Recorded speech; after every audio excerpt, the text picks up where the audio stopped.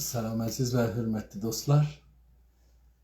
Yavaş-yavaş hazırlaşaq, qonaqlarımız da gəlsin, təşrif gətirsinlər. Programı başlayaq. Umarım ki, çox faydalı programımız olsun. Salam əleyküm, əziz və hörmətli dostlar. Var olun, sağ olun.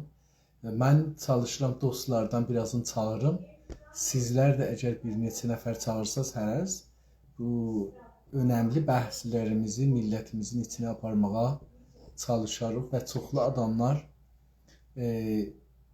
millətimizin çalışanları ilə, çalışanlarının düşünənləri ilə, partiləri ilə, onların hədəfləri ilə, siyasətləri ilə, istəkləri ilə, ideolojiləri ilə filan tanış olanlar. Bu da əl-ələ verib bir-birimizə köməklik eləməkdən keçir. Mən inanıram ki, bir-birimizi qulaq asmasaq, eşitməsək, heç zat nə örgəşərik, nə də ki bir-birimizə faydamız olar, nə də ki bir-birimizi anlarıq ki, nə istəyir, nə deyir. Ondan sonra necə əməkdaşlıq eləyə bilirik, necə bir-birimizdən yola gedə bilirik, o halda ki bir-birimizi eşitmirik, eşitməmişik, bilmirik nə istəyir, nə istəyirik, bilmirik ki necə bir yol çizir. Onun üçün mən fikir edirəm ki, əl-ələ verək və gərək ki çalışaq. Mən istəyirəm Salih bəy təşrif gətirib də onu çağıram gəlsin üstə.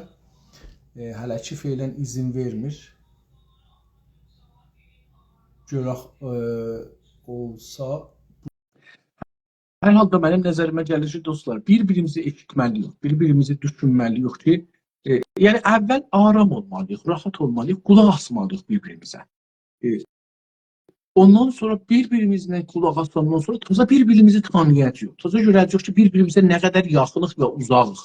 Ondan sonra görəcəyik ki, əcəba biz əməkdaşlıq eləyə bilərmiyik? Əcəba bir-birimizdən işləyə bilərmiyik? Birləşmək yox, birləşməyə danışmayaq heç vaxt. Ola bilər əlbəttə, niyə ki olmasın, birləşmək də ola bilər, amma çox budur ki, işləmək, bərabər bir iş görmək özü çox önəmlidir. Salih bəy, mən sizi çağırdım, elə bir gəlməyibdi sizə oradan.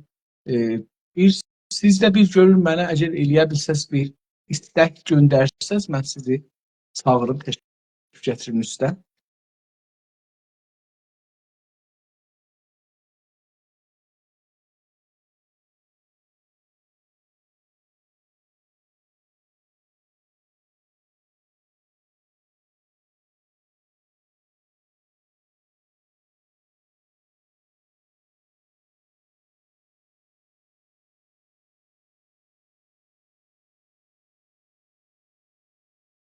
Mən Salih bəyə bir də görüm çalışa bilirəm. Buradan bir şey gəldi.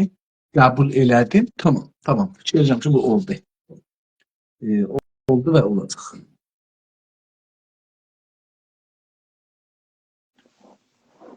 Salam aleyküm. Salih bəy, xoş gördüm. Sağ olun, təşəkkür edirəm. Siz necəsiniz? Yaxşısınız? Sağ olun, mən də yaxşıyım. Təşəkkür edirəm. Mən səsi biraz uzaldım ki, özüm sizi rahat eşidim. Siz mənə? Bəli, səs yaxşıdır. Səs yaxşıdır. Bəli. İcazənizlə mən başlayayım bir balaca qısa müqəddimə ilə. Salam əziz və hörmətli dostlar. Biz daha bir gün Azərbaycan Mərkəz Partisi lideri Sayın Salih bəy Kamiranın xidmətindəyik, bərabər onun partisinin və özünün düşüncələri ilə tanış olmağa çalışırıq. Bilirsiniz ki, Düşüncə Bağı proqramı bir neçə müddətli başlayıb Güney Azərbaycan və İranda yaşayan Türk millətinin partilərinin düşüncələrin axtarır topluma və bunu çalışır ki, fayl olaraq, bir resurs olaraq, bir mənbə olaraq, qaynaq olaraq internetdə qalsın və belə kitab olsun. Umarım ki, öğrencilərimiz, tələbələrimiz, danışgahlarda falan yavaş-yavaş bunları tezlərinə geçirsinlər. Yəni, tez mənbələrinə çevrilsin. Bundan öncə en başta gelen Güney Azerbaycan İstiklal Partisi gelmişti. Salih Bey İldirim cənabları 6 cəlsənin 5-ində məndən en üstün nişanı, yani Milli Ərdəmli ve bir Ərdəmli aldı. Ondan sonra Əjdər bəy Təqizadə gələcəkdi. Güney Azərbaycan Demokratik Türk Birliği Təşkilatı tərəfindən gəlmədilər. Təəssüflə 60 mənfi aldılar.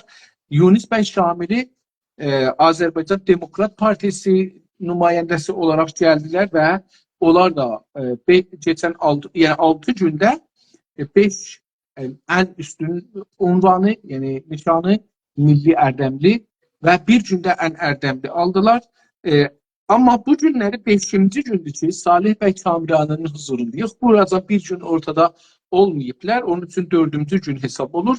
3 gündə hər üçündə Milli Ərdəmli nişanını alıblar. Çok sağ olun, teşekkür ederim, huzurunuz vardı. Çok sevinirəm.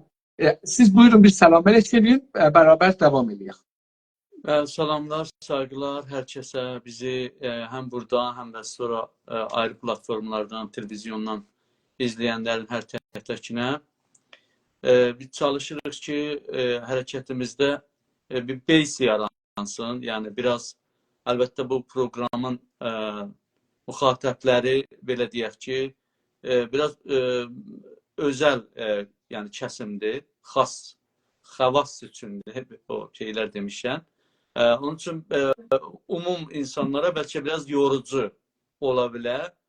Amma bizim hədəfimiz burada bəzi yəni önəmli siyasi, ictimai və elmi məsələlərin təməlini öz həddimiz qədər atmaqdır ki, istifadə olunsun sonra ondan. Bəhslər ortaya qoyulsun və toplumumuzun qəzavət eləmə şansı artsın.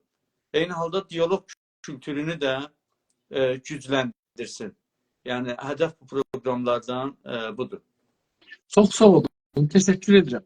Eğer hatırınız şərifinizdə olsa, biz dünən federalizm bəhsində yarımçılıq koyduk. Ben 16. soruda səhv eləməsəm qaldıq. O nömrələri hesab eləməz, amma buradan başlayaq ki, federalizm sistemində İranı bütün saxlamanın hangi faydaları var? İranı bütün saxlamalı. Bilirsiniz də mənim federalizmi düşüncəm, yəni mənim yox. Prinsip olaraq federalizm əslində üzvü dövlətlərin mənfəətini əsas tutan və onların hüquqlarını əsas tutan bir siyasi və hüquqi yöntəmin ötəsində siyasət biçimidir və dövlət idarə etmə biçimidir, belə deyək. Dövlətçilik biçimidir, dövlətçilik modelidir. Bəli. Ona görə yəni prinsip olaraq əslində burada yəni əsas məsələ federal dövlətlərin çıxarlarıdır. Ondan sonra müştərək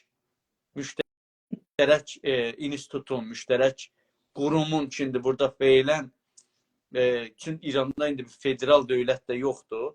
Möhtəmilən əgər o cür bir federal dövlət qurularsa, zaten onun adı İran olmayacaq. Yəni bütün o federal dövlətlərin qəbul edəcəyi, yəni edəcəyi bir müştərək ad olacaq və eyni demokrasi prosesi kimi federalizmi də zimnən bunu da deyim, federalizm yəni dövlətdarlıq modelində ən qarmaşığı, ən peçidəsidir.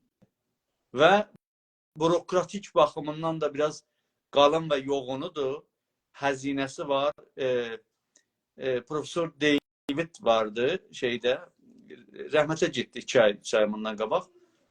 Belgik hüquqçularındandır və elə indiki Belgik başbakanının da müşaviri idi. Hüququ müşaviri idi. Onunla mən bir seminarda idim. Yaxşı bir söz dedi. Dedi ki, federalizm bahalı bir sistemdir. Yəni bahalı sistemdir. Gerçəkdən yəni maddi anlamda da bahalı bir sistemdir. Hövsələ gərəkdirən bir sistemdir. Amma əksinə demokrasi üçün millətlərin müsalimətamiz şəkildə bir yerdə yaşaması üçün, barış üçün, iç savaşı önləmək üçün bu qiyməti vermək lazımdır. Yəni federalizm bir də şuurlu millət, yəni gerçək bir də federalist sistem şuurlu millətlərin dövlətçilik modelidir. Var indi bir sıra federal adında ölkələr var, amma onlar gerçək federal deyirlər. Məsələn, Rusiya Federasyonu, Pakistan da federal şəklində bir ölkədir. Amma necə ki, məsələn, bəzi diktator ölkələr var, adı Cumhuridir. Məsələn, Suriya Cumhuriyyəti, bilirsiniz, Bəşər Əsəd də bir cumhurbaşqanıdır, məsələn. Yəni, o adları çox önəmli deyil. Önəmli olan onun içəriyidir. İçərikdə necə gedir. İndi bu baxımdan baxdığımızda əslində əvəziyyət vermək olmur. Yəni, bu iki federalizm illa və billah bu anlamda deyil ki, ölkəni qorumaq üçün hədəfi bir ölkənin bütünlüyünü qorumaq deyil fəqət. Yəni, federalizm əslində hədəfi millətləri müsalimətamiz, müsavi, təbizamiz olmayan bir dövlətçilik modelində gəlişdirmək, oluşturmaq və onların arasında gerçək bir dayanışma yaratma modelidir. Yəni, hər şey sulandırmağa ehtiyacı yoxdur. Yəni, belə bir şey anlaşılıb ki, güya federalizm bundan ötürü cihazını İranı qorusun. Yox, hədəf bu deyil. Hədəf millətin önünü açmaqdır. Millətə bir imkan sunmaqdır. Milləti rahatlamaqdır. Millətin gələcəyini, rifahını, barışını, gəlişməsini dövlətçilik modellərinin biridir, belə deyək. Amma illa və billah da olacaq deyə bir şey yoxdur. Çünki dediyim kimi, belə bir sistemin yaranması biraz yəni şuurlu millətlərin işidir, yəni gerçəkdən, belə deyək. Federal sistemdə İranı bütün saxlamanın, hər halda bu İranı saxlamaq vardır da, yəni bir var ki, İran dağıla, indi adı değişsə daha, adı mümkün değişər. Amma onun o nəticəsi vardı, bir 100 ildə ona bir tarix düzəldiblər, bir coğrafiya, bir ideoloji düzəldiblər. Orası var. Yəni, amma indi bunu saxlamanın zərəri nədir? Zərərləri nə olur? Zərəri nədir? Baxınız, məsələn, mən deyəndə gələcək bir gerçək federal coğrafiyada, yəni İranın adı dəyişməlidir. Bəzən, ehtimalən biraz məsələn, bəzi adamların zehnində fantezik gələ və ya çox belə aşırı düşüncə gələ, deyə bilərlər bu sözləri. Amma gözümüzün qabağında şahidir da, məsələn, İran büyünləri, İran State adında rəsmi olaraq olan ölkə, baxın, 100 il bundan qabaq adı nə idi? Məməli ki, Rusiya qalacaq. 150 il ondan qabağa gedin nə idi? Əfşar dövləti və ya imperatorluğu. Ondan biraz öncə daha geriyə gedirsən olur Səfəviyyə. Ondan biraz gedirsən nə biləm bir sürü də Ağqoyunlu, Qaraqoyunlu gedir ta Səlcuqlar, Qəznəvilər falan. Yəni dövlətlərin adı görürsünüz ki, nə qədər tez də olmasa, yəni dövlətin adı dəyişməsi, yəni çox belə normal bir şey deyil. Qeyri-məmul bir şey deyil. Adlar ona görə dəyişməlidir ki, orada insanların və eyni halda o millətlərin hamısını eləyə bilsin, təmsil eləsin. İran necə ki fars dili bu günləri insanların dil sorununun hamısını təmin eləyə bilmir. Yəni bu dili bir dənə qatil dilə çeviriblər. Və İranın adı da eynən o fonksiyonu daşıyır təəssüflə. Ona görə siz dediniz, zərəli nədir? Zərəli budur ki, dediyim kimi, biraz piçidədir. Biraz əgər qansız istəyir olsunsa ki, biz bunun danışacağıq, yəni qarşımızda olan müxalif güclər təəssüflə demokrat güclər deyirlər. Yəni bir mütəqabil anlayıb anlaşma modelində qabağa gedəcək bir şey görünmür. Əlbəttə, hətta gerçək federal dövlətlər də elə bu cür bir proses keçirdiblər. Məsələn, hətta bəzisi ki, federaldır indi, məsələn, Suis kimi, düzdür, Suisi deyirlər konfederal, Amma əslində Swiss konfederal deyil. O tarixi sabiqəsindən ucuz gəlir. Swiss dövləti indi state'i bir federal state'idir. Yəni adı konfederaldır. Və ya məsələn Beljikin özü, nə bilim, buna bənzər Alman özü belə. Bunlar hamısı əslində ayrı-ayrı neçə dövlətlər imişlər və bunlar güclənmək üçün daha gəlişmək üçün böyük ekonomiləri olsun, savaşı bitirsinlər, bəzən məzhəb savaşı gəliblər özləri anlaşma ilə tarixi bir sürəcdə yaxınlaşıblar bir-birinə, olublar bir federal dövlət. Əslində bir dövlət deyildilər. Amma bəzi yerlərdə də yəni məzhəbi çatışmanı,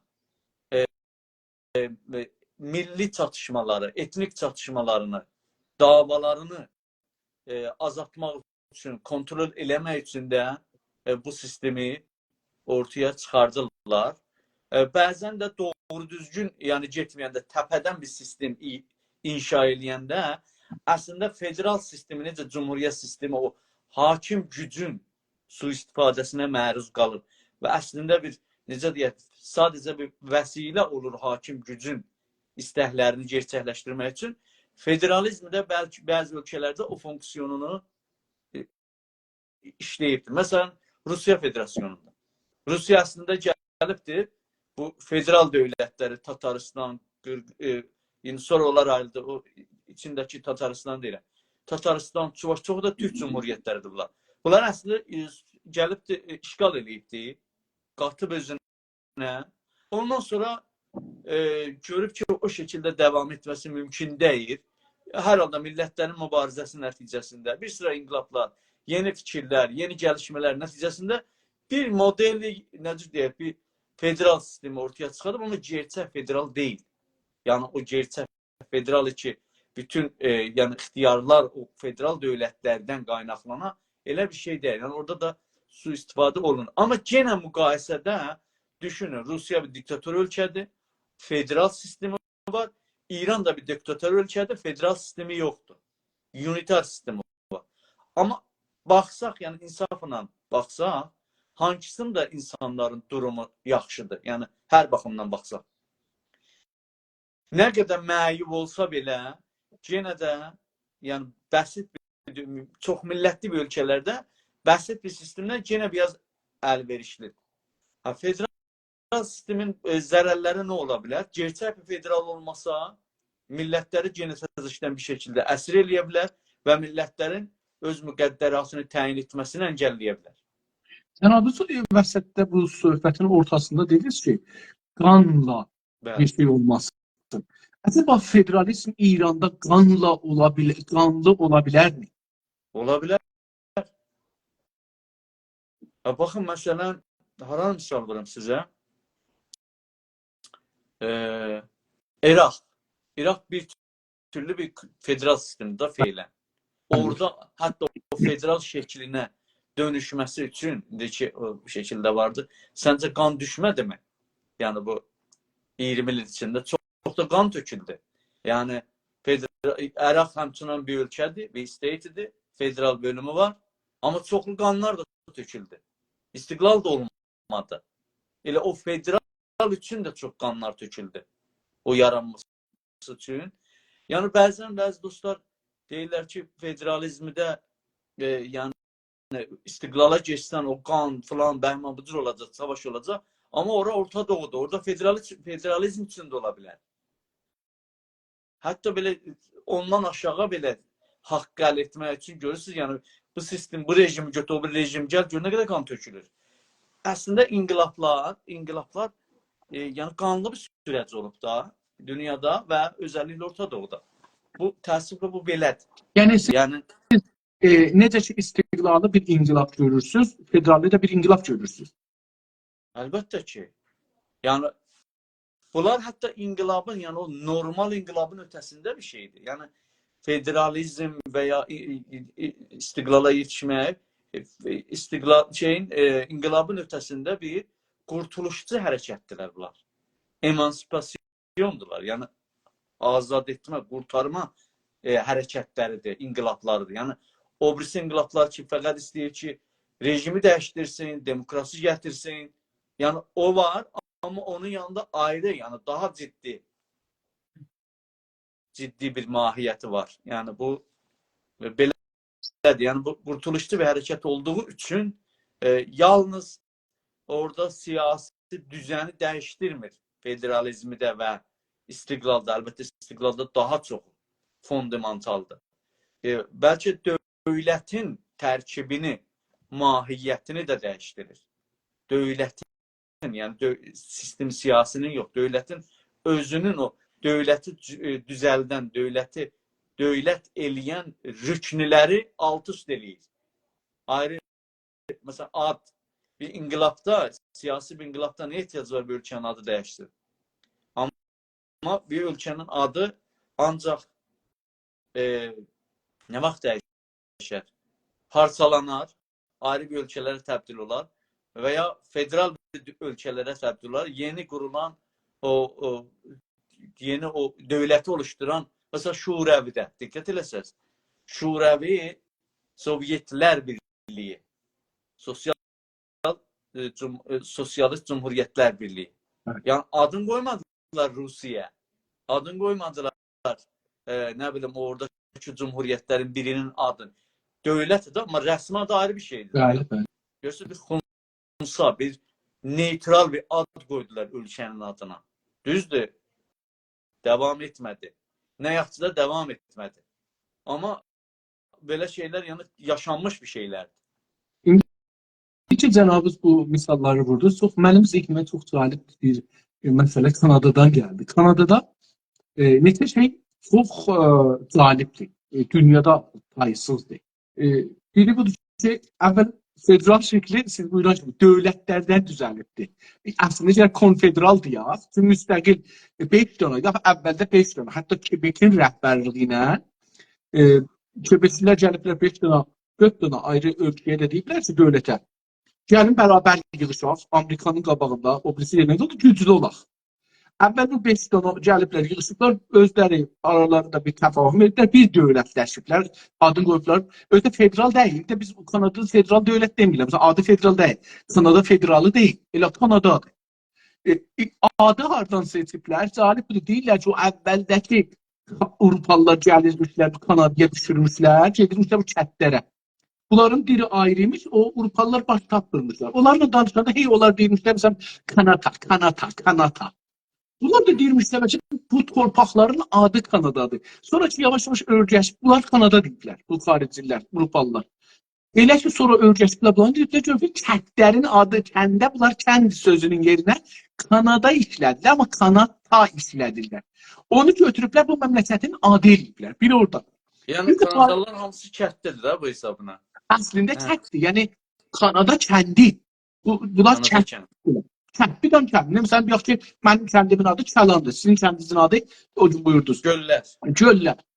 Mesela bu kənddir. Eyni o kəndin adını getirib qoyublar. Deyiblər kənd lüğəti olsun bizim özdə kimin kəndini iştigal ediblər. Onlar milyon adamı öldürüblər. Amma deyiblər ki, bir dana kəlmə götürək. Bu kənd gözəl bir sözdür.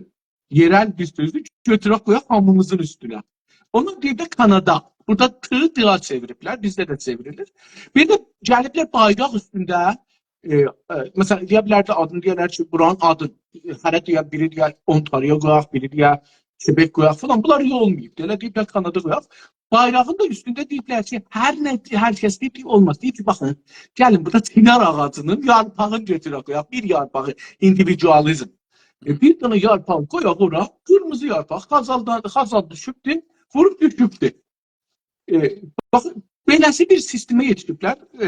Siz buyuran ki, çox ağıllı bir iş. Amma yenə də işarə bölgüsü ondan baxıram. Məsələn, Hindistan adını değiştirmək istəyir. İndi. Federal zaten o ən son 20 ölkə, o sənəti ölkə, böyük ekonomi G20. Orada şeylədilər. G20 ya. Orada elə bir baharata çevirəcək. Baharat. Çevirəcəklər ya çevirdilə bilər bir şey. Hələ yerini oturmayıb. Çevirəcək. Yəni adları təvafüqi olaraq o da İndiya sözü qabaqcan deyək ki, vəhşi sözünə işlədirmişlər, geri qalmaq sözünə işlədirmişlər. İngilislər qoyublar o hindilərin üstünə, onların adı o deyilmiş. İndi də baharata çevirirlər. Umarım ki, o baharat mənasındakı, yəni ədviyyat o mənada olmasın. Bilmirəm, Yəni, mən onu da amma hər halda söyləyirəm. hətta o da ola bilər. Yəni məhsulu odur. Çox önəmli məhsuldur dünyada. Elə bilər ki, deyirlər adı yoxdur, baharat bir ticarət işidir. Bayraqların üstündə bir cəhrə əksi vardı. Bizim o qədim cəhrələr olardı. Onların əksi. Hər halda, yəni gözəl şeylərdir. Sadə bir şeylərə fikirləşsək, ehtiyacı yox, çox içində və qarma-qarışıq fikirləşək. Sadə fikirləşsək, təbii ki, ağıl, düşüncə məsələsidir bu şeylər. İndi hangi səbəblər və çıxarlara görə İranı federalizm ilə qorumaq və saxlamaq istərsiniz siz? Əlbəttə deyəcək, İranı saxlamırıq da, yəni siz adı dəyişirik, hər şeyi dəyişirik. Amma Azərbaycanı əsas tuturuq. Belə deyək ki, Azərbaycan öz haqlarına yetişmək üçün effektiv şəkildə az xəzinə ilə və dünya bölgəsəl gücləri, orada olan nəzm-nizam, savaşa məruz qalmadan, köçə məruz qalmadan öz haqlarını əldə etməsi üçün bir şəraitdə yəni bu ölkənin, indiki İran deyil, bunu dağıdaraq ona yetişmək daha sərfəlidir, yoxsa o sistemi reform edərək adından, bayrağından tutduz, hüdudlarından içəridə və o şəkildə eləyərək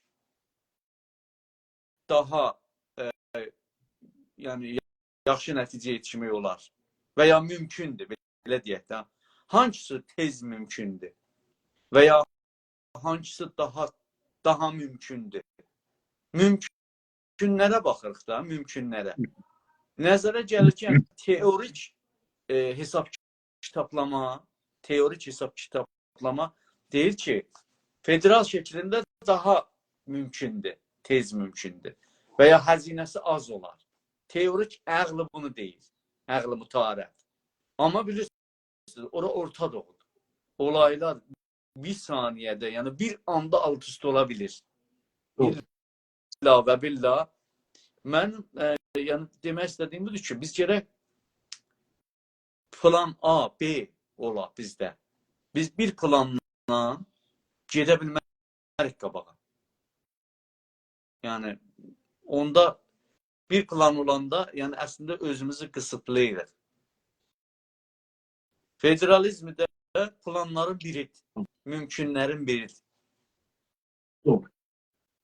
Federal İranı ona görə biz həm partiya olaraq, həm etilaf olaraq feilən bütün o danışdığımız şərt şurutlarla həqiqətən sərnişti əsas tutaraq, qarantiya alaraq indiki şəraitdə əgər bir cərəyanlar vardır ki, bu şərt şurutlarla qəbul edirlər ki, belə bir sistem yaransın, alternativ, feilən indilik biz onu tərcih veririk.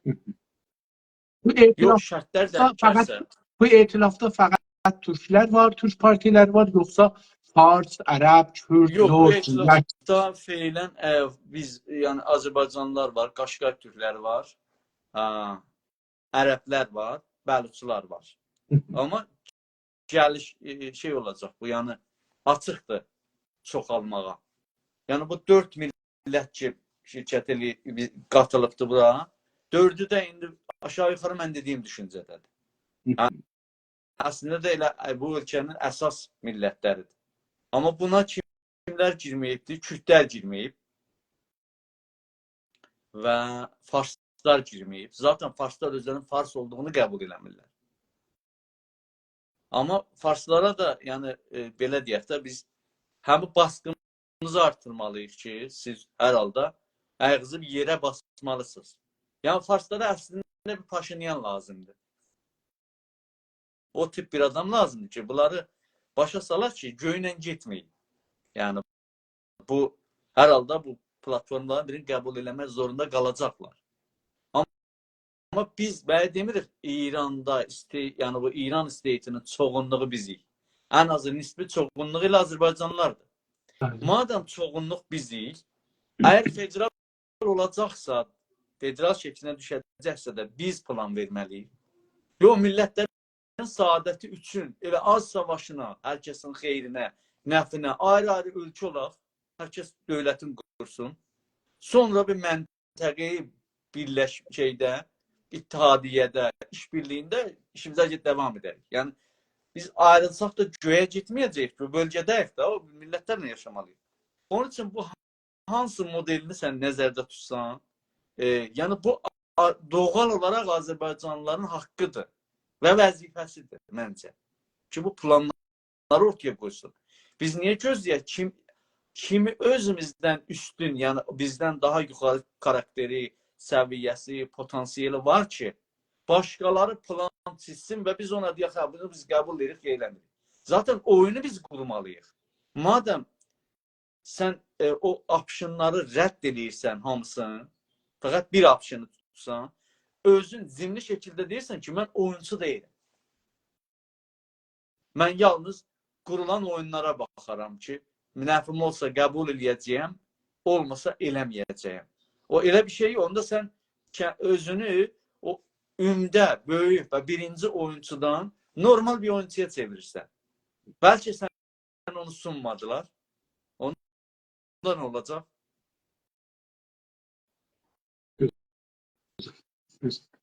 Federal İranı quranda və İranı qoruyanda amaclar, hədəflərimiz millətlərin iradələrini yürütməkdə, istəklərin işləməkdə, milli yaşamlarına yol vermək, özlərinə layiq gördükləri tərifləri və haqları yaşamaq vermək istiyoruz, yoxsa nə cür bir şey? Kesinliklə, yəni hədəf odur. Hədəf millətin öz qədərini təyin etmək. Öz qədərini təyin etməkdə də nə vardır? Milli hakimiyyət. Yəni bir millətin, yəni Azərbaycan bir millətdir. Amma biz buna sırf rəsmiyyət verək. Rəsmiyyəti nədir olar? Bir millət əgər rəsmiyyətə tanınarsa, milli hakimiyyəti olursa, dövləti də olur. Yəni tam anlamıyla bir millət olur. Onun üçün hədəf burada, bəli, millətin öz qədərini təyin etməkdir, tam anlamıyla o millətin mənfəətinin təmin olmasıdır, iradəsinin mühəqqəq olmasıdır və hədəf budur, yəni başqa bir hədəf yoxdur.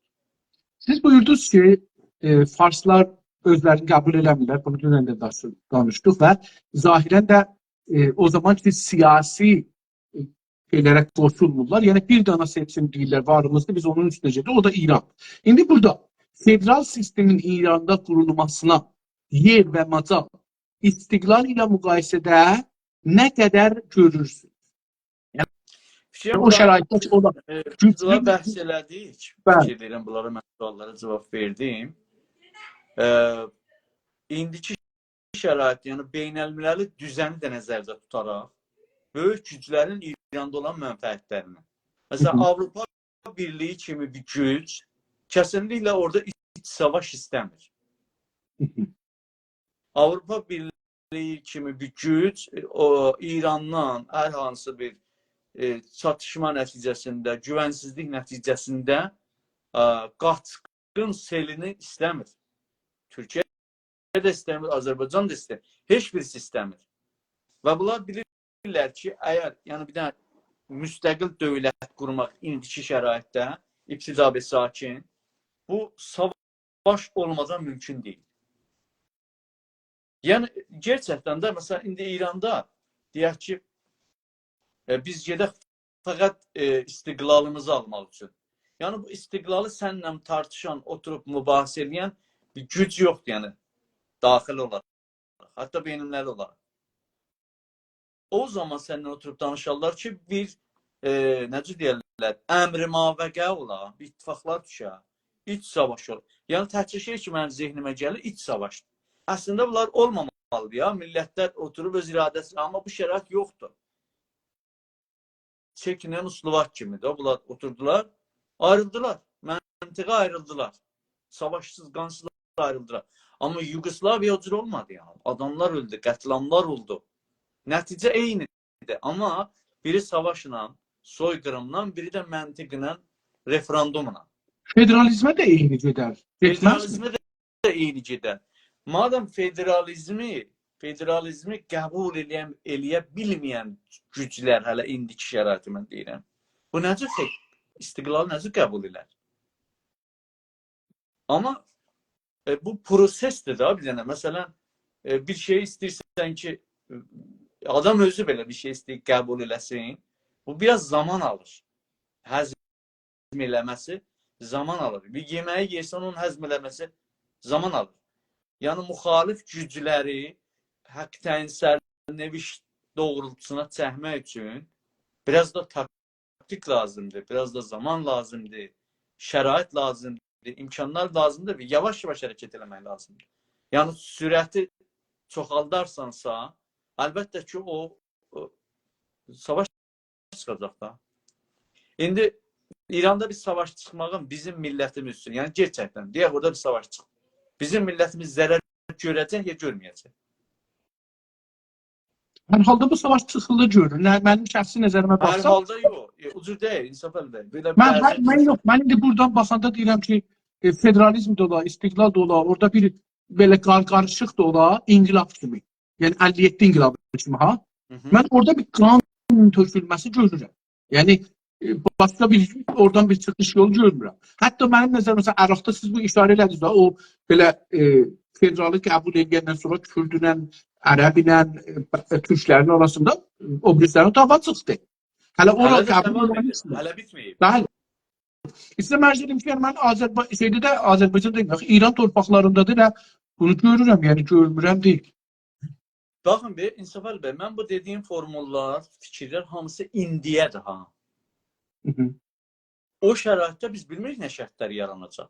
Zaten orada bir savaşın olub-olmaması belə bizim əlimizdə deyil. Fəqət təkcə bir şey ki var bizim iradəmizdə, biz savaş istəmirik. Tabii. Amma savaşın olub-olması bizim əlimizdə deyil. İndi bir savaş çıxarsa, bütün millətlər orada zərər görərlər. Ən başda da bizim millətimiz zərər görər. Baxın, məsələn, bizim zindanilərimiz düşürlər zindana və istəyirlər gəlirlər, məsələ xarici gələnlər. Gör, nə qədər çətinliklər çəkir. Hər təhdəkimiz çəkmişik də. Gəlirlər Avropaya, Türkiyəyə, Azərbaycana, oturum məsələsi, iş məsələsi, yaşam məsələsi. Biz milli hərəkət olaraq nə qədər sahib çıxa bilirik onlara? Sabah düşüncünə, belə bir şərait yarananda bir millətə necə sahib çıxılır? Bu şərait, indi bizim sahib çıxma imkanımız var. Milyon insan, evlər dağılır, çox pis duruma düşürlər. Gedib, Suriyəlilərin durumu Türkiyə əvvəl gələndə gördünüz da. Mən millətimizin o duruma torpaq qaybetməsi olur. Nəsillər aradan gedir. Mən millətimizin elə bir şey olmasını istəmirəm. Baxın, bizdə bir populizm yaranıbdır. Hər kim daha çox istiqlal, nə bilim, türkçülüklə ilgili daha çox qatı şüar versə, qatı bərk danışsa, o daha çox məqbul görünür. Amma bu populizmi normalda məntiqləşdirmək üçün çox az insanlar var ki, hazır bu həzinəni verər. Mən o həzinəni verirəm, vermişəm də. Bu populizminə biz veririk. Nə istiqlala yetişərik, nə federala. Populizm Azərbaycan milli hərəkətinin ərsəsindən yığışdırılmalıdır. Ağıl və məntiqlə hərəkət eləməliyik. Yəni, qarşılığı olmayan şüarlar verilir. O necə gerçəkləşəcək, onun icrai planını, imkanlarını ən azı bir dənə roadmap'də belə bir səfərlik bir şeydə deyənmirlər. Ya kimsəni suçlamıram, deyənmirik. Millət də çaş-baş düşür. Yəni, bu populizmlə milləti necə reqinə demək olar? Ona görə biraz gerçəkçi olmamız lazımdır. Yəni, çox belə göylə getməyə ehtiyac yoxdur. Doğru. Millət bizdən şüar vermək istəmir ki. Millət bizdən qəhrəmanlıq da istəmir. Millət istəyir yaxşı yaşasın, özü olsun, təhqir olmasın, uşaqları o mədrəsəyə gedəndə öz dilində təhsil eləsin, resursları öz əlində olsun, şəhərlər boşalmasın. Məsələn, Qaradağ kimi bir məntəqəni əgər normal bir dövlət orada olsaydı, indi 2 milyon nüfusu vardı ən azı. En Mən bunu az. bir yerdə yazmışdım. 2 milyon ən azı oranın nüfusu vardı. Evet. Və çox gəlişmiş bir məntəqə idi. İndi nə qədər cəmiyyət var orada? 5-600 min cəmiyyət yoxdur. Yoxdur. Yoktur. Niyə hamısı məcbur olub gedib Urmiyanın 4-dən biri o məntəqənin mühacirləridir.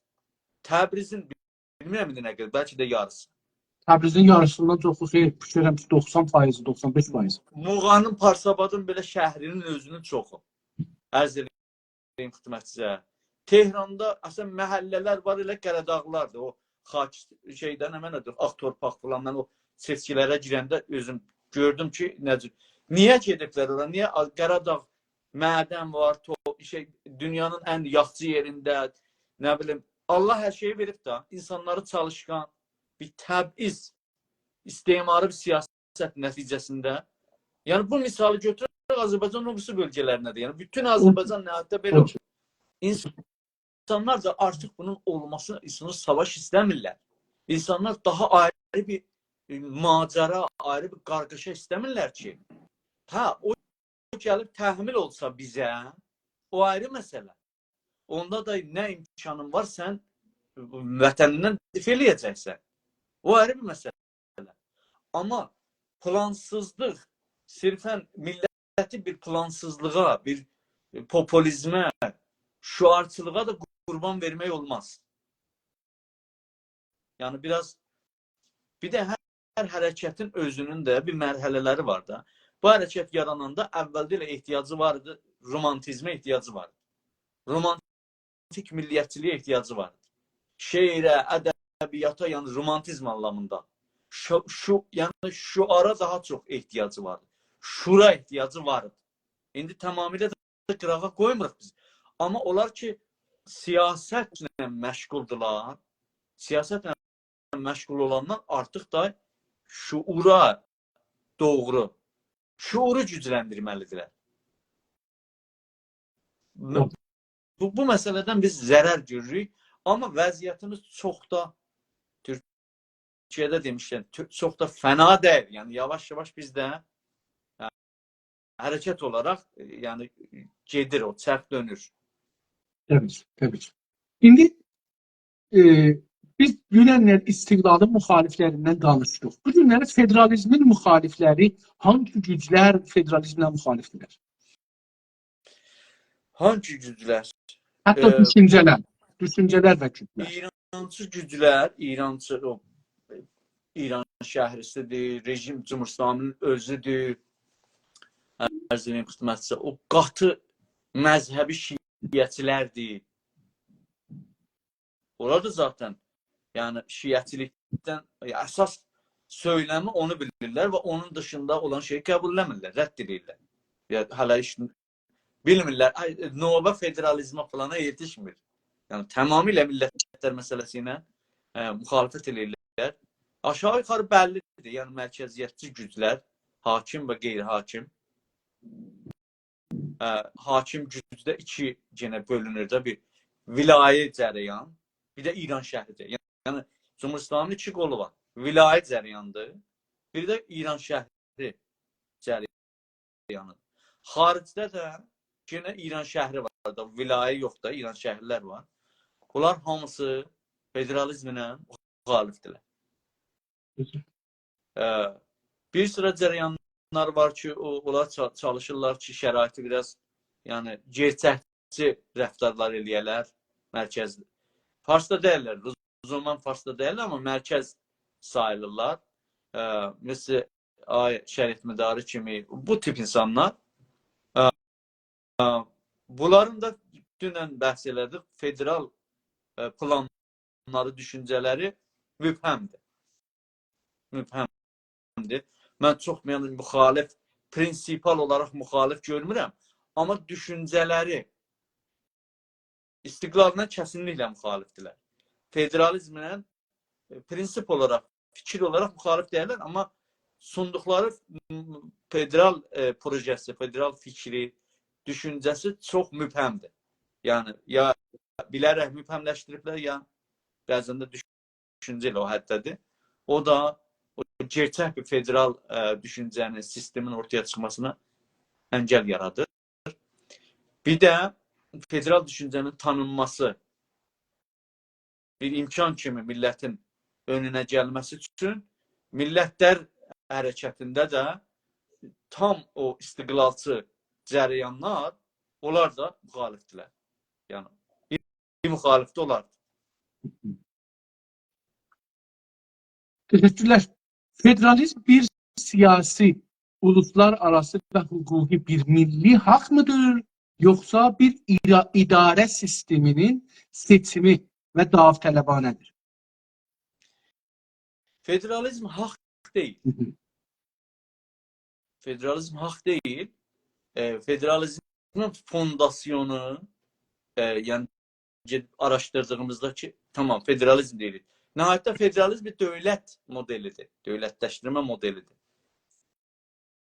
Amma necə ki bir unitar dövlətin, bəsit dövlət, bir ölkəni bəsit şəkildə, unitar şəkildə idarə eləmək bir dövlət idarə eləmə modelidir.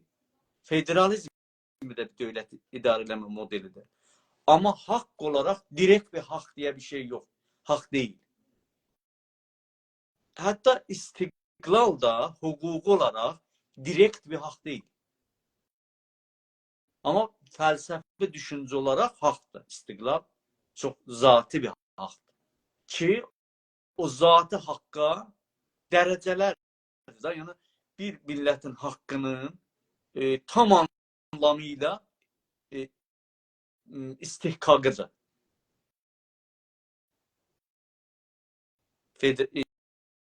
İstiqlal. Federalizm biraz ondan aşağıdır dərəcəsi. Yəni, tam istəsək hesablayaq.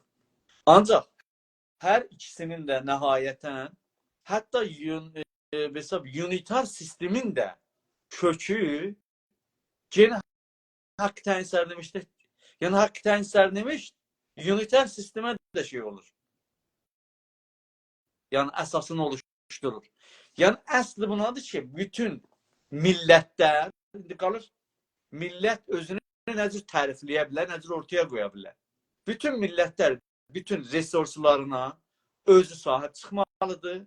Resursu da maddi, mənəvi, yeraltı, yerüstü qaynaqlardır. Özü yəni, özü sahib çıxmalı və özü idarə eləməlidir.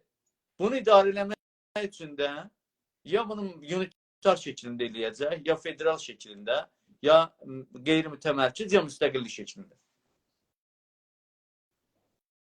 Çok güzel. Arz edeyim size ki, indi federalizme yer olmazsa bir hadise gelir ki federalizme yer olmuyor. Yoksa imkansız ola yani. Onu istiqlala siz necə yanaşırsınız? Baxın, bizim federal imkanını, optionımızı yəni önə qoymağımız, bir sıra federalçılar var ki, deyir, hətta ora qədər gedirlər ki, yox. Əgər bir gün millətlər istəsə ki, parçalana, biz onda savaş arqonun qabağında dururuq. Bizim düşüncəmizdə onun yeri yoxdur. Əgər bir gün millət qərar verərsə ki, müstəqil olsun, o bizim birinci ələviyyətimiz olar. Biz millətin iradəsini əsas tuturuq. Millətin iradəsini nə cür görəcəksiniz ki, millət istəyir bunu? Onu nə cür? Rəm atmaqla deyil o. İddia ilə də deyil. Qurəkeşi ilə də olmaz. Özgür şəkildə millətin sandıqda özünü nişan verməlidir. Deyək ki, məsələn, mən indi bir dənə fərzliyə atıram ortaya. Deyək ki, Xameneyi öldü, ya bir şey oldu. Məmləkət qarışdı, o torpaqları qarışdılar. İndi burada gedəcək rəy soruşaq millətdən ki, nə istəyirsiniz, yoxsa işimizi görür. Deyərlər ki, o fəqihlər deyər ki, vacibin müqəddəməsi də vacibdir. Əgər biz istəyirik ki, millətin haqqını soruşaq, o zaman onun müqəddəməsini də vacibdir. Fərahəm eləmək, təmin eləmək. Təmin eləmək nədir? Dediyim kimi, bildiki olaylarda da mən yazdım. Sən federal federalçı olsan ol, gerçək federalçı. Federalçı olursan ol, istiqlalçı olursan ol. Axı Azərbaycanın başqa bir üçüncü bir opsiyonu da var da. Nə federaldır, nə istiqlaldır, direkt ilhaqdır. O da var. Yəni haqq tənsərləşdirin bir boğdu da odur. Bəli. Öz millətindən olan o birisi müstəqər dövlətə, yəni öncədən mövcud dövlətə ki, burada Azərbaycan Cumhuriyyətidir, ilhaq olan. Orada axı iki dənə məsələ çıxacaq ortaya. Biri budur ki, deyək ki, məsələn, gələn yəni o millətdə, yəni müstəqil Azərbaycanda qəbul edilən haqq olan opsiyonları bir olaraq dedim. Bəli. Girmək istəmə, bəhs çoxdur. Necə yaranar, belə bir şey vardı, yoxdur. Ona da bir 7-8 yəni cələsə qoymaq olar, amma fəqət işarə elədim. Doğru. Bizim yəni əməli siyasət biçimimiz bu məsələyə nədir? Həqiqətən sərnişin nə cür təmin olur? Siz demişsən, sandıq mı axtaracaq millətin qabağına qoyur? Yox. Sən öncə milləti de facto olaraq kontrolün altına al. Millətin güvənliyin sağla, oğrunun qabağını al, onu gəlib öldürənin qabağını al. Nəzmi nizamı sağla, millət yiyəcək istəyir, giyəcək istəyir, millət nəzmi nizam istəyir, güvənli istəyir. Sən onu de facto olaraq kontrolunda olsun. Kimsə sənə deyə bilməz, yəni qanunən, hüquqən də ki, indi ölkə qarışıbdır, Tehranda rejim gedib, kim. Siz niyə Azərbaycan torpaqların bir dövlət kimi de facto ad qoymadan kontrolünüzün altına alırsınız? Biz güvənliyi sağlayırıq. Amma birinci, yəni şərtlər uyğunlaşan kimi birinci hədəf, birinci vəzifə millətin qabağına sandıq qoymaq. Siz müstəqil olmaq istəyirsiniz, yoxsa o biriləri ilə bərabər İranda bir ölkə kimi yaşamaq istəyirsiniz? Yəni, baxın be, o anlamda, yəni o anlayışda əslində federalizmlə, bir dənə gerçək federalçı ilə, gerçək istiqlalçının arasında gərək heç bir ixtilaf olmuyor. Yəni, bir istiqlalçı da istər oranı əmələn, de facto kontrolunda saxlasın. Bir federalçı da istər. Məsələn, Pişəvəri gəldi, Azərbaycan əslində nəzm nizam yaratdı da orada. O dövləti kimsə rəsmiyyətə tanımamışdı. Amma orada bir dövlət var idi, dövlət funksiyonu gerçəkdən var idi. Xiyabanlar çəkilirdi, üniversitələr açıldı, elə deyilmi? Mənim demək istədiyim budur. O mərhələ, o geçiş mərhələdə heç önəmli deyil ki, qıraqdan baxan və ya sən özün belə nə deyirsən, orada deginə. Mühüm olan əmələn sən oranı kontrol eləməndir. Mən bunu demək istəyirəm. Yoxsa inqilab olanda bu opsiyonlar sənin əlində olar. O zaman sənin üzərinə ayrı güclər gələndə, beynəlmiləli baskılar gələndə, nə bilim, böyük güclər var da, onda sənin yəni sözünü yürütmə imkanlarında var. Kartın var əlində. Bura mənim kontrolumdadır. Biz millətimizə zor eləyənmərik. Siz illa və billah gəlin İranda, İranın parçası kim qalır? Biz millətin rəyi soruşmalıyıq. Bax, onda böyük güclər baskı yapacaq ki, gəlin qurucu məclisi qurun, məclisi məhəssanı, İran bir dövlətdir falan deyəcəklər buna. Tamam, qurucu məclisi qurarıq. Amma bu haqqı təzmin eləməlisiniz. Amma bunun mənası bu deyil ki, sən o de facto əlində olan kontrolu, bəli, mən çıxdım eşiyə, buyurun siz nəzmidir. Elə bir şey olmaz. Baxın, məsələn, inqilabdan sonra niyə Azərbaycanlılar haqlarına yetişənmədilər? Ən böyük məsələ bilirsiniz nə idi? O inqilabçıların heç birisinin Azərbaycan dərdi yox idi ki. Düşüncələri yox idi. Fikir yox idi ki, əslən Azərbaycan önəmli, yəni qoftumanı qalib ki deyirik ha. Qoftumanı qalib nə məşrutiyyətdə, nə xiyabanı zamanı, nə nədir? Pişəvər zamanı qoftumanı qalib Azərbaycan oldu. Əvvəldə deyildi ya, sonra oldu. Onun da əsas qoftumanı qalib sol idi, çəp idi.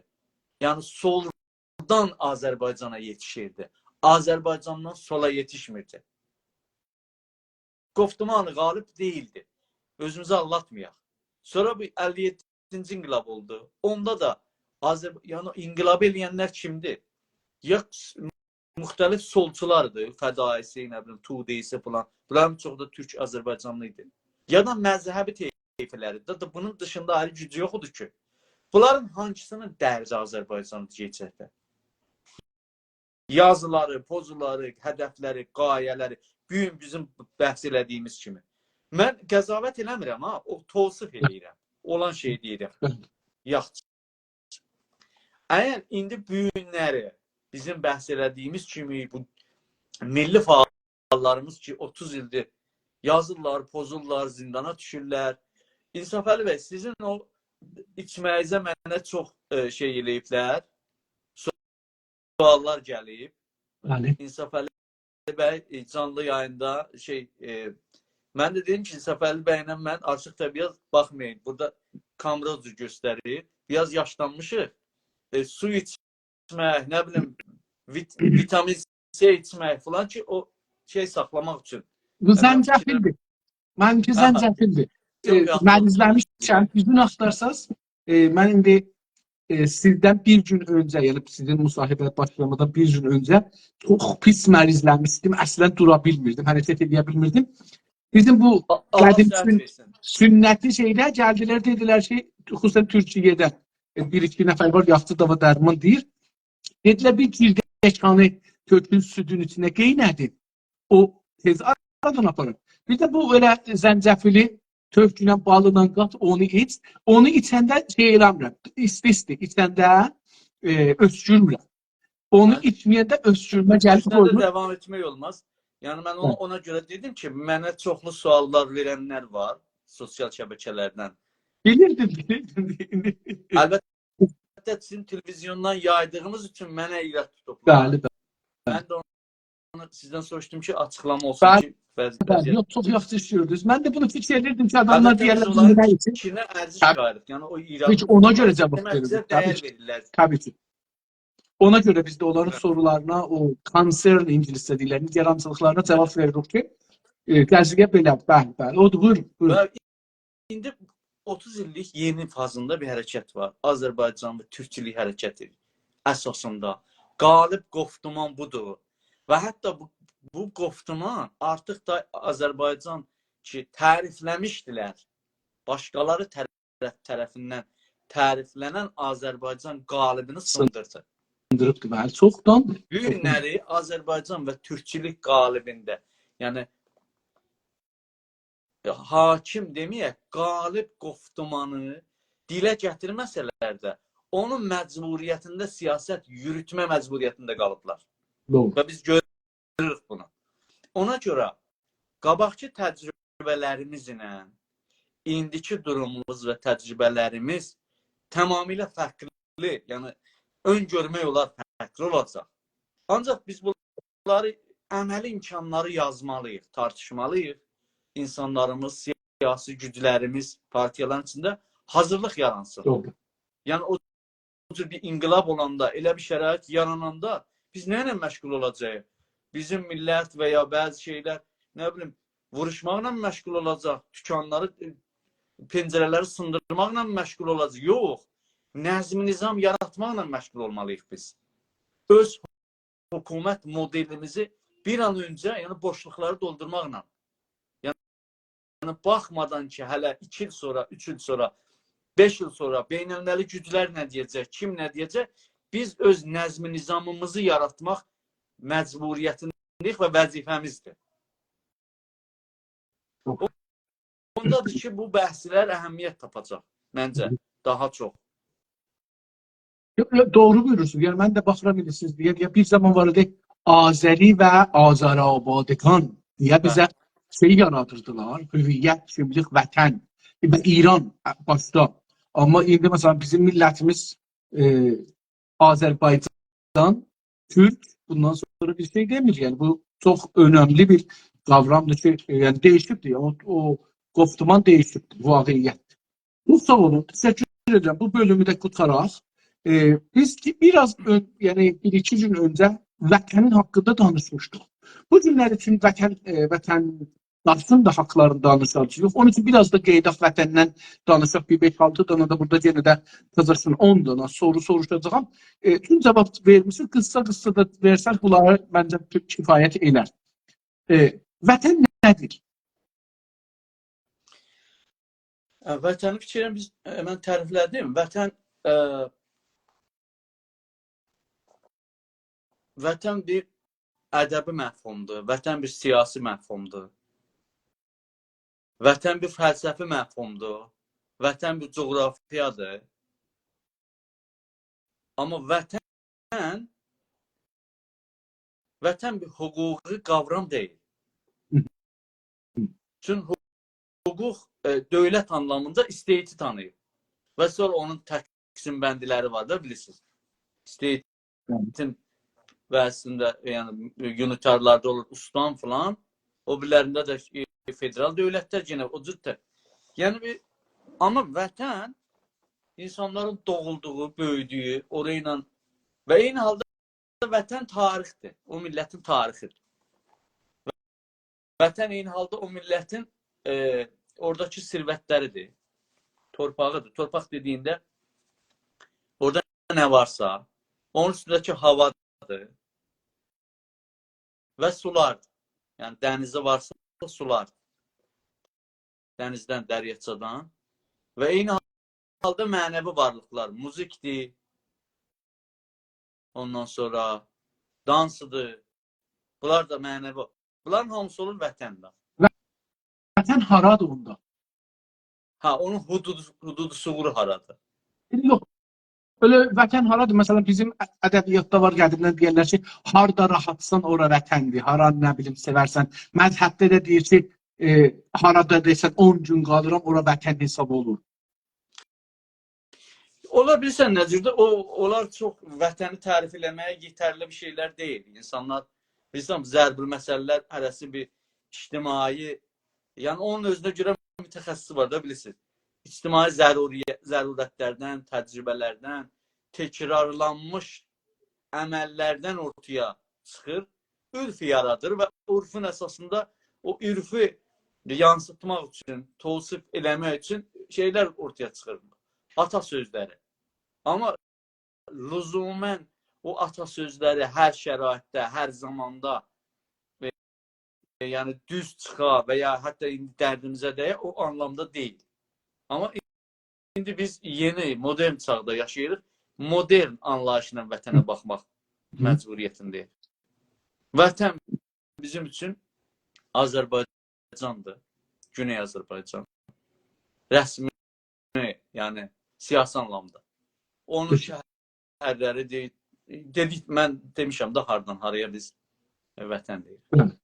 Və üçün millət də, yəni dildir, kültürdür, tarixdir, hansının daha çox bu bağlar, kodlar daha çox düşür üst-üstə, olur vətən.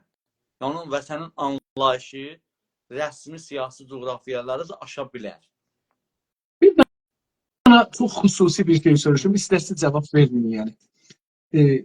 Mən Kanadada yaşıyorum. Kanada vətəndaşıyam. Amma düzün əsas Kanadanın vətəni bilə bilmirəm. Siz nədirsiniz? Elə o xaricdə yaşayanların hamısında eynidir, demək olar. Biz rəsmi vətəndaşıq, hüquqi vətəndaşıq. Görürsən ki, yazanda o Wikipediyada baxsan bir şəxsə görə yazır ki, citizen, mənimki də məsələn belə yazır. Citizen Swedish nationality. Nationality götürüb yazıb İran, amma mən yazmamışam, onu kim düzəldib mən bilmirəm. Görürsən ki, yəni bu adam burada vətəndaş da olsa, o doğduğu torpaqlar vətən. Vətən, yəni dediyim kimi, o çox daha belə hüquqi bir qavram deyil vətən. Vətən, yəni bir toprağına, bir yerinə, tarixinə, daha çox coğrafi əlbəttə təmsil edir. Və o coğrafiyanın keçmişi, təcrübəsi, indisi, insanlar oradan bir atifi, mənəvi bağ qurur. O hangi coğrafiyaya ki, gerçəkdən ürəkdən oraya bir bağ qurursan, onun üçün hazırsan savaşasan, onun üçün hazırsan öləsən. Ora olur vətən. Doğru. Doğru. İran və farslar vətənin anlamını, sərhədlərin qarmaqarışıq etmədən edirlər yəni. Hədəfləri nədir? Hədəfləri nədir? Hədəfləri nə olacaq? Hədəfləri istemardır. Hədəfləri daha güc qazanmaq, daha çox pul qazanmaq, daha çox şöhrət qazanmaq, daha çox o necə deyirlər, öz o egoizmlərini daha çox doyurmaq. Nə olacaq? Yəni naməşru bir hədəf. İstiqlalçılar tərif eləyəndə vətəni deyirlər ki, vətən işğaldadır. İranın və farsların işğalındadır. Siz nə cür tərif edirsiniz bunu? Bunu nə cür görürsünüz? Yəni bu haqda. Baxın, vaqiyyəti budur ki, Qacar hakimiyyətinin sonlarına qədər biz o torpaqların hakimi idik da. Biz hakimi idik. Yəni Türklər hakimi.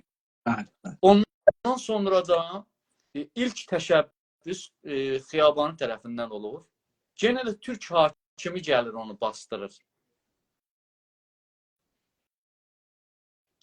Sonra da Pişəvərini daha çox pik nöqtə tutsaq ki, orada bir nəzm-nizam yaradır, bir sistem qurur və millətin müqəddiratı təyin olur bir şəkildə. Ondan sonra mərkəzi dövlətlə anlaşmaya rəğmən 15 maddəlik bir anlaşma olur. O 15 maddəlik anlaşmanı yəni mərkəzi dövlət onu bir tərəfli nəqz edib gəlib işğal edir. Bəli, o anlamda işğaldadır. Amma ondan sonraki nəsllər davam etdirmir. Yəni Pişəvərdən sonraki nəsl ciddi şəkildə ta Azərbaycan Milli Hərəkəti yaranana qədər o işğal məsələsini, haqqı təyin sərnişini, yəni Azərbaycanlılar çox xəzinə versələr də vətənlərini işğaldan çıxartmaq üçün vermirlər. Ayrı bir vətən üçün verirlər. Məsələn, orada bir çox insanlar gəlib şəhid olub. Azərbaycanlılardan da İran-İraq savaşında. Amma hansı vətəni istəyirlər qorusunlar? Yəni, o şəhid olanların ölüb gediblər, deyirlər, ölənin dalsından danışmaq da doğru deyil.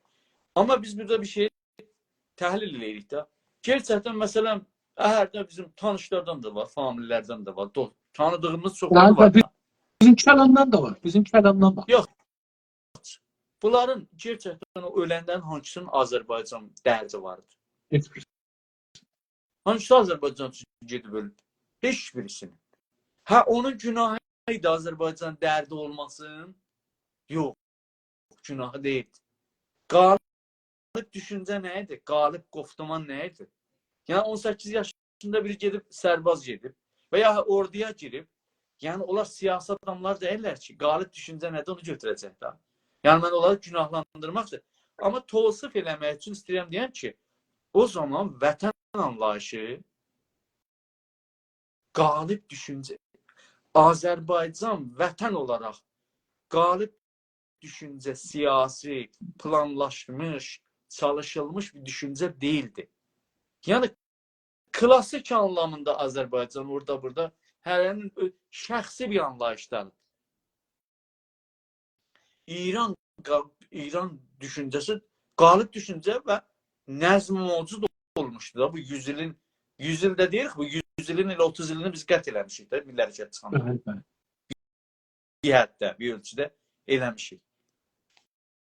Onun üçün sual hardandır? Tamam.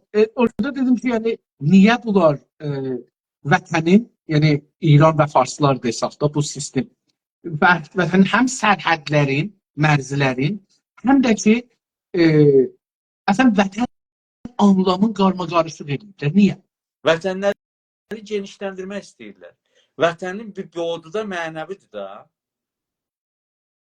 Cəmi iradə, cəmi xatirə yaratmaq, müştərək xatirə yaratmaq, öz rivayətini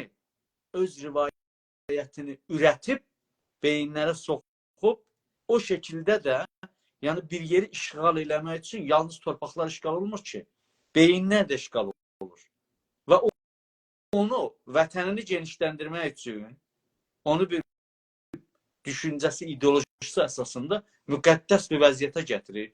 Din istifadə edir, tarixi təhrif edib istifadə edir, rəvanşünasdan istifadə, ekonomini alır əlinə. Sonra nə edir? Bizim gücümüzü, beyin gücümüzü, fiziki gücü, beyin gücünü alır əlinə, ondan sonra Azərbaycanlı buyur, ya Allah getdi minin üstünə. Öncədən onun beynini istimar eləyibdir. Qalib düşüncəni yaradıb və onu beyninə qoyubdur. O qalib düşüncədə Azərbaycana yer yoxdur ki. O qalib düşüncədə ya İran üçün gedib ölürdü, onların yaratdığı İran üçün, ya da ki İmam Hüseyin yolunda da bu cür, yəni İmam Hüseyin olan yerdə, yəni o insanlar üçün ona və hətta məsələn məhəlli vətən hissi o zaman milli hərəkətdən qabaq məhəlli vətən, məhəlliyə yəni yerçilik, şəhərçilik, yerçilikdə məsələn mən falan kənddən, falan şəhərdə ona daha çox təəssüf vardı ta Azərbaycan bir bütün olaraq. Hətta mənim yadımdadır, Ərdəbil ustan olanda, yəni inanın o qədər insanlar sevindilər. Və necə deyirlər, şirini payladılar, sanki məsələn müstəqil olublar. Yəni belə bir hiss yarandı insanlarda. Bu nə cür olur yarandı? Yaradırlar da. 150 il bundan qabaq işləmir üstündə.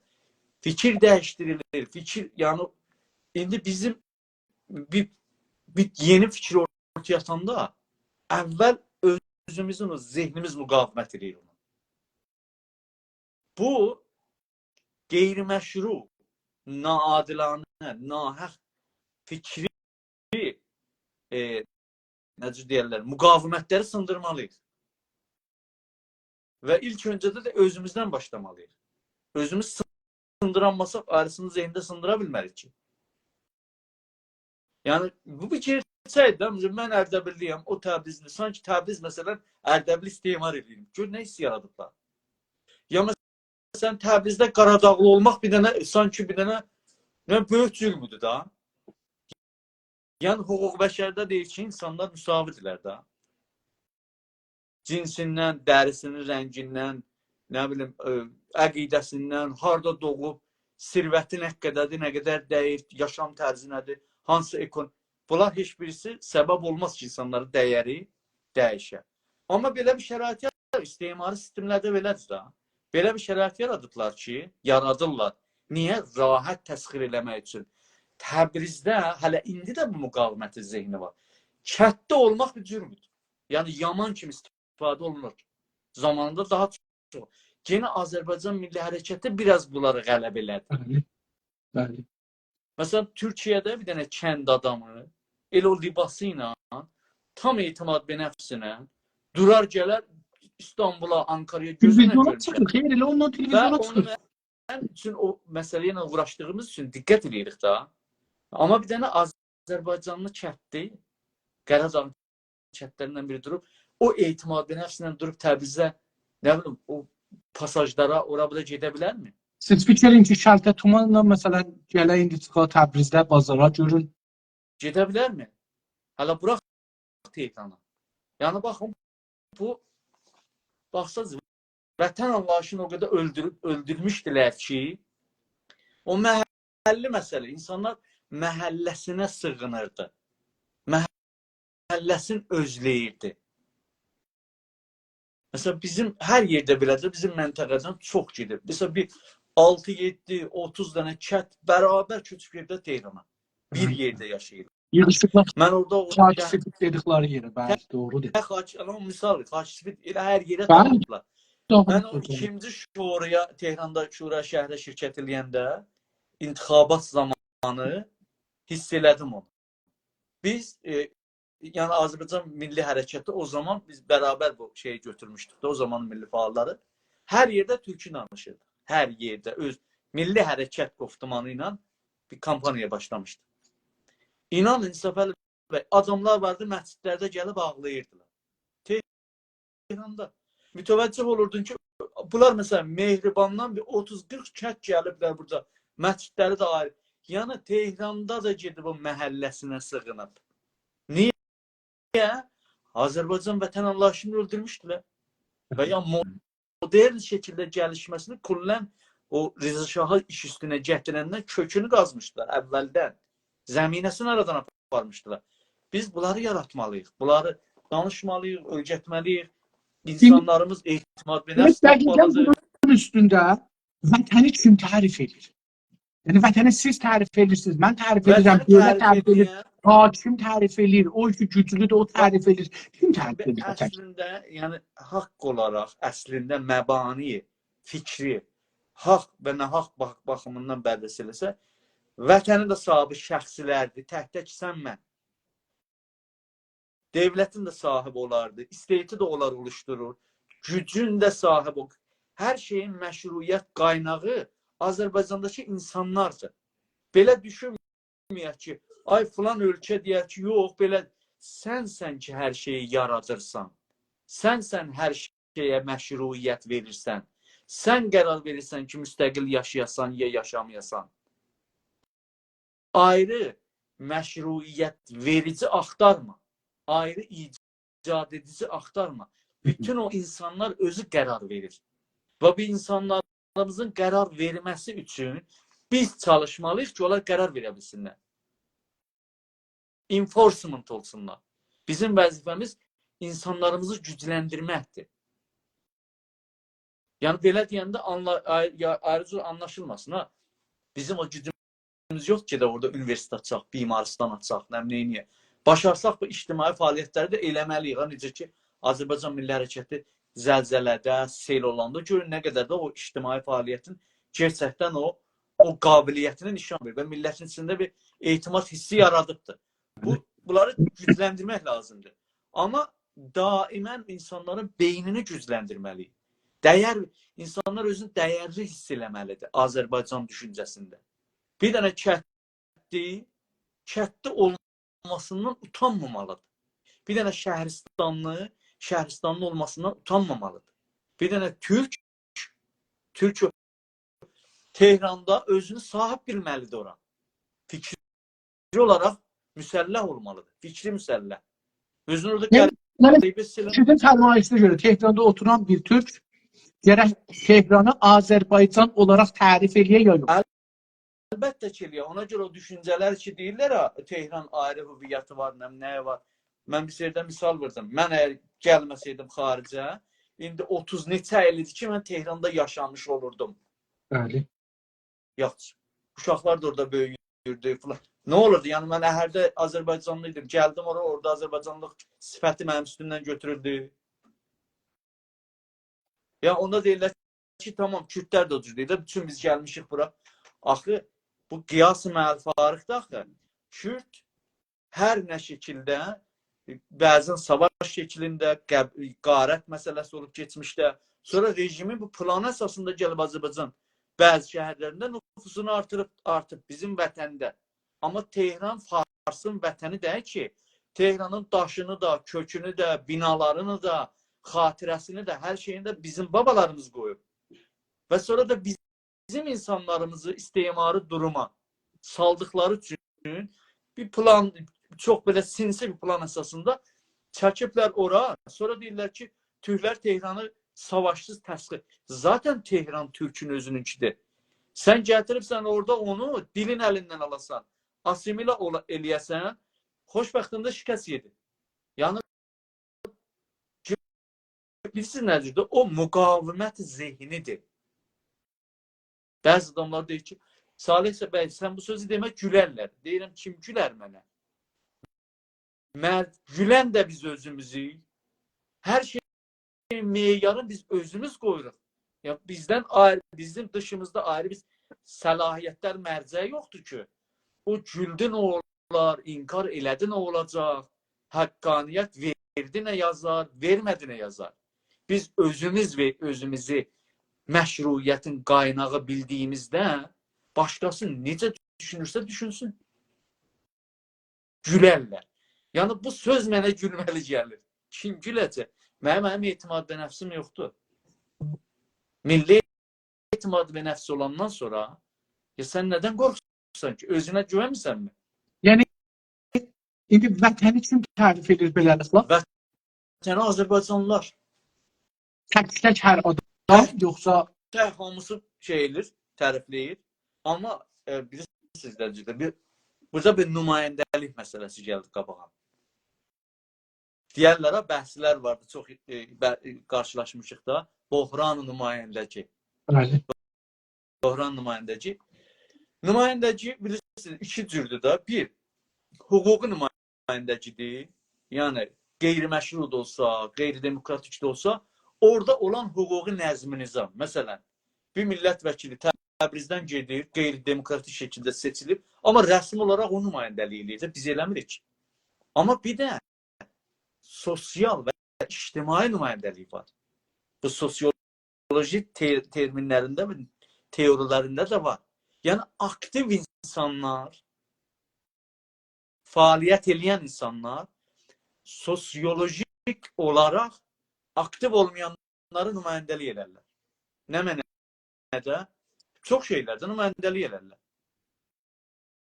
Və bunun təsiri, əsəri, yəni niyə indi Azərbaycan Milli Hərəkətinin bu 30 ildə Azərbaycan torpaqlarında siyasi anlamında ciddi şəkildə alternativi yoxdur?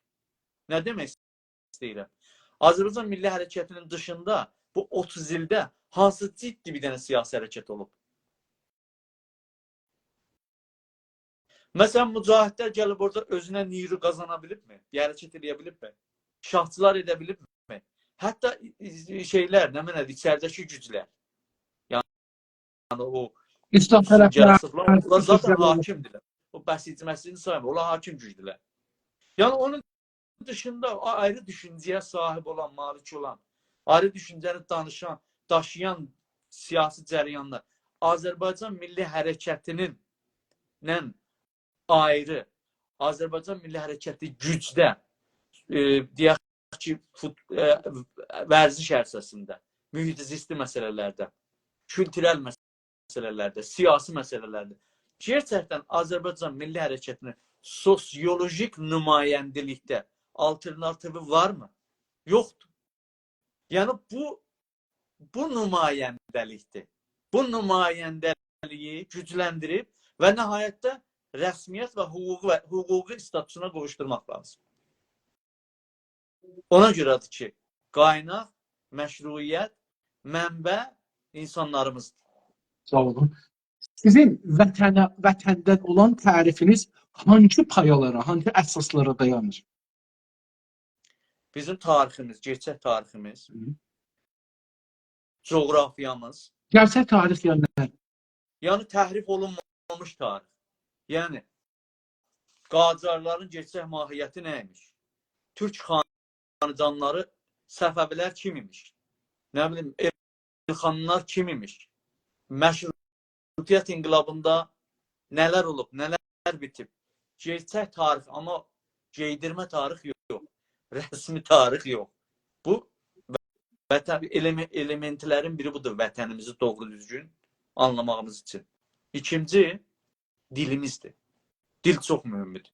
Türk dili. Bizim öz dilimiz, yəni dilsiz vətən də olmaz, millət də olmaz. Dil çox önəmlidir. Ədəbiyyatımızdır. Məsələn, Şəhriyar bizim vətənimizin mənəvi anlamda sütunlarından biridir. Və buna bənzər. Yəni Şəhriyar əslində Azərbaycan millətinin, vətəninin mühüm kodlarının biridir. Kod dediyin nə mənə?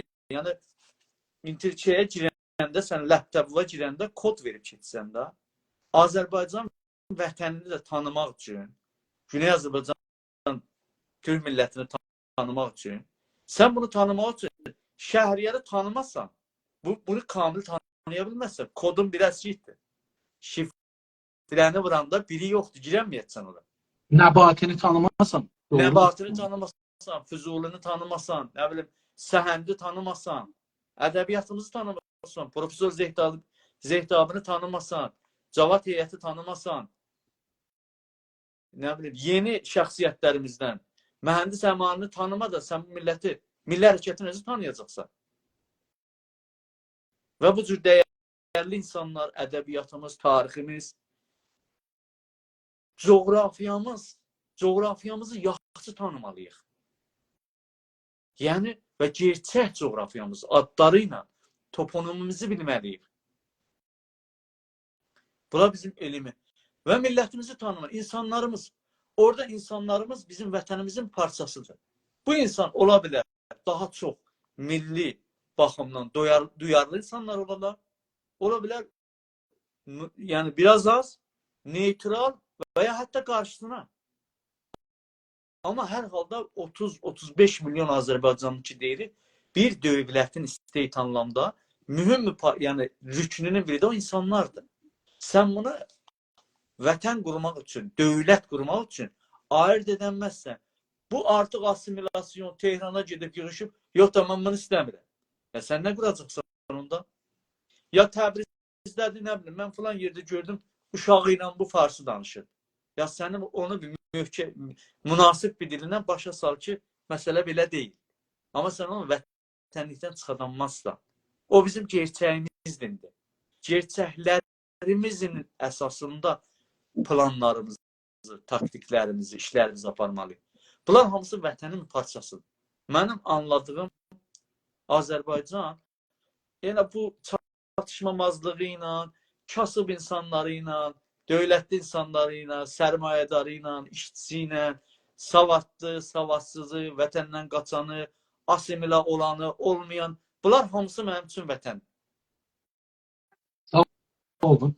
Mən 2-3 gündür bir mən gördüğüm, bəlkə də qabaqdan olubdur. Qacar dövrünün 3000 neçə yüz əksi Gürcistan xalqından çıxıb eşiyə yayılıbdır. Mən özüm məsələn hər 2 gündə hər gün bir saat yarım qoyuram o əkslərə baxıram. Mən vaxt eləyəm. Sağ olun. Salih bəy görməlidir. Yəni məncə məsələn sizin əlinizdə də media var. 1-2 nəfər tapasız camiyyəşünas, rəvanşünas, tarixçi, fəqət o əksləri təhlil edir. Heç başqa bir şey yox. Ki bu əksi sala orada İslam. Bu proqramdan sonra onun zəhmətini çəkin də. Olar mən gözüm üstə. Ya niyə olmasın ki? Canı dillə yəni biz şey elərik. Mən yayarıq da. İstə ya olar. Mən edərəm. Bunu yəni gözüm üstə alarım. Eyvallah. İcazə bu da bəhslər tutarsın bu əksi buna. Gözüm üstə. O çox böyük bəhsdir. Mən baxırdım. Məsələn İndi bu Rıza Şah bu vətən dedisə, ona gətirirəm. Dünən gecə baxırdım. Biz tarixdə biz o danışıqda dərs oxuyanda biz bir dənə kitab oxurduq. Orada bir əks bizim ustadımız göstərdir. Kitabda var. Ki şeydir. İnsanları məcbur ediblər. Əhləvi bölüşü qoyursun. Ayağı nədir? Çılpaqdır. Çılpaq. Yəni başmaq yoxdur, yəni corab yoxdur. Saharraqda durub desik, məsələn başda bölç, ayaqda başmaq yoxdur. Mən bunu dünən gecə baxırdım, gecə saat 11 yarım 12 olardı burada, baxırdım ona. Bir dənasını gördüm. Şirazdan bir əks alıblar. Bir saharraq da haradır, orası kamil bəlli deyil. Adamlar gətirirlər, edirlər, bir dənə uşaq dilənir, əlin belə açıb, oturup bir yerdeydi. Altında nədir? Onun üstünde oturup dilənir. Əlin belə açıb, dilənir. Başında papaq, ayağında başmaq yoxdur. Başında amma pəhləvi papağı var. Nə?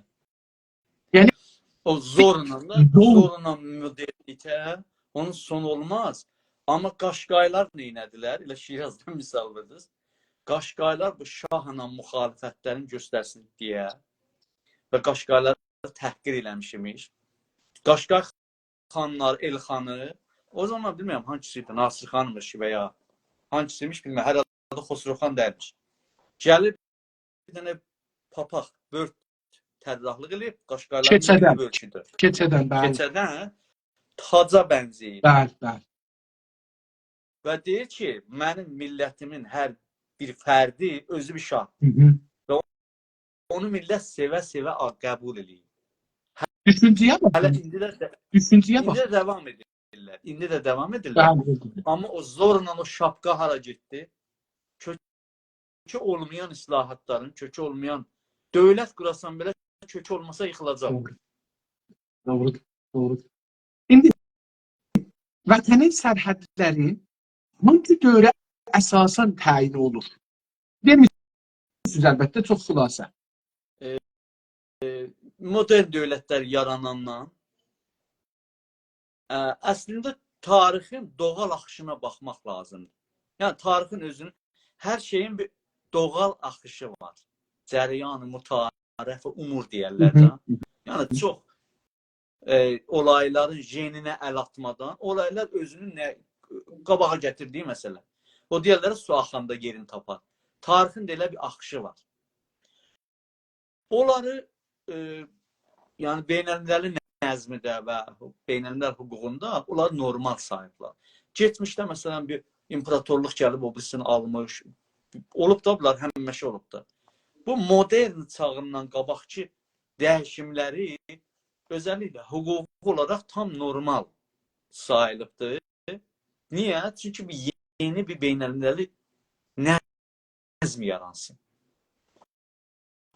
Amma o tarixdən bəri ki, modern dövlətlər yaranır və modern dövlətlər başlayırlar mühəndislik, yəni fikir, plan əsasında o etnik yapıları dəyişdirməyə, toponimləri dəyişdirməyə, necə deyim, o doğal təqsim bəndini vurmağa.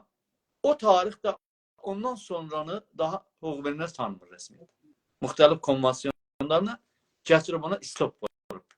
Məsələn, o indigenous people rights, ona bənzər bir çoxlu həman elə haqq tənzimlənmiş konvansiyonları ki, onun içində var hamısı. Ki, ağam, mən bunu qəbul eləmirəm. Yəni, tarixi ondan izafiyə aparsan o məsələdə ki, hududlar bəlli olar, onda bütün dünyanın nəzm nizamı dəyər bir-birinə. İndi yaranmış beynəlmiləli sistem kullən alt üst olar. Məsələn, onda görə Kanadanı, Amerikanı indiki sahibləri, güc sahibləri, əksər millət tərk ilə gələ Avropaya.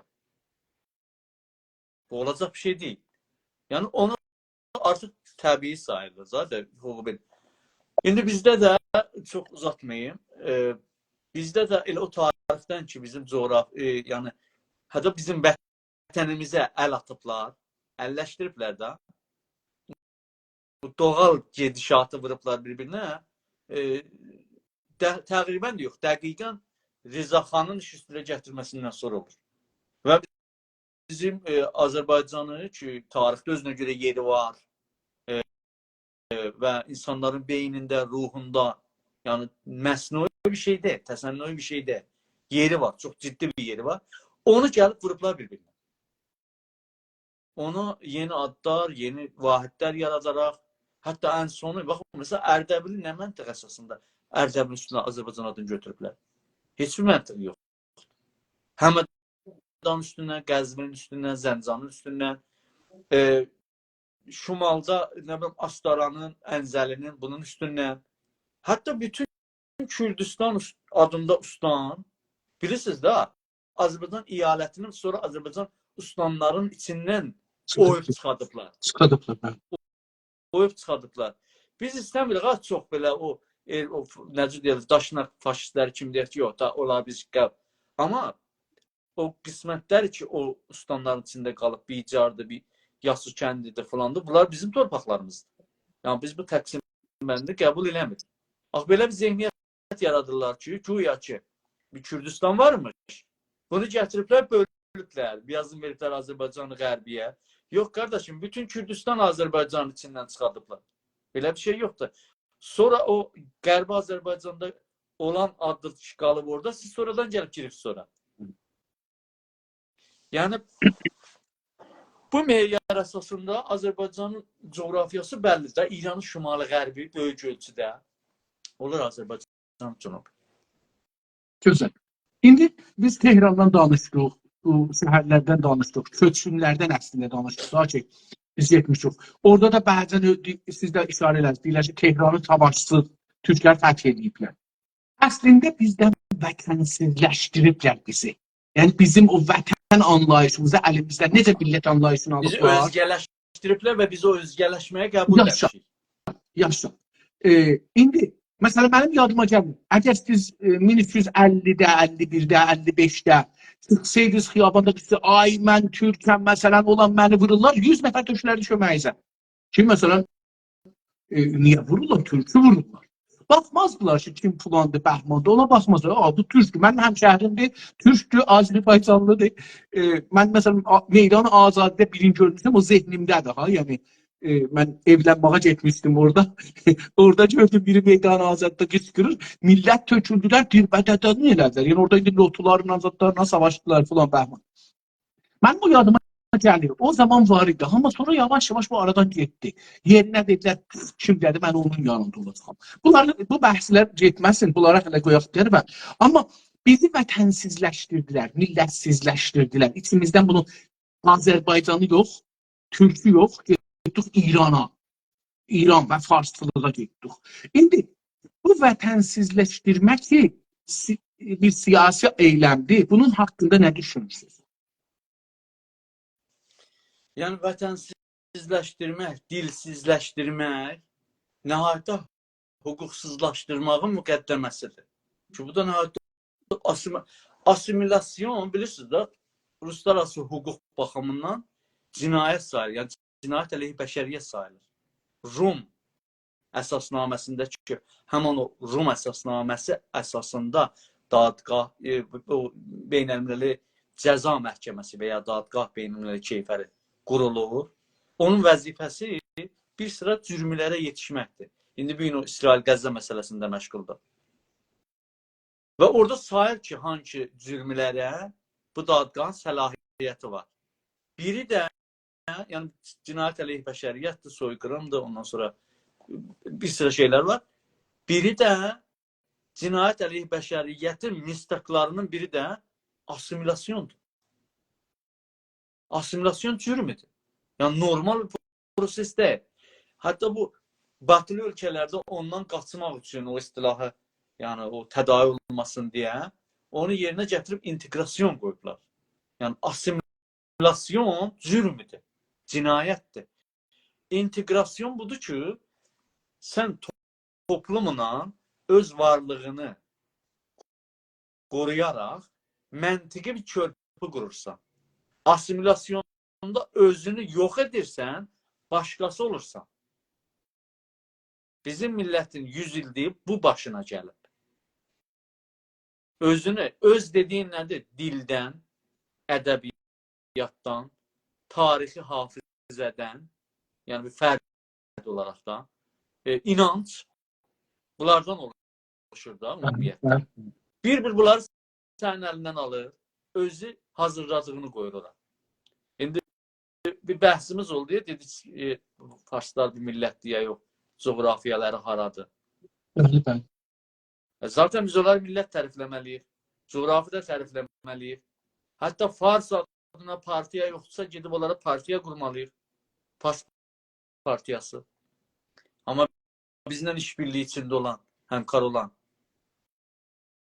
Yəni qərar deyək ki, həmişə bizi assimilə eləyənlər xət çəkələr, yol çəkələr, plan çizələr və bizi onun içində yeridələr. Biz də bu işləri görməliyik. Doğru. Amma bizim bir fərqimiz var. Biz naadilana deyilik. Biz cinayətlə eləmirik. Biz qəsblə eləmirik. Biz təhqirlə eləmirik. Biz resizmlə istəmirik. Biz məntiqlə eləməyik, haqq ədalətlə eləməyik. Amma onu eləməliyik.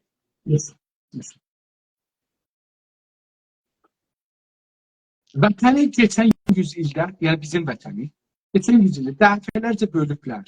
Vətənin adının üstündən götürüblər. Adın vətənin üstündən götürüblər. Vətənin duyğusun, vətənin üstündən götürməyə çalışıblar. Sizin təşkilat bu konuya necə baxır? Biz ilk coğrafiyayı reformla ilgili siyasətlərimiz var və bununla ilgili proqramlarımız da olub, həm yazılar da olub, bəyaniyələr də olub və bu yöndə çalışırıq ki, bunu yerinə salaq.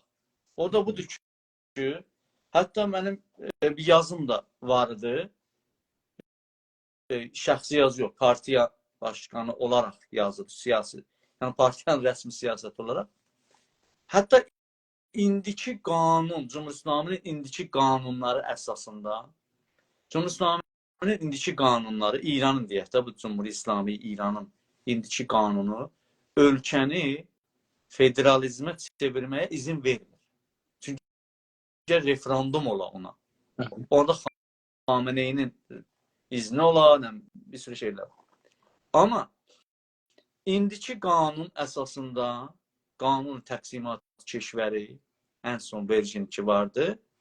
İzin verir də bir dənə neçə şəhəri yığır, eləyir Ustan. Şəhristan adı verir. Ad verir ona, Yeni Ustan düzəldir. Madem siz Yeni Ustan düzəldə bilirsiniz və buna qanunen haqqınız var, yetkizin içindədir. O zaman bu yanlış adları da iade eləyə bilərsiniz də. Və bu millət ki, gəlirlər, hər 4 ildən bir millətdən rəy istəyirlər də Azərbaycan şəhərlərində. Nə bilim, Zəncanda, orada, burada. Mənzur indiki imkanlardan belə istifadə, baskı yapmaq olar da. O zaman Ustanın, məsələn, Zəncanın adı niyə olmasın ki? Ustan Azərbaycan, Qatdi Tirə Zəncan. Ustan Azərbaycan da şərqi qərbini ötürə. Ustan Azərbaycan Tirə Ərdəbil, Ustan Azərbaycan Qəzvin, Ustan Azərbaycan Kərəc, Ustan Azərbaycan falan yer. Niyə olmasın ki? Bu bizim haqqımızdır, bizim hafizəmizdir, bizim mənəvi varlığımızdır. Qəsb eləyibsiz, təhrif eləyibsiz. Bu iade olunmalıdır. Biz ilk öncə yəni buradan başlamalıyıq ki, vətən anlayışını təkmil eləmək üçün həm anlatmaq, maarifləndirmək, həm də yəni moridi kampaniyalarla, necə deyirlər, inisiyativlərlə həm duyarlılığı artırmaq millət içində, vətən üçün. Ola bilər ki, o işi görməsinlər, ki, görmürlər. Amma yetər ki, millətin içində o islah olsun.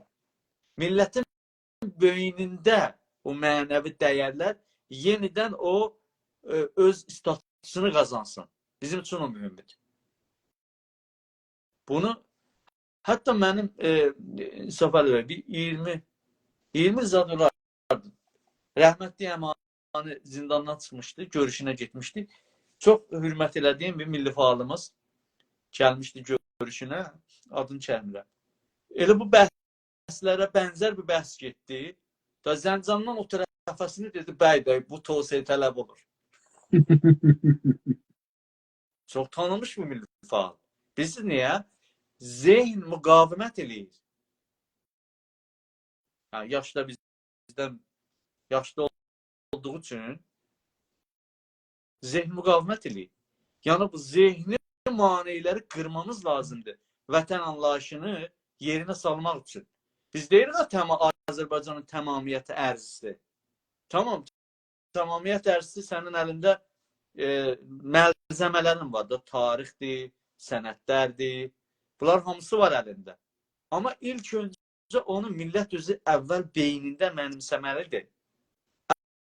Əgər fiziki olaraq da sənin əlindən çıxsa, əgər millət mənimsərsə, rəvan olaraq, sonra onun imkanları yaranar, fiziki olaraqsa şey olar.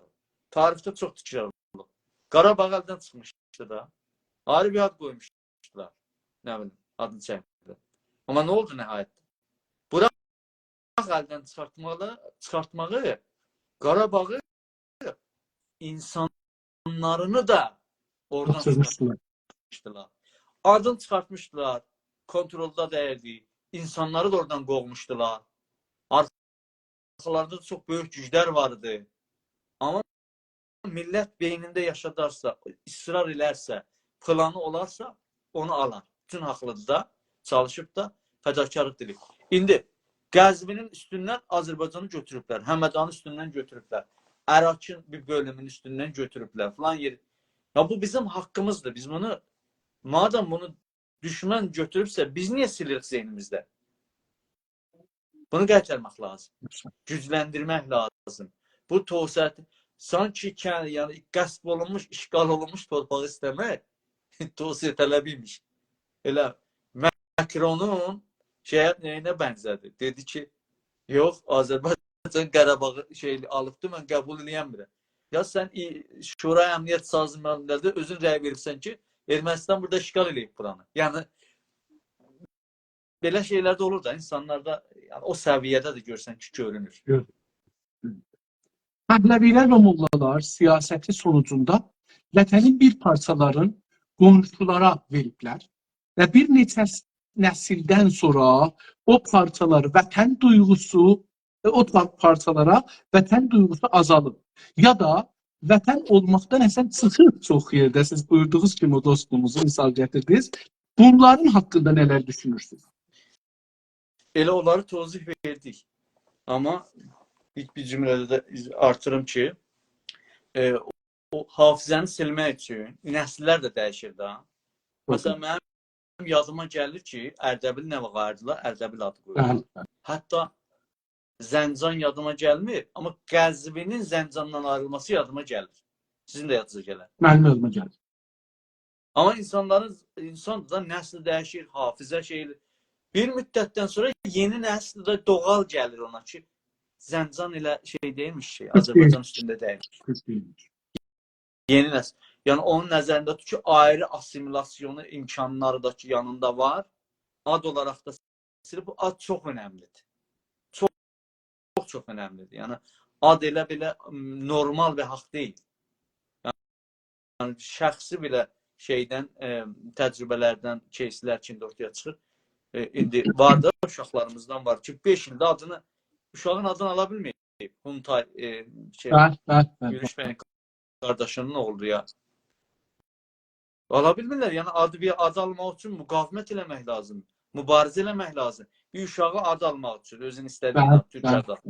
İndi düşünün, bu adları qaytarmaq üçün də biz yenə buna da mübarizə eləməmiz lazım.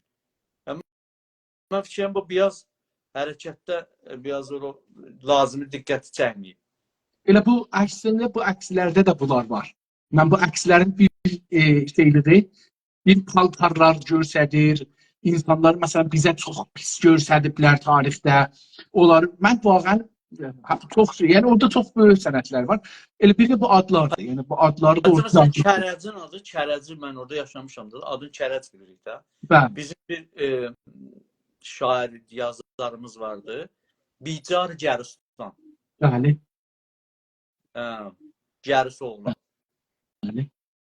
Bunun silsilə proqramları var. Biz azını istəyib ENT-dən yayırıq. Kültürel terrorizm. Elə özü də indi Bicarda yaşayır. Çox gözəl bilgilər verir. Məsələn, onun proqramlarının birinə mən qulaq asırdım. Sən demək Kərəcin adı Qacarkəndir.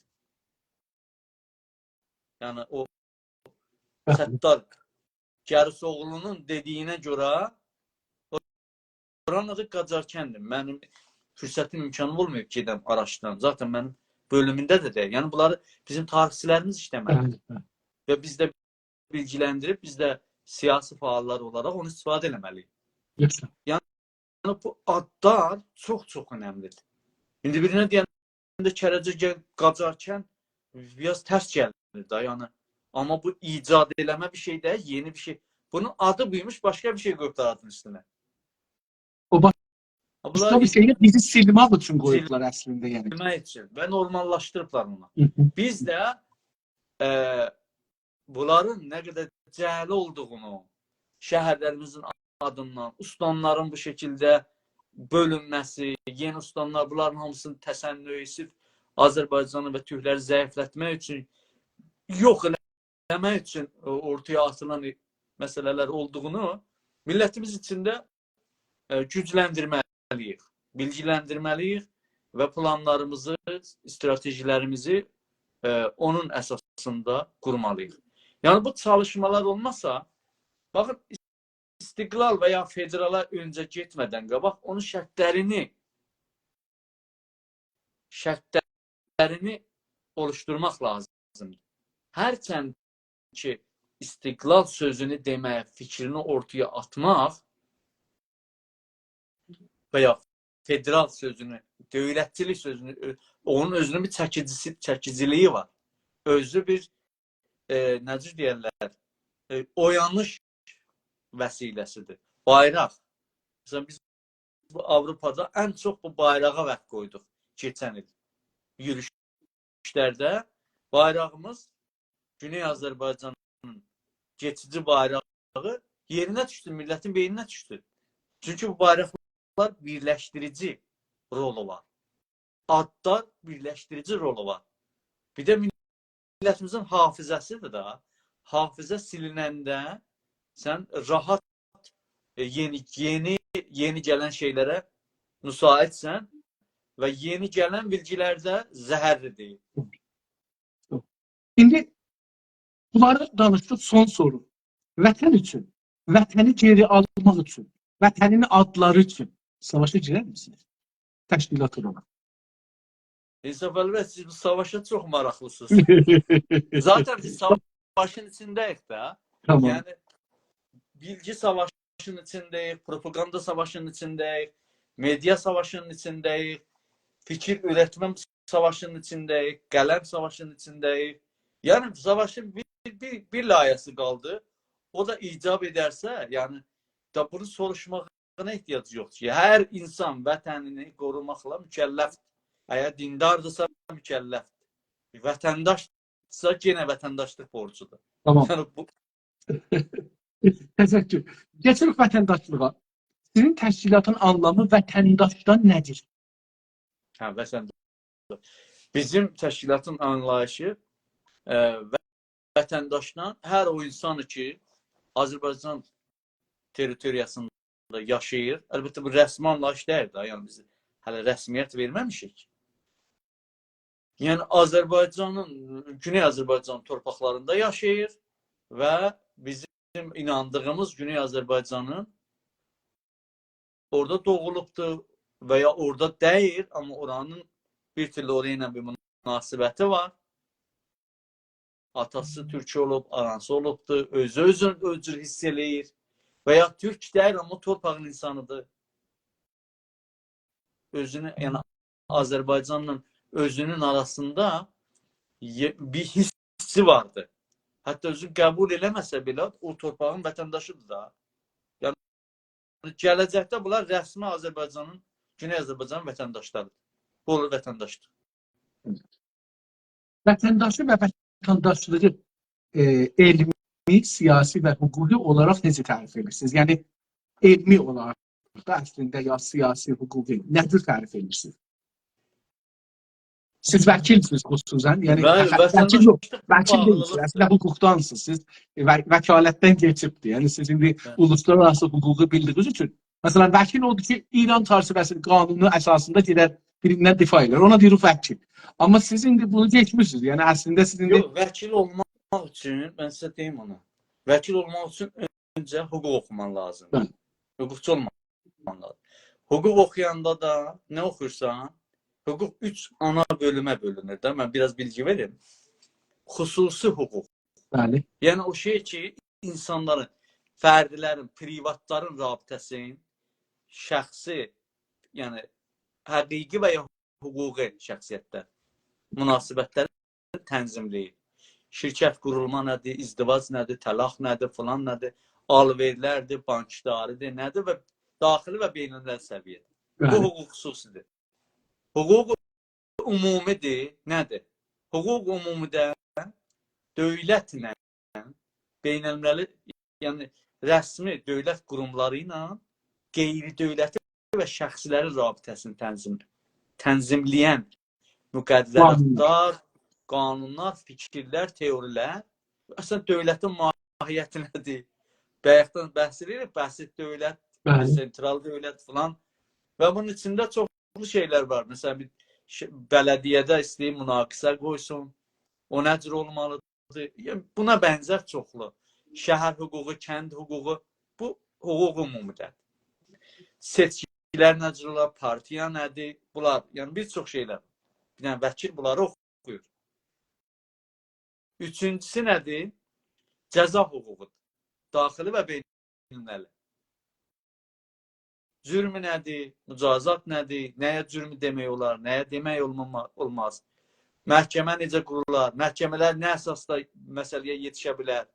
Müttəhəm özünü necə müdafiə edə bilər? Vəkilin vəzifəsi nədir? Qazının vəzifəsi və çoxlu şeylər. Bu hüquq cəzadadır. Beynəlməli olanda əslində biraz dövlətlər arası cürmlərə girir.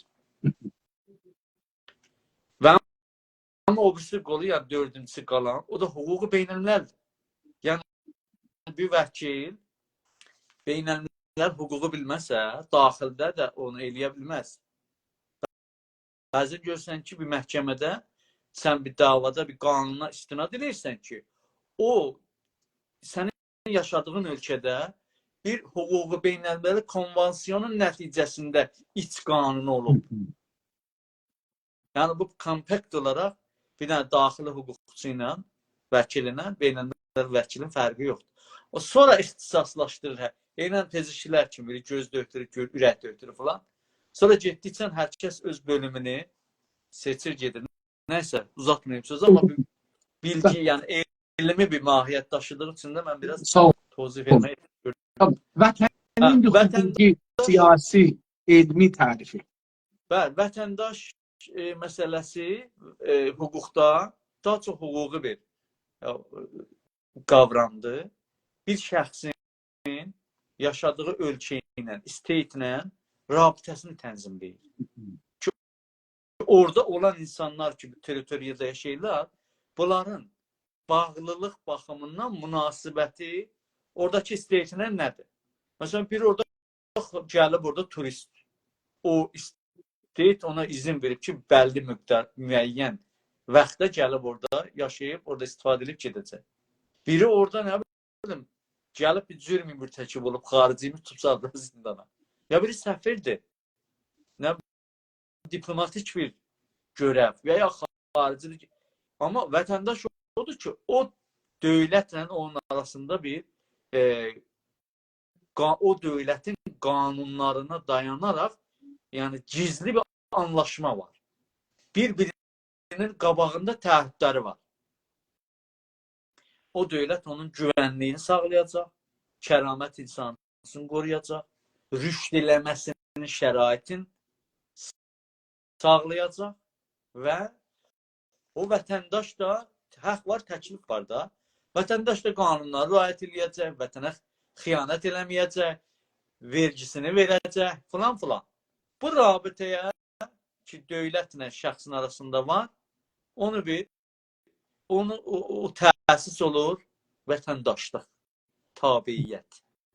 Sonra ayrı quralları var da, nə şəkildə olur, necə təsbit eləmək olur, hangi haqlardan. Vətəndaş bir dənə rabitə, hüquqi bir rabitədir.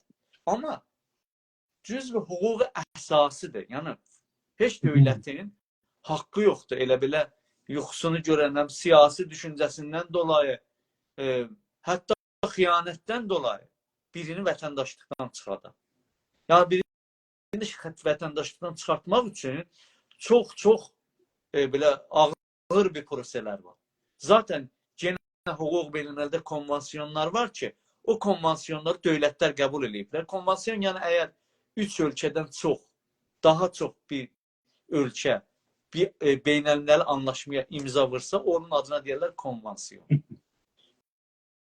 Bir sıra konvansiyonlar var ki, onların hədəfi vətənsizliklə, tabiiyyətsizliklə müqabil eləməkdir. Ona görə dövlətlərə çox belə, necə deyirlər, məhdudiyyətlər qoyub ki, bu rahatlığa vətəndaşın vətəndaşlıqdan çıxadanmasın. Bu hüquqi anlamı budur. Amma siyasi anlamını da bilirsiniz də, siyasi anlamı vətəndaşların fonksiyonu nədir? Əslən vətəndaşlardılar ki, dövləti qururlar, ekonomini nə deyərlər, həndil eləyirlər. Nə deyəcəkdim ona? Ekonomini gəlişdirirlər və siyasi anlamı fonksiyonları nədir? Vətəndaş güclü vətəndaş nədir? Atomize olmuş vətəndaş nədir? Diktatorluq mühitində yaşayan vətəndaşın siyasi fonksiyonları nə şəkildə olur? O vəziyyətdən necə? Bu da siyasət alanında bəhslərdir ki, siyasi haqlar nədir? Bir açıq toplumda vətəndaşlığın rolu, nəqşi nədir? Onun içindən çıxan partiyalar nə olar? olmayan yerlərdə yəni nə vəziyyətə düşür? Bu da political science-ın alanıdır ki, o da xoşbəxtlərə bitirdi mənim alanımda. Çünki mən PhD-ni də political science-da oxumuşam. Elə bu daha çox bu vətəndaşların siyasi azadlıqları və haqları üç ölkədə, Ukrayna, İsveçrə və İsveç müqayisəvi. Uzun bəhsdir olsun sonra inşallah. İnşallah. Sağ olun. Sağ olun. Vətəndaş olmanın özəllikləri və şəraiti nələrdir? Vətəndaş olmanın şəraiti nədir? Ölkələrdən ölkələrə fərq eləyir İnsaf Əli bəy. Bəzi ölkələr qan ilkəsini, torpaq və qan ilkəsini nəzərdə tuturlar. Üzr istəyirəm, qan ilkəsini, bəzi torpaq ilkəsini. Məsələn, İran ölkələrdəndir ki, qanı əsas tutur. Yəni, birinin bir atası, atanı daha çox önəmli. Ata və ana, amma atanı daha çox əsas tuturlar. Atası İran vətəndaşıdırsa, o otomatik uşağı da İran vətəndaşı olur. Amma xarici bir ölkədən gəlmiş biri orada anadan olubsa, onu ibtidai sakin, sırf orada İran torpağında doğulduğu üçün vətəndaşlıq ala bilməz, ayrı şərtləri oluşturmalıdır. Bəzi ölkələrdə var, torpağı əsas tuturlar vətəndaşlıq vermək üçün. Məsələn, Kanadadır, Amerikadır. Orada da iyalətdən iyalətə usulən mühacir təzir ölkələr torpaq sistemini götürüb və mühacir sevməyən, yəni mühaciriyyət almağa müsaade olmayan ölkələr qan sistemini əsasda alıbdır ki, bu əsasda da yəni ilk mərhələsində deyək də vətəndaşlıq ehya eləyir. Məsələn, İsveç özü də o cürdür, yəni qan sistemidir. Yəni, sən bir gün gəlsən, bir xarici olaraq vətəndaşsan, 4 ildən, 5 ildən sonra vətəndaş oldun, ondan sonra bir lafası bir uşaq oldu, 1 yaşında. Yəni, 1 yaşı gəlməyə də ehtiyac yoxdur. Əvvəl anadan olan gündən sən o uşaq vətəndaş olur və pasport almağa müraciət edə bilir. Çünki atası və ya anası. Kimlər vətəndaş hesab olur, kimləri vətəndaş tanırsınız siz, yəni? Azərbaycan vətəndaşı ya o sistemi düşünürsünüz? Güney Azərbaycanda indi bir rəsmi Güney Azərbaycan vətəndaşından söhbət edilmək mümkün deyil. Niyə? Çünki Güney Azərbaycanda bir state yoxdur, dövlət yoxdur. Yəni, rəsmi bir Güney Azərbaycanda yaşayanlar hamısı İran vətəndaşı. Elə bir qanuni mərcəyi yoxdur.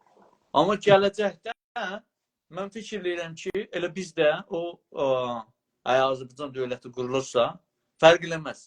İstərsə federal olsun və ya müstəqil. Çünki bu o hozələrdəndir ki, federal dövlətlər özü qanunquzarlıq eləyir. Fikirləyirəm ki, Azərbaycana, Güney Azərbaycana o qan sistemi uyğun olacaq. Fikirləyirəm. Bəlkə də ekonomistlər falanlar, o gələcəyin işidir. Yəni, mən ona çox dəqiqləşməmişəm, amma ibtidai fikrim odur. İndi bu vətəndaş deyəndə, məsələn, qan deyəndə ya torpaq deyəndə da bu dinə, dilə Yox, heç əlaqəsi yox. heç də əlaqəsi olmur. Heç əlaqəsi yox. Hələ İranda gətirib, məsələn, rəis cümhur olmaq üçün bir dənə də şərt qoyublar ki, dünyanın heç yerində elə bir şey yoxdur. O da budur ki, bir də özləri də nəqz eləyirlər onu hələ. Rəis cümhur gətirib, ricalı, məzhəbi, şiə və filan və İraniləs də olur. Gəl sən indi onu təsbit elə ki, İraniləs yəni nə mənə? Kimə bunlar İranlı deyil? Bunların rəsmi anlayışında, məsələn, bir dənə Türkiyə izin verirlər, rəis cümhur olsun və ya kandida olsun. Demək ki, onlar Türk olaraq onu kafalarında qəbul eləməyiblər də, əməllər onu nişan verir. Onları həman Azəri, İranlı olaraq o qanla olduğu üçün qəbul edirlər. Amma məsələn, dünənləri gördüyüm şeydir, birinin sicillisini qoyublar, əksini salıblar, Nəcəflidir. O torpaq orada doğa bilər. Yəni, Nəcəfli deyil ki, Laricanın deyirlər də. O orada bunlar Laricanın xanlarından da Yox, yox, əslində atalar. Laricani deyildi. Biri də elə yazmışdı ki, məhəllə təvəllüd Nəcəf. Ola bilər, o sorun deyil. İran qanunu əsasında İranlı ilə əsl olmaq mühümdür. İndi düşün, bizim uşaqlarımızın bəzisi buradan adam olub da. Yaxşı, sabahlar Azərbaycana gedəndə burada doğulduğu üçün Azərbaycanlı olmayacaq mı? Yəni o əsas, o qana əsas tutanda olur da. Doğru, doğru. Amma Amerika kandidatları əgər biri Amerikadan adam olmayıbsa prezident ola bilməz. Niyə? Çünki o toprak sistemini götürüb. Obama ilə ilgili bir polemik yaranmışdı, bilməm yadınıza gəlir. Ki, güya bu Kenyadan adam olub, nə olub, belə bəhslər vardı. Amma sabit olmadı. Yəni sabit olsaydı Obama'nın Cumhurbaşkanı olma haqqı yox idi. Doğru. Vətəndaşlıq hakimiyyət tərəfindən verilən və rəsmiləşən bir geçici siyasi hüquqi durumdur, yoxsa əzəli və əbədi bir haqqdır? Yox, mədəni hüquqdur. Mədəni hüquqdur və zati bir haqqdır. Ərz eləyib, dövlət ehtiyat eləmir ona. İnsan, hər bir insan ki mütəvəllid yox, nütfəsi bağlanır. İran qanunlarında nütfə bağlanan ləhzədən o nütfə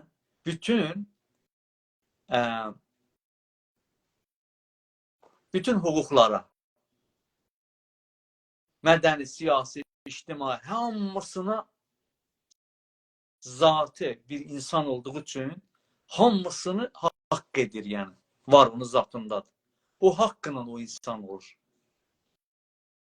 Amma onu gerçəkləşdirmək üçün bir haqqı təməttü var, mütəmətti olur. Zaten o ləhzədən. Vətəndaşlıq da o cür. Amma onu icra eləmək üçün haqqı istifa deyirlər ona. Məsələn, uşaqdır, böyüməlidir, əvvəldə atasının, anasının qeymuməttində və ya hizanətində və ya vəli deyirlər. O bəhslər çox, vilayət var, visayət var, filan. Hər halda o nütfə bağlanandan, məsələn, bir uşaq, deyək ki, bir dənə sirvətli atası var, o nütfə bağlanandan bir saniyə sonra atası ölür. Bir saniyə sonra. O bütün o irsiyə malikdir. Diqqət edirsiniz. Amma ona indi əl qoya bilər, yox. O haqq istifası üçün böyüməsi lazımdır. Amma onu da hüquq yolunu qoyubdur. Yəni ona bir dənə vəlisi olsa, vəli olmasa bir dənə qəyyim təyin elərlər, vəsisi olar, filan olar. Ta o hüququnu bəzi məsəl qocalar üçün, dəlilər üçün qəyyim, əmin filan da təyin eləyirlər Zatistan tərəfindən. Hər halda bir dənə balaca uşaq ki, məsələn 2 yaşında üstən 1 aylıq uşaqda o bəzən uçağa minəndə izin vermirlər, qulağı zadı batar. Amma maşınla getməsi üçün bir sorun yoxdur. İstəyir ölkədən çıxsın qırağı eşiyə. 2 günlük uşaq, 5 günlük uşaq düşünün. Ya buna pasport lazımdır da çıxar. Bir dənə uşaq nə çalışıb, nə mənə təhidini mi dövlətə sabit eləyib, fədakarlığını mı sabit eləyib? Yox. Bu özü nişan verir ki, yanıma misal verdim ki, o biraz necə deyirlər, vizualize eləyəm da ki, bu vətəndaşlıq haqqı dövlət tərəfindən eyti olunmuş bir şeydə. İnsan zatı ona sahib olur.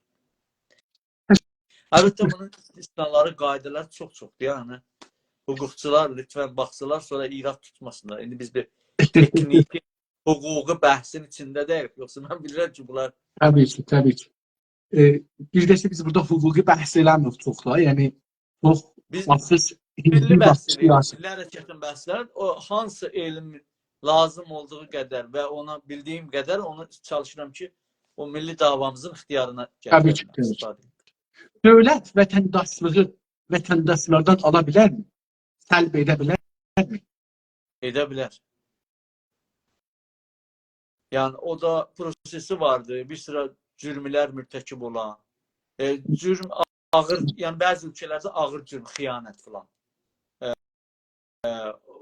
əlbəttə bu hüquq bəşərə belə bir qanun varsa, ziddir o hüquq bəşəri qanunlardır. Amma bəzi ölkələrdə əgər biri özü istəyir çıxsın və ya irtibatın uzun sürəli qırıbdır ölkə ilə, artıq o vətəndaşlıqdan çıxır. Və onu da İranın özündə heyəti dövlət buna qərar verməlidir. Heyəti dövlət. İran dövləti, yəni keçmiş sistemdə indi də çox ilgincdir. Bura kimi heç kimi vətəndaşlıqdan çıxartmayıb.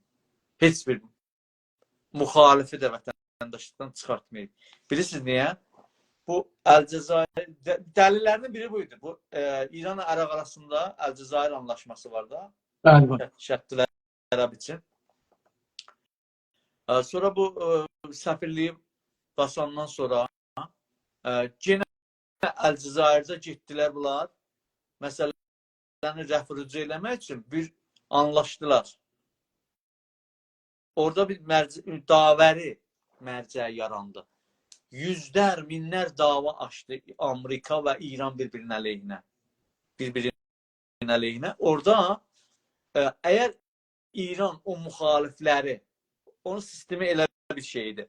Müxalifləri vətəndaşlıqdan çıxarsaydı, çox böyük davalar İran dövlətinin əleyhinə aça bilərdi o müxaliflər. Amma vətəndaş olduqları üçün əldə pasport olmamaq vətəndaş olub-olmamaq anlamına gəlmir. Pasport başqa bir şeydir.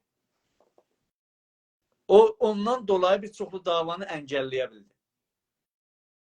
Yəni bir səbəblərinin biri budur. Bir çoxlu səbəbləri var. Amma hər halda dövlət eləyə bilər istisnai şəraitlərdə vətəndaşlıqdan çıxada birin.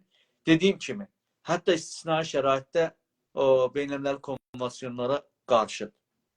Amma bəzi dövlətlər bəzən belə qərarlar verirlər. İki cür vətəndaşlıq var axı. Biri zatidir, biri iktisabidir.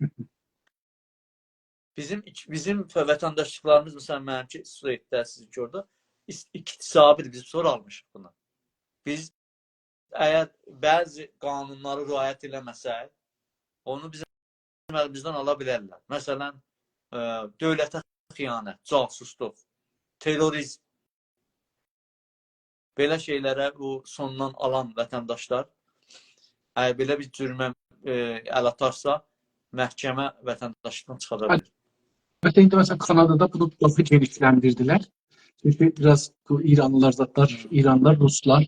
Afganın özündə də vardılar, yəni çox bir sıralarını götürdülər, eləyiblər minor crime. Yəni silahlı qırmızı keçsə, eləyiblər polis da getmir məhkəməyə üzrə. Qabaqca məhkəməyə gedirdi, indi məhkəməyə getmir. Xafidə bu polis idarəsi yazsın ki, bu adam minor crime-a mübtəla olubdur, çıxmalıdır, tamam deport olur, gedir. Vətəndaşı. Bəli. Məsələn, bizi. Yəni Kanadada pasportu olan, vətəndaş olan. Bəli. Bu da tam hüquq bəşər. Bu tam nəqzi hüquq bəşər. Bu keçirilibdir, bir neçə ildə icra olur. Bir nəfərdə də ya iki nəfərdə ixrac ediblər. 2 nəfər, 4 nəfəri. Fikir eləməyəm, mən bilmirəm. Yəni 4-ün göndəriblər Sudana, 3-cü canavar amma yemişdir. bu rahatlığa o cür kiçik cürmlərlə Kanada o ali məhkəməsinin belə bir şey qəbul edəcəyini bilmirəm. Yəni İslam əzəməti vardı. Hətta biz bunu biraz da bunu mən ciddi tutdum. Bir dana burada CNN, CBC diye bir radyo televizyon var. Orada bunu müstənəd düzəltdilər. Bunun haqqında. Bunu ləğv eləməyə şüar gətirirlər. Orada buydu. 4 nəfər buradan Somalini göndərdi, mindirirlər təyyarəyə, aparırlar Somaliyə yaxın bir yerdə, yendirirlər. Deyirlər Somaliyə naəmnidir, biz getməli bura. Bunları verirlər qaçaqçılara. Qaçaqçılar bunları aparsın Somaliyə. Pul verirlər. Ağır bir pul verirlər qaçaqçılar ki, bunları aparın Somaliyə ötürür. Onlar da bunları aparırlar oradan mərzidən ötürürlər. Bunları canavar yiyir birisi. Biri bir il 2 il çəksin, Kazakistan eləyə bilir, deyilsin, Kanadaya girsin. O Kanadaya girəndən sonra başını oyunu deyir. Bir dənə də əcəl istəməsəm Sərhəng idi, nə idi? İranlı, Vancouver'də. Əcəl istəmək eləməsəm. Onu da Bununla belə ki, Kanadalı ilə evlənmişdi. Bir dənə uşağı vardı 8 yaşında. Onu da vətəndaşlığını aldılar, deport elədilər. Axı məsələn onlar bəzi bu cür olur. Yəni siyasi mültəci olaraq gəlir ora, vətəndaşlıq alır. Sonra da yaylaq qışlaq O edir. cür. Bu gün Vancouverdə, sabah Tehranda. Onun haqqı var, onu eləyə bilərlər. Çünki o yəni ortaya qoyduğu dəlilləri nəqz eləyir, o şəxs özü eləyir. Amma bir qırmızı çıraqdan keçməklə o biraz O deyil ama minor crime diye bir nəsə kanun mən təsvir ediblər. huquqçu Amma hər olaraq biraz zehnimə yəni qəbul eləməkdə o zorlanır, zorlanır. Mənim üçün bəzi dostlar dedim ya, Qəzvini istəmirik Azərbaycan qəbul edə. Elə bir hiss yaratdı məndə. Mən də elə ona görə bu sualları soruşuram. Çünki görürəm ki, çox tənaquzlu bir şey olur. Hər halda vətəndaşlıq haqqını ata bilərmi özü? Ata bilər. Atdı deyə edə bilərmi? Ha, atlaması üçün də məsələn İranda bu cürdə atsan belə gərək heyəti dövlət gərək təsvir edir. Yəni mən vətəndaşlıqdan çıxdım deyə belə bir şey yoxdur. Heyət dövlət qərar verməlidir ona. Tərki tabiyyət deyirlər. Onun prosesi var. Dadxas verməlisən, amma nəhayətdə heyət dövlət təsvir eləməlidir. Tamam. Ərz edeyim sizə ki, vətəndaşlıq o haqlardandır ki, heç bir şəraitdə sərb oluna bilməz. Yox, elə dedim də, bəyək qeydilərini söhbət elədik da. Bəzi şəraitlərdə görürsən ki, sərb eləyirlər. Siz təşkilatınız çiftdə vətəndaşlıq 2-3 məmləkətə vətəndaş olmağa necə baxırsınız? Mən müsbət baxıram. Vətəndaş qavramı kimləri içinə alır indi çoxluq? Vətəndaş qavramı nə dediniz? Kimləri içinə alır? Yəni tərifin içində kimlər tutulur, kimlər tutulmur? Dediyim kimi o bağlılığı var ki, o sistema, o dövlət, o hüquqi sistem hangisini qəbul edibdir? Topraqdır və mən o zatı vətəndaşlıqlar deyirəm, amma iktisabı ki, fərqli dövlət var. Məsələn, gəlir deyir, Türkiyədə məsələn 250 min dollarlıq hər kim ev almışdı, o baş vurub gedib vətəndaşlıq istəyə bilir. O istisnai dövlətləri, siyasətləri fərqlidir. Amma mən zatı şeydən, məsələn, demək istəyirəm. Türkiyədə o 250 mini götürüb 450 min edir. Bəli, çox olur. Bir zamanda oturuyor. Bəli. Amma zatı olaraq kim vətəndaşdır, kim deyil. Dediyim kimi, o iki sistem nəzərdə alırlar. O qan sistemi şey eləyənlər, təbiətən o insanlar ki, orada yaşayırlar və oranın bumisidirlər. Yəni, uzun müddətdən orada yaşayırlar. Zaten otomatik olar, o vətəndaşdırlar və onlardan dünyaya gələnlər də otomatik vətəndaşdır. Hətta dünyanın hangi cündə gedib doğulsa. Bu qan sistemi. Topraq sistemi də ondan əlavə hər kim ki gəlir orada uşaqdır, doğur, böyüyür, yaşayır. O oranın elə bir bumisi kimi qəbul olunur dünyada. Və o bu şəkildə yəni İqtisabilərdə necə? İqtisabilərin hangi şeylər var? İqtisabilərdə ümumiyyətlə kural budur. Yəni məmulən gəlib orada uzun müddətli 5 il yaşamaq, 5 ildə də tam 5 ilin hamısı da yox.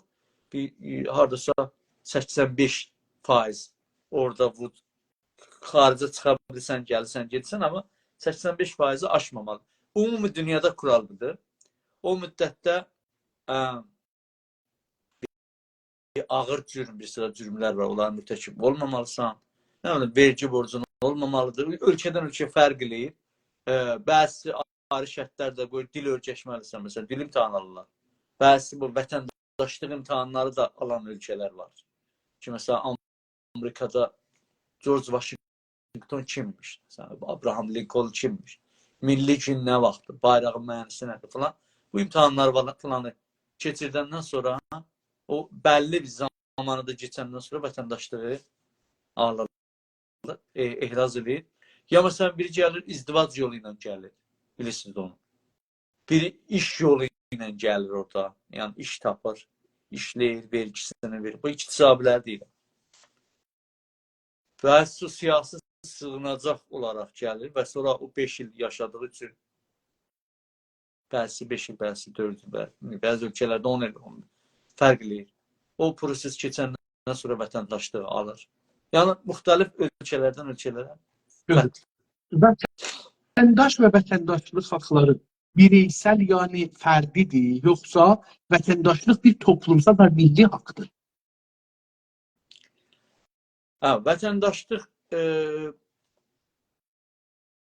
Vətəndaşlıq yox, fərdi haqdır. Yəni, cəmi şəkildə vətəndaşlıq qavramı yoxdur. Azərbaycanlılar, türklər, nə anlamayın? Məsələn, bu deyək 5 adam, 10 nəfər, bir ölkə, bir kəndin adamına, hamısına birdən-birə bir vətəndaşdır. Bir kəndin adamları olduğu üçün və ya bir dil danışdıqları üçün və ya bir məzhəbə inandıqları üçün o cəmi haqdan dolayı birinə bir vətəndaşlıq verilir. Belə bir sistem yoxdur. Belə bir sistem yoxdur. Dövlət, state nəzərdə alınır. O state'in teritoriyasında hər kim orada yaşayır və o toprağın, coğrafiyanın adamıdır, uzun müddət babaları falan. O ölkənin, baxmayaraq ki, orada hansı dildə danışır, dini nədir, cinsiyyəti nədir, hansı bölgədə yaşayır, hansı vətəndaşlıq bu şəkil. Fərdi haqdır. Yəni, məsələn, beləsi bir təcəssümü soruşumda, yəni zehninizdə, zehinsel olsun. Güney Azərbaycan müstəqil olanda siz bunu vətəndaşlara milli, toplumsal baxırsınız, yoxsa fərdi baxırsınız? Baxın, dövlətin fonksiyonlarından biri budur ki, dövlət nə deməkdir? Yəni, dövlətin otoritəsinin üstünə ayrı otorite olmuyor. Bu otoritəni əvvəl öz teritoriyasında yaratmalıdır da. Yəni, orada qanun vericidir, o hökmü verir ki, burada kurallar nədir? Evet, doğru. O torpaq olduğu üçün dövlət yaranmalı və dövlətə bu məna verir. O dövlətin, necə deyirlər, səlahiyyətlərindən biri orada yaşayan insanlara vətəndaşlıq vermək yox, qanun əsasında vətəndaşlıq vətəndaş saymasıdır. Və ya orada yaşayanların o ölkəyə, o dövlətə vətəndaş. Axı, məsələ buradadır ki, bu insanlar özü dövlətin mahiyyətidir. Diqqət buyurursunuz. Yəni, əgər bir coğrafiya varsa, ancaq o coğrafiyanın insanları yoxdur. Bir coğrafiya var, bütün hər şey var yaşam üçün. Su var, falan, hər şey, amma cəmiyyət yoxdur. Artıq o dövlət yaranmadı. Dövlətin bir parçası yoxdur yəni. Bir rükünə əskikdir. Məsələ buradadır ki, o anlamda, bəli, məsələn, bu insanlar orada yaşadıkları üçün və bir yandan da hər halda bir iştirakçıları var ki, o dövləti yaradırlar. Özdə dövlətin yaradan ünsürləridirlər. Amma bu dövlətin mahiyyətini bəlli eləməkdə, incələməkdə fonksiyonu var. Amma nəhayətdə bir fərdi haqdır. Cəmi haqq deyil. Şimdi, əgər bir gün Güney Azərbaycan dediyimiz yer və millətin qonşu millətlərdən və toplumlardan savaşmağa girə, məcbur ola, yəni buna zorlana, belə bir savaş ortaya çıxan, onda o toplumlardan, o qonşu toplumlardan olan, indi Fars ola bilər, Şimallı ola bilər, Lor ola bilər, Kürd ola bilər. Bunlardan bizim içimizdə, bizim vətəndaşlığımız olanların haqlarına, vətəndaşlığına necə baxırsınız? Misal verin. Kanada'da 2. Dünya Savaşı'nda neçə min Japonunu yığdılar, apardılar kəmpə. Fəqət Japonlu olduqlarına görə. Yəni, mümkün neçə nəsil idi buradaydı. Amma bütün Japonlular hamısı yığdı apardılar kəmpə və bunlar məsələn o savaş boyu qoymadılar. O kəmpdən ayaqlarını qoyarlar ki, uca divarları. Bununla belə ki, Kanada'da divar yoxdur. Amma onlar o divarların arasında saxladılar. Kanadalılar o zaman cinayət əleyhi bəşəriyyət müttəkib olublar. Bu cürmüdür. Yəni, baxaq ki, orada insanlar ölüblərsə də, hətta etnik təmizləmə ya da girə bilər. Yəni, zaten bu cürmüdür.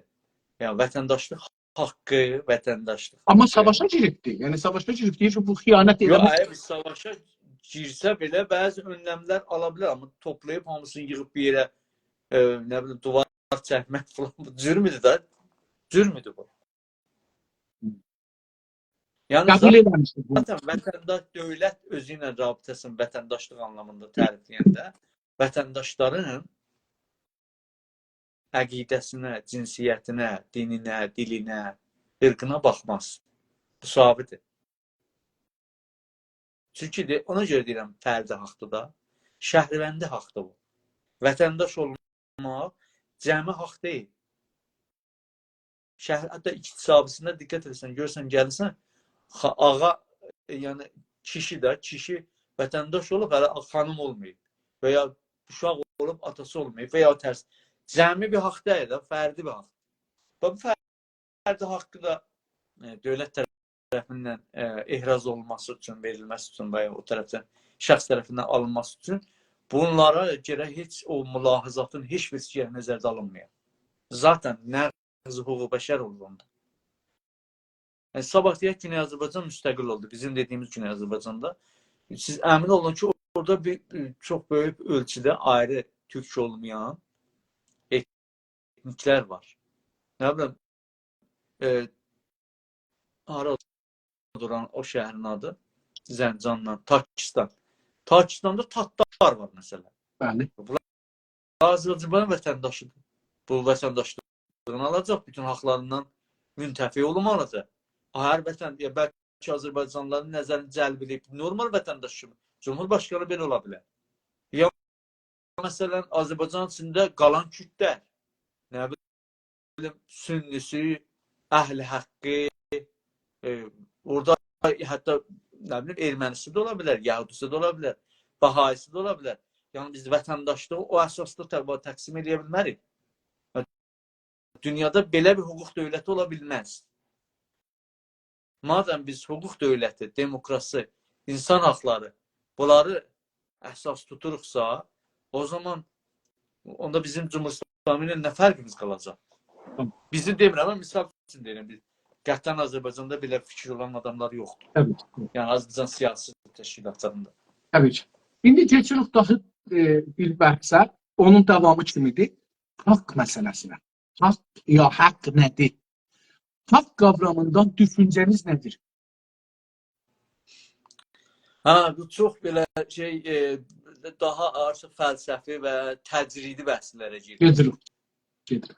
Haqq, yəni xülasəsi budur ki, haqq bir başarıdır, təvanayi. Təvanayi nəyə şey eləyər? Ability. Yəni, Ability, nə olur bu? Türkcə nə olur? Elə. Sıfar.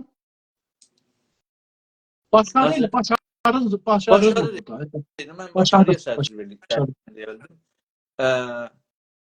Haqq əslində bir başarıdır ki, o başarı əsasında sən eləyə bilirsən ki, o başarıya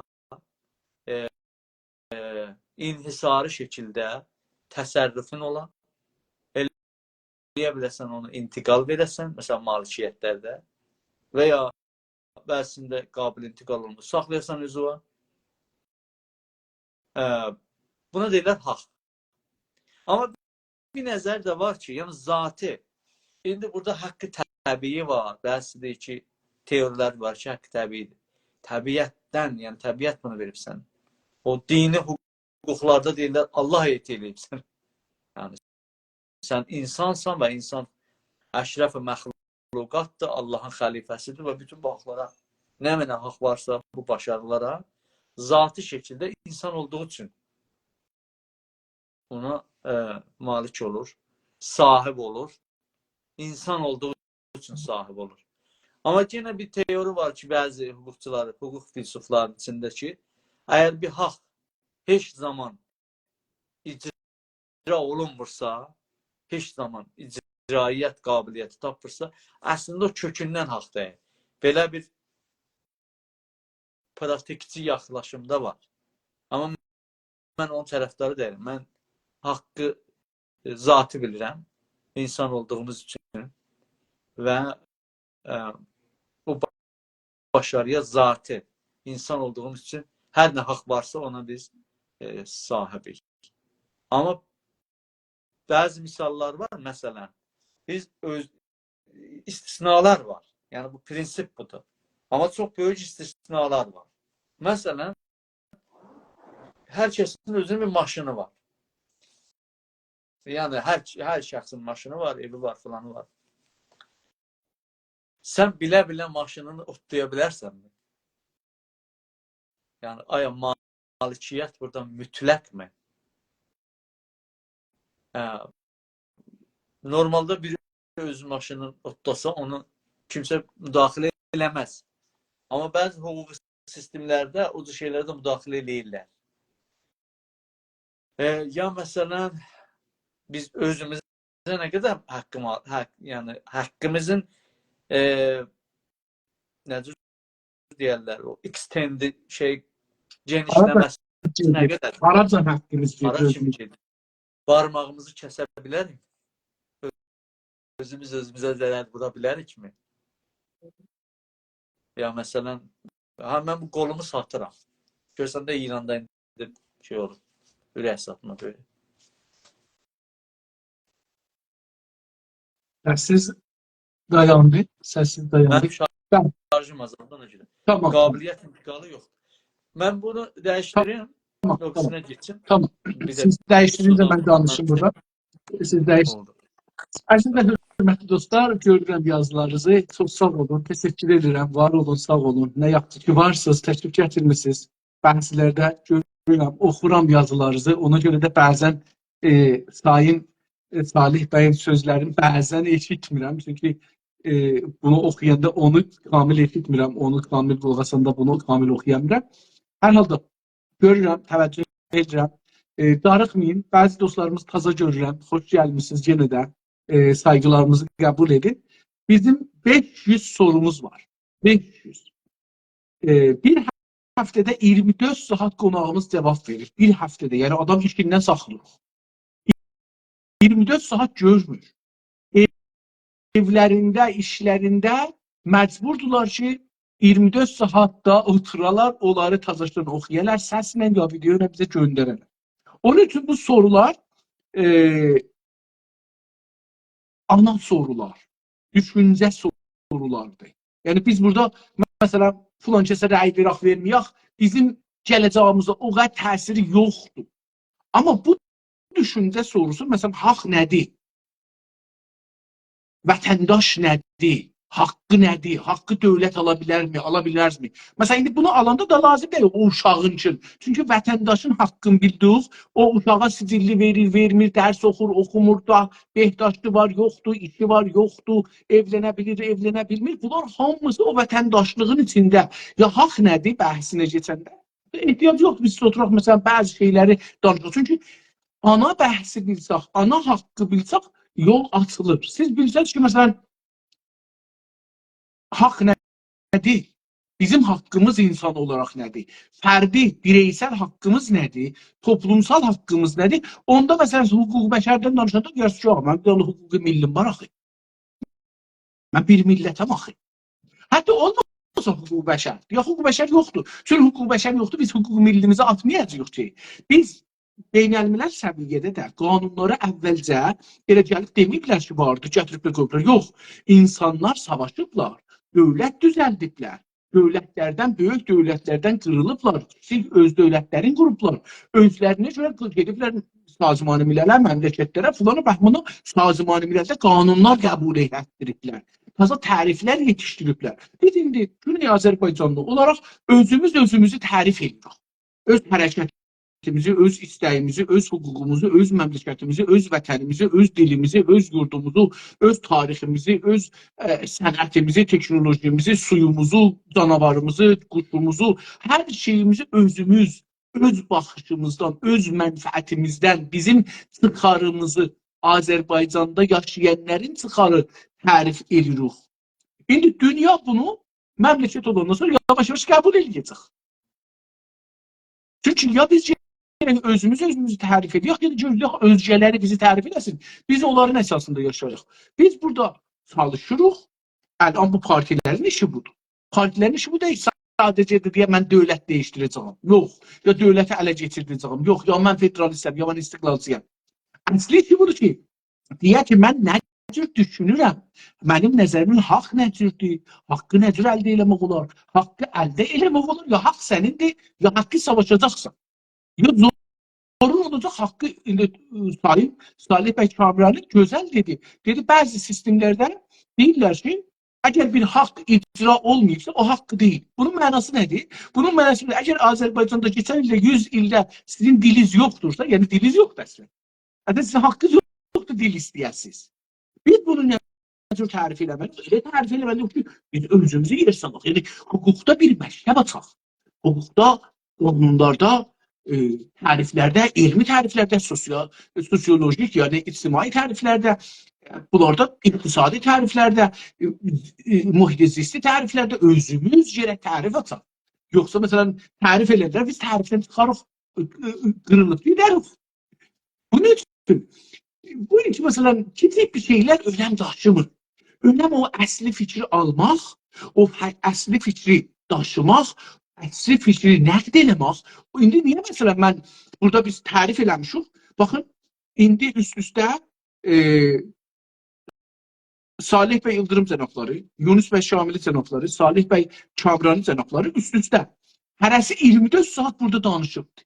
Burada. Ya danışacaqlar. Məsələn, Salih bəy sabahda danışacaqdır, olacaqdır 24 saat olmayacaq, məsələn, olacaqdır 20 saat. Ya olacaq 18 saat, 16 saat. Danışacaqdır, danışıb bunu. Sonra da danışacaqdır, bir 50 saatda mümkündür Salih bəy İldırım, ya Salih bəy İldırımca. Yunus bəy Şamili 20 saatda mümkündür Salih bəy Kamranı danışsın. Niyə istəyir bu 12 dana hizb gəlsin burada danışsın? İstəmir. Düşünürsən ki, Həsənin sicillisi var, yoxdur, onun pasportu var, yoxdur, o nə cür, yox, bunları da əsl əsas kökləri bilək, onun əsasında düşüncə yaradıq. Onun əsasında görək ki, bizim millətimizin düşüncəsi var. Onun əsasında bilək ki, biz millətoq özümüzü özümüz tərif edirik. Bunun öndə gələnləri kimlər olar tərif eləmək üçün? Hizblər olar, siyasilər olar, hüquqçular olar, düşüncə insanlar olar, yazar insanlar olarlar, şairlər olarlar belə. Özü tərif edir. Deyir, ağa, mən Azərbaycanı belə tərif edirəm. Mən haqqımı belə tərif edirəm. Haqqımı nə cür alacağımı da mən tərif edirəm. Mən demirəm, o mənə deyəcəkdir. Sazımanı belə deyir ki, belə tərif edirəm.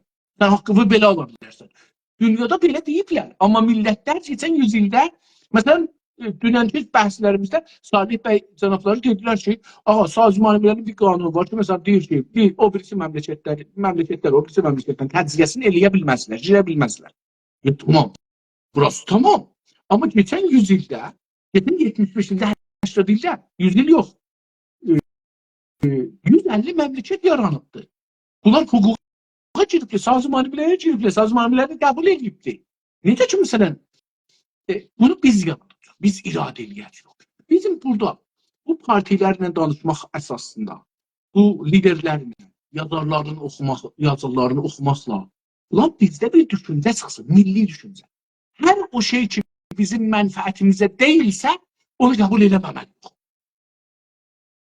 Ondan savaşmalıyıq. Biz özümüzün mənfəətimizə olan şeyi yaratmalıyıq. Hər nə olur. Mən hətta bəzən ifrat edirəm. Deyirəm ki, riyaziyyatı da beləcə türkləşdirək, Azərbaycanlaşdıraq. Əgər riyaziyyat gəlib Azərbaycana xidmət eləməsə ki, əlbəttə riyaziyyat xidmət elər, biz onu qəbul etməməliyik. Mən bu qədər ifrata gedə bilirəm. Və bu ifrat deyil, dostlar. Bu eyni vaqiyyət, dünyada bu cürdür. Atom bombunu düzəldib, Baxın, indi məsələn Sayın Salih bəy dedi ki, Japonlular ki, Kanadalılar orada tutublar 2-ci Dünya Savaşında salıblar bir dənə kəmpə ki, divar qurublar 8 metr ucalığında, neçə metr ucalığında Kanadada divar yoxdur. Zindandan sonra heç yerin divarı olmaz Kanadada. Onu orada gətiriblər, saxlayıb bu insanları 4 il, 5 il. Çoxları orada ölüblər, ac qalıblar, səhətlikdə qalıblar, soyuqda qalıblar, çox ağır vəziyyətdə qalıblar. Onu qeyri-hüquqi bəkər bildi. Amma Kanada deyir ki, mən savaşa girmişəm, hüquqi bəkər burada mənə ölən daşımır. Mənə burada əmniyyətim daşıyır. Dünya qanunlarının qabağında durur, amma deyir ki, əlbəttə o zaman da yox idi. Yəni o zaman hüquqi bəkəri bu yazılar şimdi hüquqi bəkər deyir, bunları sonra yazdılar. Amma o zaman olsaydı da Kanada baxmazdı heç. Necə ki, Amerika baxmır, necə ki, o birisi yerlər baxmır. Heç yer baxmır. Deyir, mənim gücüm var, mıxımı çalırım. Sənin gücün olsun, bu mıxı çılat. İndi farslar da bize bunu deyir. Farslar deyir, mən mıxımı çalmışam. O nümayəndə kimi istəyir gəlsin, məclisin nümayəndəsi, haran nümayəndəsi danışır, deyir ki, eşkəyə minmişik, başarırsız yemirik, istəmirik da yenək. Düzdə deyir məncə. Məncə düz deyir. Haqq ondandır. Çünki güclü haqlıdır. Gücsüz haqsızdır. Tutuldu getdi. İndi oturup burada nə qədər ağlıyor, hüquqi bəşər var falan, bu da bizim zəfimizi göstərir. Mən belə düşünürəm. Biz indi burada bu bəhsləri niyə aparırıq? İndi əla məsələn, burada 3 parti gəlib danışıbdır. 7 parti, 8 partidə gələcək danışaq. Yəni 7-8 həftədə biz danışacağıq bu sözləri. Hər parti gələcək öz düşüncəsini deyəcək. Bəlkə mümkün təkrar olur hətta bəzi sözlər. Bunu niyə gətiririk? Amacımız nədir? Amacımız budur ki, dostlar, danışçılar, xüsusən danışqaqda yazı yazanlar, təhqiqçilər gəlsin otursun desin ki, bizim millətimiz, xüsusən siyasilər, xüsusən hizbilər nə düşünürlər? Necə düşünürlər? Bizlə fərqi nədir? Bizi təşkilatlatmağı necə düşünürlər? Bizi müstəqil eləməyi, federal eləməyi, bizim o haqlar üçün mən özümə tərif eləmişəm və özümü layiq görürəm, o cür yaşayam. Haqq nədir? Bax, mənim nəzərimdə. Haqq yəni mən özümü layiq görürəm ki, o cür yaşayam. Bu ne olur mənim haqqım. O deyir ki, özümü layiq görürəm. O deyir ki, özümü layiq görürəm, o mənim haqqım deyil. Mən belə düşünürəm. Amma o haqqı ki, özümü layiq görürəm, ona savaşmağım gerekir. Mümkündür, tüvənglə savaşaq. Salam aleyküm, Kamil Hanım, cənabları, mən sizi çağırım. Buyurun. Amma əgər o şey ki, savaşmırıq, o şey ki, ələ gətirmirik, bu bizim haqqımız deyil. Yəni, özümüz haqq sahibiysə, o haqqı əldə etmək üçün... Mən sizə qulaq asıyorum. Çox sağ olun, təşəkkür edirəm. Ərz edeyim ki, buna görə bu bəhsləri aparırıq. Biz burada kiçik şeylərə çalışırıq, girməyək. Mənim bəlkə suallarım təkrar olar falan. Buna görə ki, insanlarımızın, xüsusən partilərimizin düşüncələrin, bizim gələcəyimizdən, partilər bizim gələcəyimizdən uğraşırlar. Bunlar indiyə diqqət eləmirlər. İndi bəlkə yol tapaq çıxaq, bu vəziyyətdən çıxaq, onu da düşünürlər. Amma partinin əsli hədəfi budur ki, bizə ya dövlət qursun, ya dövləti ələ getirsin, bizə dövlət qursun. Yəni, istiqlalımız oldu ya federal, hər şəkildə o deyir ki, mən dövləti ələ getirdim. Bu millətə bu təriflər əsasında istəyirəm ki, bir yol açam. Hüququ da dəyişdirəcəm, beləsi olsa. Məsələn, mənim dövlətim geçirirsə, mən dövləti bu şəkildə dəyişdirəcəm, çünki qanunları, məsələn, bu şəkildə dəyişdirəcəm, çünki mənim nəzərimə bu faydalıdır. Hər halda qonağımız təşrif gətirdi, çox sağ olun, lütf elədiniz. İndi, haqqın mənşəi və kökü nədir? Yəni, nələr haqqı yaradır? Ona cavab vermədən qabaq, mən sizə qulaq asanda eşitdim, onu qabaqda da demişdi. Bunu istəyirdim deyəm ki, tamamiyyət ərzi, onun qorunması, hifz olması, o kurallar, hüquq beynimlərdə fəqət dövlətlərin arasındadır. İki dövlət bir-birinə, o birisi dövlətin torpağına müdaxilə edə bilir. Amma vətəndaşlar üçün bunlar hakim deyil. Biz, yəni dövlət, hakim dövlət içində olan millətlərə, hətta haqqı təyin sərnişin bir məhfumu da biz bu qadınlarla ilgili konvansiyonlar, haqları, haqqı təyin sərnişdə istinadən çox konvansiyonlar yazılır. Qadınların haqqı təyin sərnişdə olduğu üçün o haqlara yetişiblər beynəlmiləl səviyyədə. bir çoxlu fonksiyonları var. Hər halda təmamiyyəti ərzi məsələsi dövlətlərin arasında olan ilişkini tənzim eləmək üçündür. Güney Azərbaycanlılara İran rəsmi dövlət istəyəti tərəfindən hakim deyil. Yəni ona istinad eləyə bilməz ki, Güney Azərbaycanlı sən mənim torpağımı niyə xətərə salırsan? Zaten haqq tənsərlənmişdə yetişmək üçün bizim haqqımızı emal eləmək. Onun üçün istiqlalçı olmaq və istiqlal yolunda mübarizə aparmaq, reysizmə əl atmadan, terrora mürtəkib olmadan, bunlar cürmdə haqdır. Yəni, bir dövlətdə buna qanun qoyublar, maddələr vardır ki, cürm sayır bunu, bu özü qanunu, hüquq-u bəşəri və qəvanun benimlərini nəqz edib öz vətəndaşı üçün. Bilirəm ki, sonra biz bu terror məsələsini danışacağıq, yadımda deyil ki, danışacağıq. Amma məsələn, terrorizmi kim tərif edir? Yəni, məsələn, indi bir millət azadlığı üçün çalışır, o hakim dövlət onu terrora müttəhəm edir. Bəli, o da bəhsi çoxdur, qalsın o öz şeylə də. İndi soru oldu. Haqqın mənşəi və ya kökü nədir? Dediyim kimi, o hüquq təbii tərəfdarları, yəni hüquq təbii filsufları, onlar deyirlər ki, yəni təbiət və əlbəttə tam da təbiətə şey eləmirlər. Bu hüquqçular daha çox Məsihiyyət aləmindən ortaya çıxan hüquqçulardılar. İlahi, yəni orada təbiəti də bəzən ilahiyyət təfsir edirlər. Yəni Allah tərəfindən verilmiş. İnsan olduğu üçün humanisti düşüncələr, fəlsəfə ki gəlir artıq da humanizmə doğru. İnsan olduğu üçün bütün o haqları, yəni bir insanı tərifləyəndə bu haqları olmadan naqisdir. Bəzən deyirlər, ya Türk Fars nədir ya? Hamımız insanıq, hamımız məxsusən bu sol düşüncəsi bəzi, əlbəttə hamısı deməz onu. O solculuqdan biraz başa düşənlər bunun belə bir şeylər atarlar ortaya. Amma bunu diqqətə almırlar ki, insanlıq demək, yəni nə mənə? İnsan bu haqları ilə insandır da. İnsan dediyin sadəcə bu fizik deyil ki. İnsan düşüncəsi var, kimliyi var, fikri var, haqları var, vətəni var. Yəni bunlar olmasa tamam insanıq biz, amma insanı doğru düzgün tərif elə ki, insan bu fikirləri ilə insandır. Yoxsa bir ailədə də iki qardaşdırlar da, amma bunlar hərəsi bir dünyadır. Hərəsinin özünün malikiyyətləri belə ayrıca. Yəni bir qardaşın borcun o bir qardaşdan istəmək olar hüquq olaraq mümkün deyil. Onda qaldı ki, hamımız İranlıyıq da, ya olsun bir ölkənin vətəndaşı, amma hər tək vətəndaşlar da gərək bütün hamısı fərq olmadan bütün o haqlara malik olaq. Ona görə bu bəzi. Qalıb indi sən haqqı hansı hüquqi fəlsəfə nəzərdə alsan, onun əsasında haqqı gəlib tərifləyirlər. Siz məsələn, tərif edirsiniz. İslam hüququndakı bu şəkildə, əlbəttə əslində İslam hüququ da deyil, o İslamın fikr bəxşini o qədər böyüdüblər ki, İslamın obrisi qollarını basıb sındırıb. Gətirib hakim eləyiblər. Məsələn, bir qadınla kişinin haqlarında çox böyük fərqliliklər ortaya çıxıb. İrsiyyədə, falan da, hər şeydir. Mən indi ən gəlişmiş insan haqları 5-ci nəsli bir insana, bir topluma hansı haqları nəzərdə tutursa, mən o haqqı qəbul edirəm.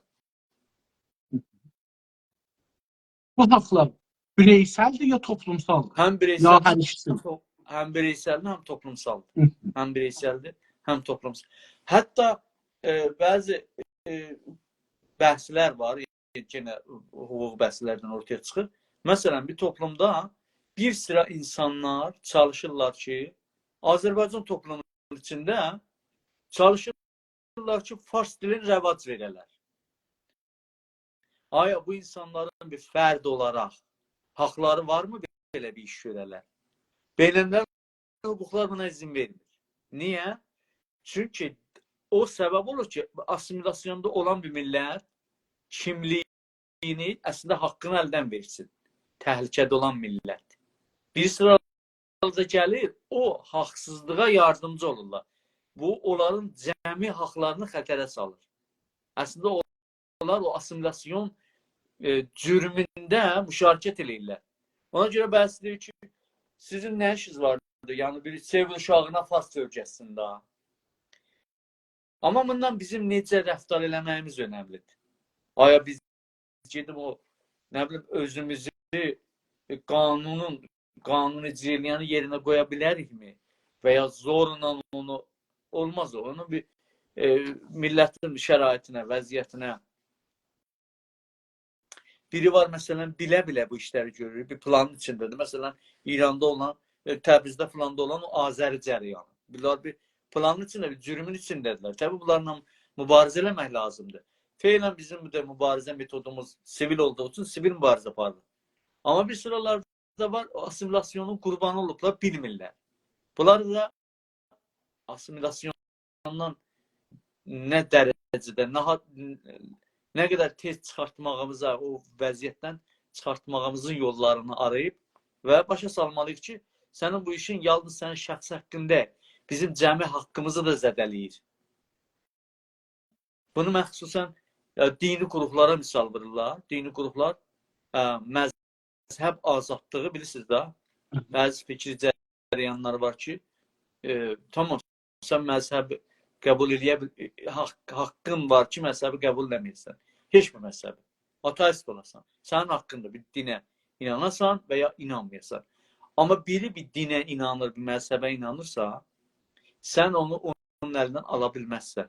O məzhəb sahibinin haqqı var, o inancını, mərasimlərini, onu genişləndirməsini, o bilərinə zərər vurmadan rəvac versin. İndi o məzhəbin içində bir sıraları çıxırlar ki, bir sıra şəxsi imtiyazlar alması üçün gedirlər, hakimiyyətlə işbirliyi eləyirlər. Məsələn, sünnilərdə. İndi o birisi sünnilərin, o birisi o toplumun haqqı varmı ona etiraz eləsin? Əlbəttə ki, var. Çünki onların cəmi haqlarını təhlükəyə salır və nəhayətən onların həyatlarını çətinləşdirir. İndi kəsinliklə Güney Azərbaycanda hər kim fars kültürün, fars dilin bilərəkdən yayır, bu assimilasyon cürmündə müşarikət eləyir. Bu artıq şəxsi haqqından çıxıb və dirənir bunda da. Gəlir o, necə deyərlər, o cəhəli tarixi bilərəkdən rəvac verir. Bir dənə tükan açır, başında yazır məğazi ilə ləbəniyyat vuruşu, kuruş. Harada, məsələn, Qaradağı kətlərində. Bunun kəsinliklə mədəni yollarından qabağını almaq lazım. Belə bir haqqı yoxdur. Niyə? Çünki bizim toplum təhlükə altındadır. Cəmi haqlar çox ciddi şəkildə təhlükə altındadır. Yəni, indi bu baxışdan baxanda toplumsal hüquq fərdi hüquqdan üstündür. Oləviyyət qazanır. Amma bir toplum təhlükədə deyil. Biri uşağın şəxsi haqqıdır. Toplumu təhlükə salmır. Gedirəm İngilis Türkçədə, heç türk dilində şey eləmir. Danışmır uşağı ilə. O şəxsi haqqıdır düşünübdür. Əgər toplum təhlükədə deyilsə. Tamam. Güzel bir noktaydı. Sağ olun. Teşekkür ederim. Hak kavramı, indi bu hak dediğimizi kim tarif edir? Siz mesela filsuflara işaret, felsefelere işaret ediniz. Mesela birinde Allah tarif edir. Yani dinciler. Allah şu biz yani Allah düşüp yere demeyik ki biz diyak ki Allah özüdür bu. İnsanlar deyiplər bu Allah beləsi deyir. Yani o cürsü. Hukuku kim tarif edir? Yani sizin baxışınızda ben mesela az Yenə o klasik müqəddəmə bəhsləri, sazəndəqan hüququ kimlər cürrəyir? Yəni, hüququ qaynaqları var da, ürfü var, bəzi qaynaqlar urfudur. İnsanların arasında, nə biləm, alver eləyəndə çəklə eləyəcəklər. Qabaqca çək daha çox istifadə. Mən də oradan çıxmışam, bilməm nə vəziyyətdədir. Çəklə, qabaqca paya-pay olurdu. Biri mal verirdi, mala. Bir urf yaranır onda. Hüququn əsas qaynağı haqqın. Hüquq da haqqın cəmidir də. Əsas bir mənada, yəni tam fəqət o mənada deyil. Mühüm qaynaqlarının biri urfdur. İnsanlar təcrübələridir. Yəni bir əməl insanların içində o qədər tikrar olur ki, özü bir kurala çevrilir. Sonra onun içindən qaidələr çıxır, kurallar çıxır. İndi ki, modern dövlətlər yaranıbdır, aparırlar onu bir maddiyə çevirirlər. Və haqqı tərifləyir orada. Bu şəkildə sən müamilə eləyəcəksən, əgər qeyri-məqul mal satırsansa, bunu artıq rəsmi noterlərdə, ya dəfatir əsnad rəsmidə yazmalısan. Və ya çoxlu şeylər var. Biri urfudur qaynağı. Urfuda insanlardan məhəldən məhəllə, hansı din daha orada çox hakim imiş, hansı kültür hakim imiş, onların təsiri var. Yəni, onları artıq tarixi baxımdan da bəhs eləmək olar, sosiolojik baxımdan da çox şeylərdən bəhs eləmək olar. Dinin, haqqın mühüm qaynaqlarının biri, elə bütün dünyada, elə batıda da, doğuda da məzhəb olub, din olub. Bir çoxunun qaynağı din və məzhəb olub. Bir sırasının qaynağı müştərəkdir, yəni əxlaqdır. İndi əxlaq nədir? Əxlaqın da bəhsi çoxdur. Hansı fəlsəfi nəzəriyyədə əxlaqa necə? Əxlaqın bir çox qaydələri artıq hüquqda ona bir zəmanəti icrayı verəndə, qanunquzar onu rəsmiyyətə tanıyanda, əxlaq ərsəsindən, din ərsəsindən, nə bilim, fikir, əndişə, fəlsəfə o alanından, teritoriyasından çıxır, gəlir, düşür hüququn. Yəni bir qaydə, bir dəyər əxlaqdan qaynaqlansın, dindən olur olsun, nədən olur olsun, o zamana kimi ki sanksiyonu yoxdur, yəni sanksiyon zəmanətçi anlamında, əxlaq ərsəsindədir. Onun zəmanət icrası insanların vicdanıdır. Amma o zaman ki gəlir, məsələn, adam öldürməmək özü bir əxlaqdır, fəzilətdir. Əxlaqı bir hökmüdür. Amma dinlər hamısı bunu alıb. Dinlər də böyük ölçüdə bunu, əxlaqın bu hökmünü mühür vurubdur. Sonra dalısıyla qanunquzarca gətirib, onu mühürləyib ki, insanı sən öldürə bilməzsən. Öldürsən, indi mücazatını da bir deyirsən, onun qarşılığında sən də ölməlisən, ya ayrı mücazatlar nəzərdə tuturlar. Hər halda nəhayətdə, indiki dünyada haqqı nəhayətdə qanunquzar, qanun şəklində, nə bilim, o qanunu icra eləmək üçün də ayinnamələr, bəxşinamələr, nələr, sadəcə onu icra eləmək üçün. Ondan öncə də anası ki, anayasa, bəzisində məhkəmələr tərifləyir, ali məhkəmələr. Haqqın nəhayətdə o xurucusu olur tərifinin. Və bunlar haqdır, bunlar haqq deyil. İndi bunu Güney Azərbaycanda bizim nə dövlətimiz var, nə qanunquzar müəssisələrimiz var. Haqqı kim tərif eləməli? Haqqında o rəsmi qaynaqlar nədir? Onlar tərifləyir. Amma onlara hakim, yəni o rəsmi hüquqa da ki, orada vardı, Cumhurbaşqanının da onu icra eləyir. Onun da yəni o qanunvericiliyi əməlkərdinə hakim olan ayrı bir qanunlar vardı ki, beynəlmiləl səviyyədə onu nəqz eləyə bilməz. Amma əmələn görür ki, nəqz eləyibdir. Burada ki, insanlara motivasyon yaradır. Güney Azərbaycandakı insana deyir ki, sənin bu kuralların, məsələn, 2 dənə cavan bir-birinə yığışırlar, qəfədə danışırlar, bizim öz dilimiz olmalıdır. Bizim dilimizi rəsmiyyət tapmalıdır. Nə bilim, mədrəsələrin gəlir onu tutur, aparır təbani Bərhəmzədən Əmniyyəti Milli. Sən bu cür qanunquzarlıq eləyə bilməzsən. Yəni əsl bunadır ki, insanlar azadda əriş görsünlər. Onu qısıtlamaq üçün məxsusən keyfəri alanda, cəza alanda çox ehtiyatlı olacaqsan ki, onu qısıtlamayasan. Verdiyin tərif mübhəm olmayacaq. Əmniyyət milli dediyində tərifləməlisən əmniyyət milli yanın əməli. Bir əmniyyət milli kəlməsini yazıb orada tərifini verməyib. Kimin ixtiyarındadır onun təfsiri? Orada qoyduğu itilatın bazıcılıq eləyir. Sübh bazıcılıqda bir saat sonra gəlir otururdu qazi olaraq onu şey eləyir. Bu olmadı. Yəni bu düzdür, Cumhur-İslami rəsmi olaraq onları icra eləyir, amma ortada bir kurallar var, qaydələr var.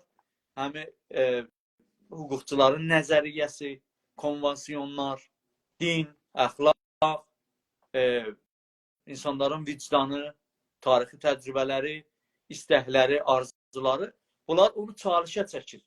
Azərbaycanlılar da, Azərbaycan milləti də təbii ki, o geniş anlamında məsələləri nəzərdə tutub və bu haqqa, hüquqa, gerçək haqqa, hüquqa uymayan qaydələri vurub pozmalıdır. Bilirik ki, haqda və haqlı olmada bireylər və toplumlar arasında dərin ixtilaflar var. Bu yüzden haqlı olmaq yanı nə demək? Haqlı olmaq müsbət bir şeydir. Yəni sən bir şeydə haqqın varsa... Haqlı olmaq nəyə bağlıdır? Yəni, üzrə, mən o səhv elədim. Haqlı olmaq nəyə bağlıdır? İndi ki, bu qədər ixtilaf vardır. Bu məmləkətdən o məmləkətə, bu toplumdan o toplumdan, bu bireydən o bireyə. Ailənin içində belə insanların haqlı olmaqda fərqli, özlərin fərqini bilib onu haqsız bilənlər, bunun nəyə bağlıdır? Bu qədər ixtilaf. Biraz ixtilaf insanların zatından qaynaqları. Zaten insan həmişə gəlişməkdədir. İnsanlar həmişə çalışarlar ki, hər şeyi özləri. İnsanın xisləti budur. Təbiəti budur ki, hər insan özünü mehvər tərif elər. O həmin egoizm çıxır da. Daha çox. Yəni mənfəətlər çəlişməsi. Qanunun da görəvi budur və qanunquzarın, qanun icra edənlərin bu arada yaranan istəkləri bir meyar əsasında tənzimləsin. Çünki insanlar müştərək nədir deyərlər, nominal olaraq, ismi olaraq müştərək, yəni bərabər də olsalar qanunlar əsasında, amma insanlar mütəfavit fərqliliklə, mütəfavit başarıları var. Müsabiqəyə sıfırdan girməyiblər. Birinin atası sirvətliymiş, birinin atası güclüymüş. Biri anadan olub görüb dili hakimdir. Amma hər halda qanunun vəzifəsi, necə deyərlər, haqqı bir meyar, objektiv meyar əsasında tərifləyib və o əsasda həll ixtilaf eləməlidir. İnsanlar dediyim kimi, çünki fərdlər mütəfavitdirlər çox. Haqqla qanunun nə fərq var? İndi burada mən bir yer verəcəm. Haqqla qanunun nə fərq var? Haqqla qanunun nə haqqı var?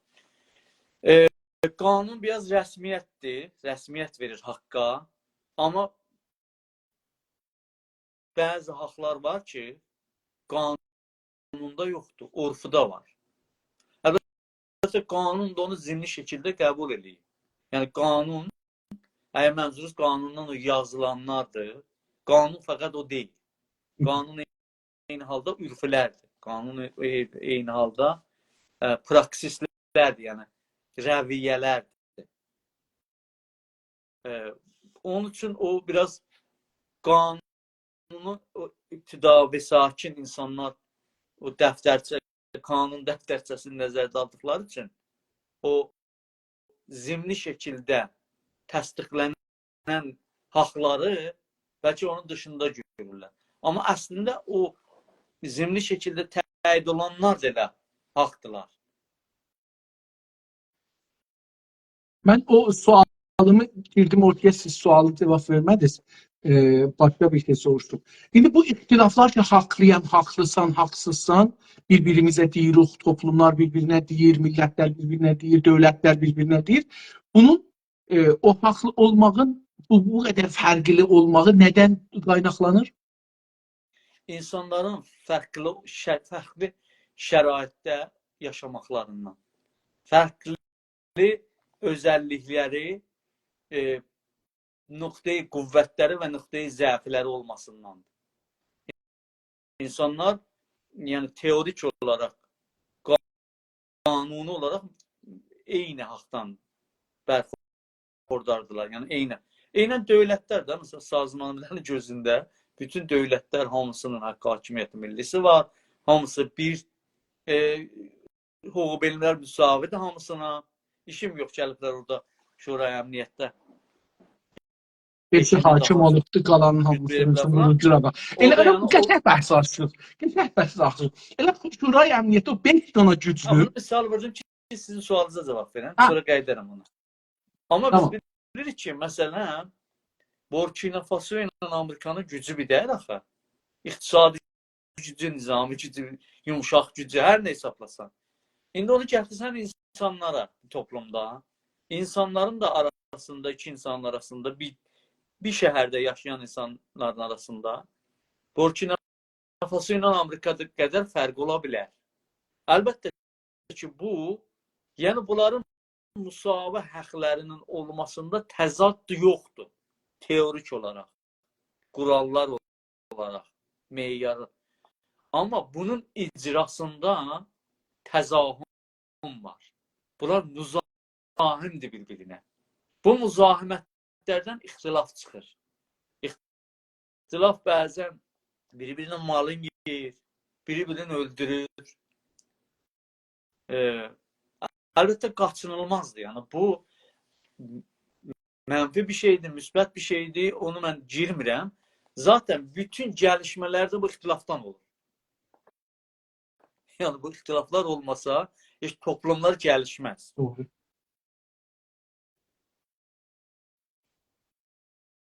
Ancaq bəşər mədəniləşdikcə, mütəməddin olduqca çalışır ki, o ixtilafları mədəni şəkildə rəf-rücu eləyə.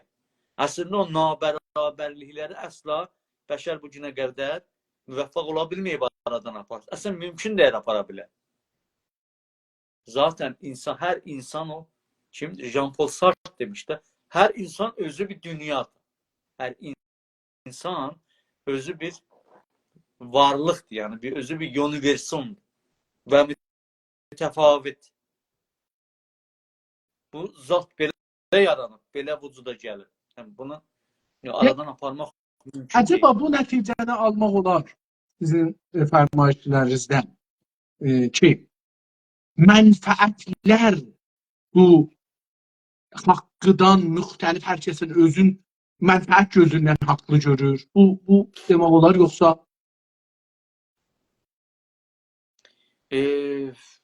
Qalıb mənfəəti nə tərifləyək də? Maddi mənfəətdir, əlbəttə bir bölümü maddi mənfəətdir.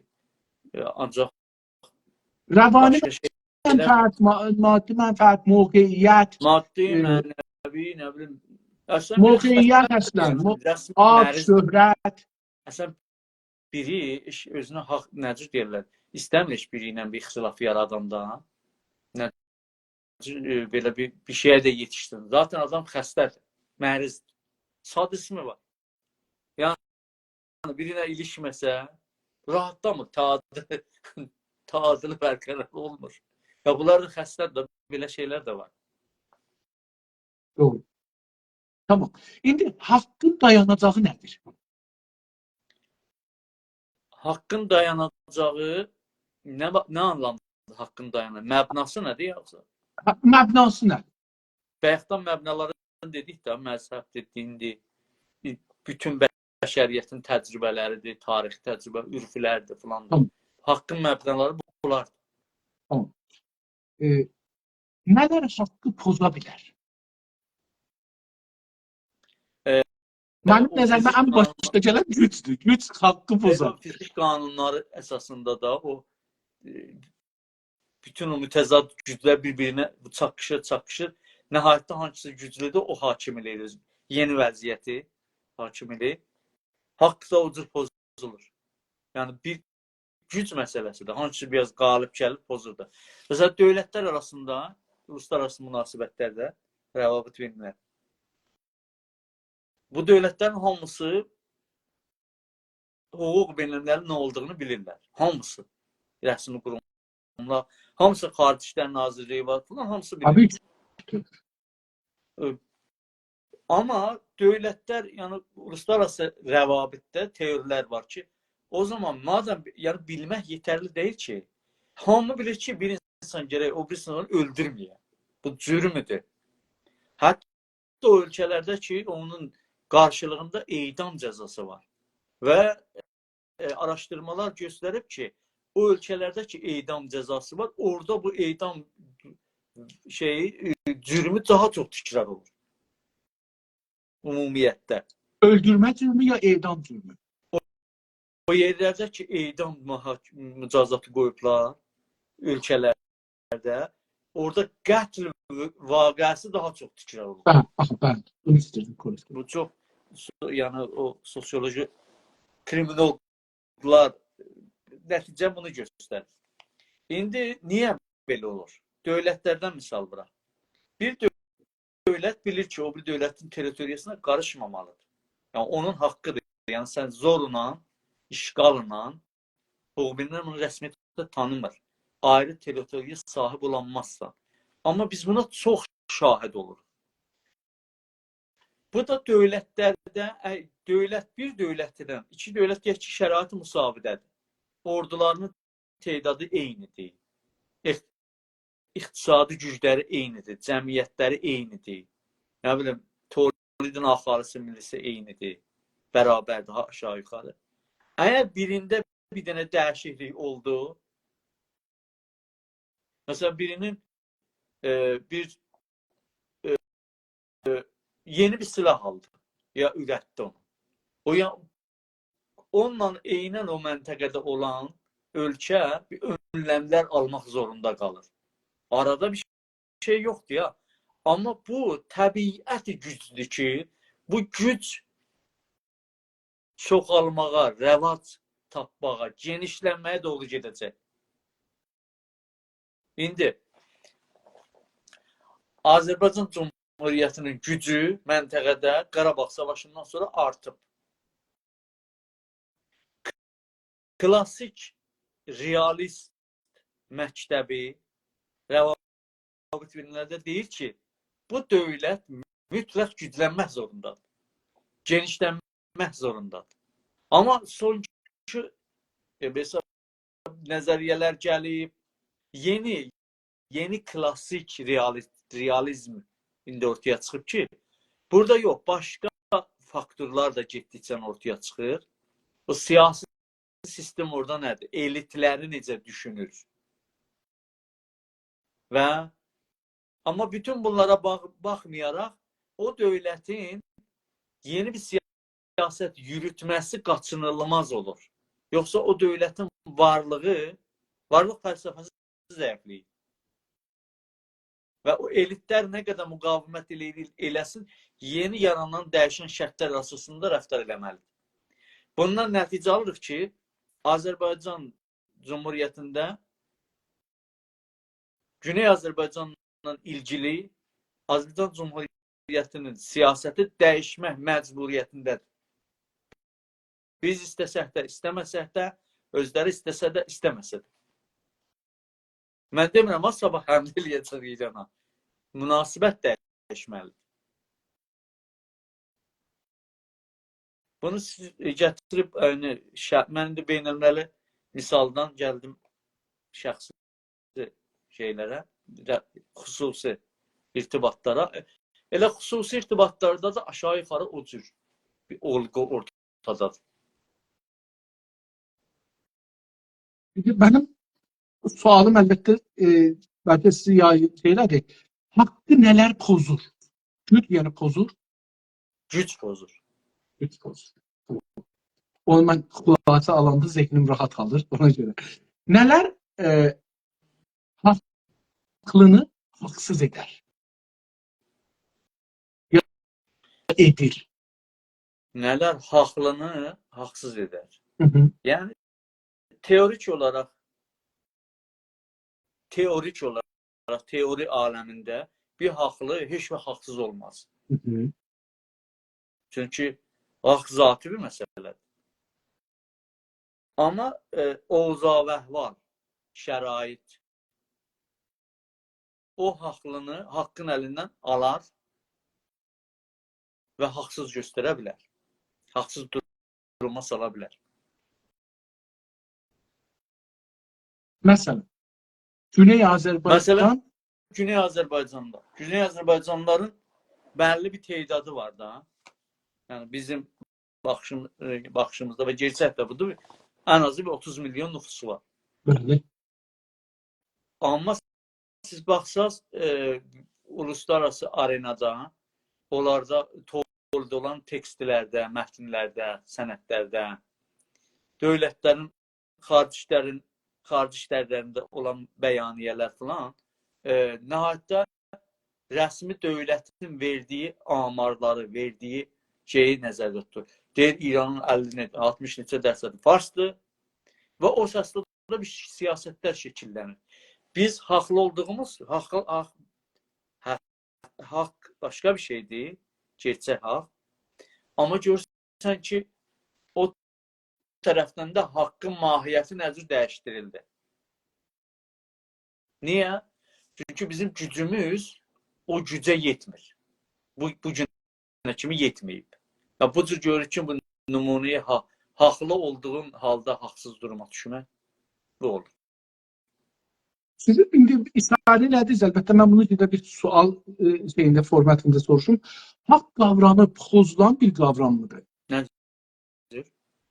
Pozulan bir şeydir bu haqq qavramı. Siz indi bir ifade elədiniz ki, məsələn, haqq pozulmur, teorik olaraq. Teorik olaraq aradan getmir, yox. Əslində, haqq bir enerjidir da. Enerji aradan getməz ki. Hətta bu səs ki, biz danışırıq, düzdür, biraz məsələn, save olur da, bəşər görür, başqaları görür. Amma bunu mən tək başıma danışsam, zəbt eləməsəm, elmi anlamda indi deyirlər ki, o aradan getmir, o enerjidir. Amma haqq da o tür bir şeydir, yəni enerjidir. Məncə, haqq da bir enerjidir. Axı, məsələn, yoxdur da və o zaman ki, məsələn, türk dili yoxdur, necə bir enerjidir? Türk dili yoxdur, niyə? Türk dili var axı. Amma yox da, indi bir haqq deyil, yəni, əlon. Baxın, məsələn, indi biz türk dili, İran dövləti rəsmi deyil. Azərbaycan hakimiyyəti, türklərin hakimiyyəti yoxdur. Bu bir şey deyim də. Hakimiyyət dediyin, yəni bu unsurların hamısını birləşdirəndə olur hakimiyyətdə. Məsələn, biz deyirik, biz türkük, dilimiz də türkdür. İran dövləti deyir, yox, sən türk dərsən, sən azərisən. Rəsmi rəvayət və əməlkər budur. Amma gerçəkdə türk dili yoxmu? Biz türk deyirikmi? Varıq da, amma o rəsmi haqqı tərifləyən deyirsən, yoxsan da. Amma gerçəkdə də o haqq aradan getmir. Əlbəttə, dil məsələsi, ondan sonra bu cür, bunlar biraz da o daha dərinə girsə, ərəzi məsələdirlər da. Zatı varlıqlar deyirlər. Ərəzidirlər. Mənəvidirlər. Ona görə bunların aradan getmə ehtimalları çox yüksəkdir. O əsl özü aradan getdiyi üçün haqq aradan gedə bilər. İndi bunlar biraz çox belə fəlsəfi bəhslərdir. Mən fikirləməm çox karbordu. Fəlsəfi bəhslər bizə karborduda hətta çox ehtiyacdır. Yəni mən belə düşünürəm. Çünki fəlsəfə tamam yaşayışımızı şəkilləndirir, amma karbordu yerindən keçəməsə utanır. Yəni bizim o problemlər ki, onunla uğraşırıq ha, onları daha çox, bilmirəm, mən demək zeynimə gəldi bir də. Tamam. Onların üstünə daha çox dursaq, faydalı olar. Kimlər ya kim haqlı və kimlər haqlıdır? Yəni kim haqlıdır, yəni haqdır və haqlıdır. bütün insanlar, bütün millətlər haqlıdır. Hətta müxalif olsalar, yəni o onu müttəhəm edirsən, haqlı deyilsən, o da onu müttəhəm edirsən, Bəli, haqlı deyilsən. sən Ər-arvad bütün kimi, məsələn, insanlar, dədə-bala kimi. bütün insanlar bütün haqlara malikdir və haqlıdırlar. Və bütün millətlər kim olur olsun, hansı millət olur olsun, bütün o milli haqlarına hakimdir. Milli haqları varlarıdır, malikdirlər. Bütün məsələlər bu icra və icra etmək güc məsələsində gəlir qabağa. Hər kimin gücü çoxdur, nahaq şəkildə qoymurdu o millətlər və insanlar haqqına yetişdir. Yaxşı. Kim haqq deyil və haqsızdır? İndi dediniz ki, hamı haqlıdır. Yəni, İndi bunun qabağında kim də haqsızdır? kim o birislərinin haqq hovzasına girir, fərdi ya cəmi, haqsızdır. Mütləq haqq deyə bir şey var. Necə? Mütləq haqq. Haqq. Mütləq. Mütləq haqq. Nisbi məsələn haqq. Mütləq haqq, yəni fəlsəfə anlamda bəzi qalıb indi nə hansı məktəbi tutasan da, dini anlayışda mütləq haqq var. Mütləq haqq fəqət Allahın özüdür. Haqqı mütləqdir. Ondan qalanı Allahın nişanələridir, nə bilim, ərəzidir, əsəridir, filandır. Mütləq haqq odur. Dində belədir, baxır. Ayrı fəlsəfələrdə mütləq, yəni bir varlıq var. Mütləq o varlıqdır, ondan qalanı ondan törənənlərdir. Yəni insan özü o varlıqdır, mütləq odur, qalan şey ona ərəzidir və dəyişə bilər. Bəzi deyir ki, insan özü də o varlığın bir parçasıdır. Məsələn, Nəsimi bəyə demirdi, hurufiyələr bizdilər. Haqqın özü yoxdur, yəni əslində deyirlər. İşim yox ondan. Amma hüquq ərsəsində hər halda bəşərin indi yetişdiyi, çox belə təcrid eləmədən bəhsi, bütün millətlər, bütün insanlar tamam, indiyə kimi mütəməddin insanlar, bəşərin təcrübə elədiyi bütün haqlara sahibdir. Yəni, həyat haqqı, belə deyək də, həyat haqqı ona görə... Haqsızlıq onda yoxdur da, bəs onda haqsızlıq yoxdur. Teoride yoxdur, yox. Olmamalı. Amma bəşər qanunquzarı ərsəsində, siyasət ərsəsində, icra ərsəsində gətirir, ona məhdudiyyətlər vurur da. Məsələn, Azərbaycan kontekstində misal vursaq, ilk başdan anayasada yazır ki, rəsmi dil, kitablar falan almış baş dilində yazılacaq. Fəqət xanımlar, kişilər eləyə bilər rəhd cümhur olsun, recalı falan. Yəni, xanımın əsas kökündə deyirsən, amma bir yandan da bir xanım insan olaraq ikisi də eyni haqqa sahibdirlər, malikdirlər və haqq edirlər, belə deyək. Ancaq icradan, elə o təqdim mərhələsində bir haqsızlıq yaranır. Özünüzü və təşkilatınızı haqq və haqlı bilirsinizmi? Başlatdığımız mübarizədə və tutduğumuz yolda əlbəttə ki, 100% haqlı bilirik özümüzü. Amma buna da inanırıq ki, bizim yürütdüyümüz siyasət, Mərkəz Partiyası olaraq, mütləq haqq bizim yanımızdadır deyə belə bir anlayışımız yoxdur. Hər apardığımız əməl, hər gördüyümüz, biz çalışırıq ki, doğru yolu gedək, doğru işlər görək. Bütün niyyətimiz budur. Amma bunun mənası bu deyil ki, bizim gördüyümüz işlər hamısı doğrudur. Bəlkə zaman keçdikcə bəzi şeylərin yanlış olduğunu özümüzə belə sabit edək. Ona görə o birisi partiyalara, o birisi cəryanlara da ucur baxırıq. Və biz qaçınırıq ona görə o bir insanları dərəcəbənd eləməkdə, o bir partiyaları dərəcəbənd eləməkdə. Bu çox millidir, bunun milli dərəcəsi 30 dərəcədir, bununki 40 dərəcədir. Belə şeyləri biz yəni primitiv rəftarlar görürük. Müxaliflərinizi nə birinə eləyirik və bizə eləyənləri də biz onlara yəni dəyər vermirik onlara. Yəni o rəftarlara dəyər vermirik. Haqq vermir bu rəftarları doğru bilmirik. Doğru. Muhaliflərinizi haqlı bilirsinizmi?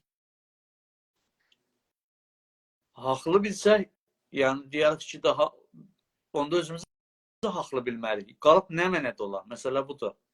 Müxaliflərimizi nə mənədə müxalifətlərində? Haqlı bilirik, ondakı müxalifət eləsinlər. Haqqı var, müxalifət eləyək. Amma müxalifəti doğrudur, doğru deyil. Mövzulara baxırıq. Bir çox şeylərdə yox, bilmirik. Əlbəttə ki, bilmirik. Məsələ, mən gedirəm bir də Clubhouse otağında, çağırıblar, 2000-3000 nəfər adam tanıyır. 4-5 nəfər də orada danışacaq. Orada fars var, kürt var, ərəb var, falan var, bəhman var. Mən öz sizinlə danışdığım bəhsləri elə burada danışdıqlarım, ya burada danışıram. Bir partiya, ya bir şəxs qalxır, deyir, aha, falan kəslərlə getdi, oturdu, alver elədi, torpaqlarımızı satdı. İlk öncə mən deyirəm, bu cahildir. Bu ayırt edə bilmir. Siyasi rəftarla, siyasi planla, müzakirə ilə, alver ilə bunu təşxis verə bilmir də bu. Sonra tozih verəndən sonra, əvvəl belə baxırıq. Tozih verəndən sonra, tam açıqlayandan sonra görürük rəftarını təkrar elədi. Ha, bu deyirik, bu ya bunun artıq qərəzi var, ya da bu adam mərizdir, xəstədir. Bəzən də, məsələn, bəzi intiqadlar gəlir ki, məsələn, falan şeydə bu cür rəftar eləsəydi, ziyaqçıydı. Onu biz araşdırdıq, görürük ki, bəzən o intiqad eləyən, müxalifət eləyən doğru deyilmiş. Və biz onu açıqlayırıq, deyirik, bəli, bu dəlildə sizin sözü düzdür, amma bizim buna bu imkanımız yoxdur. Misal üçün,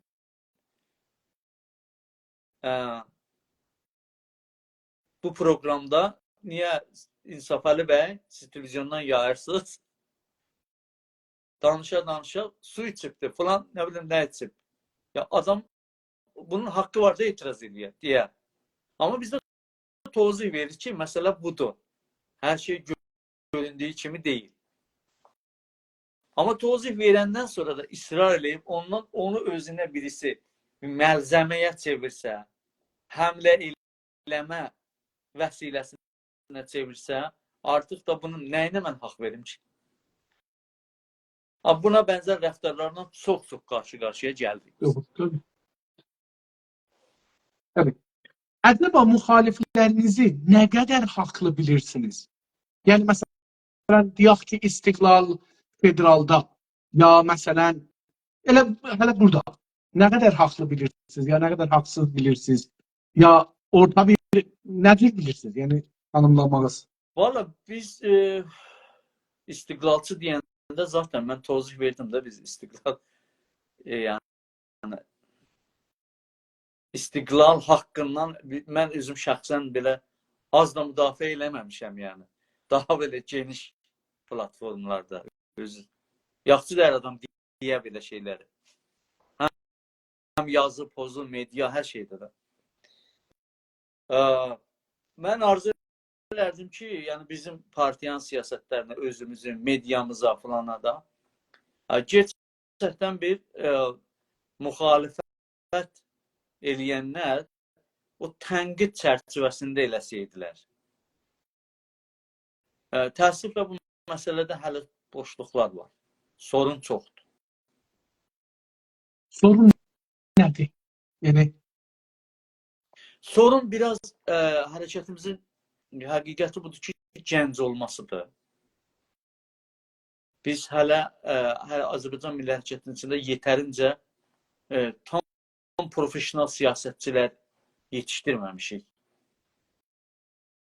Hərəkətimiz istədiyimiz səviyyədə siyasiləşməyib. Siyasi rəftarlar. Yəni bu profesionallaşdıqca daha belə objektiv müxalifət və ya müvafiqətlərlə bir-birimizə qarşı-qarşıya gələcək. Bundan mən daha çox.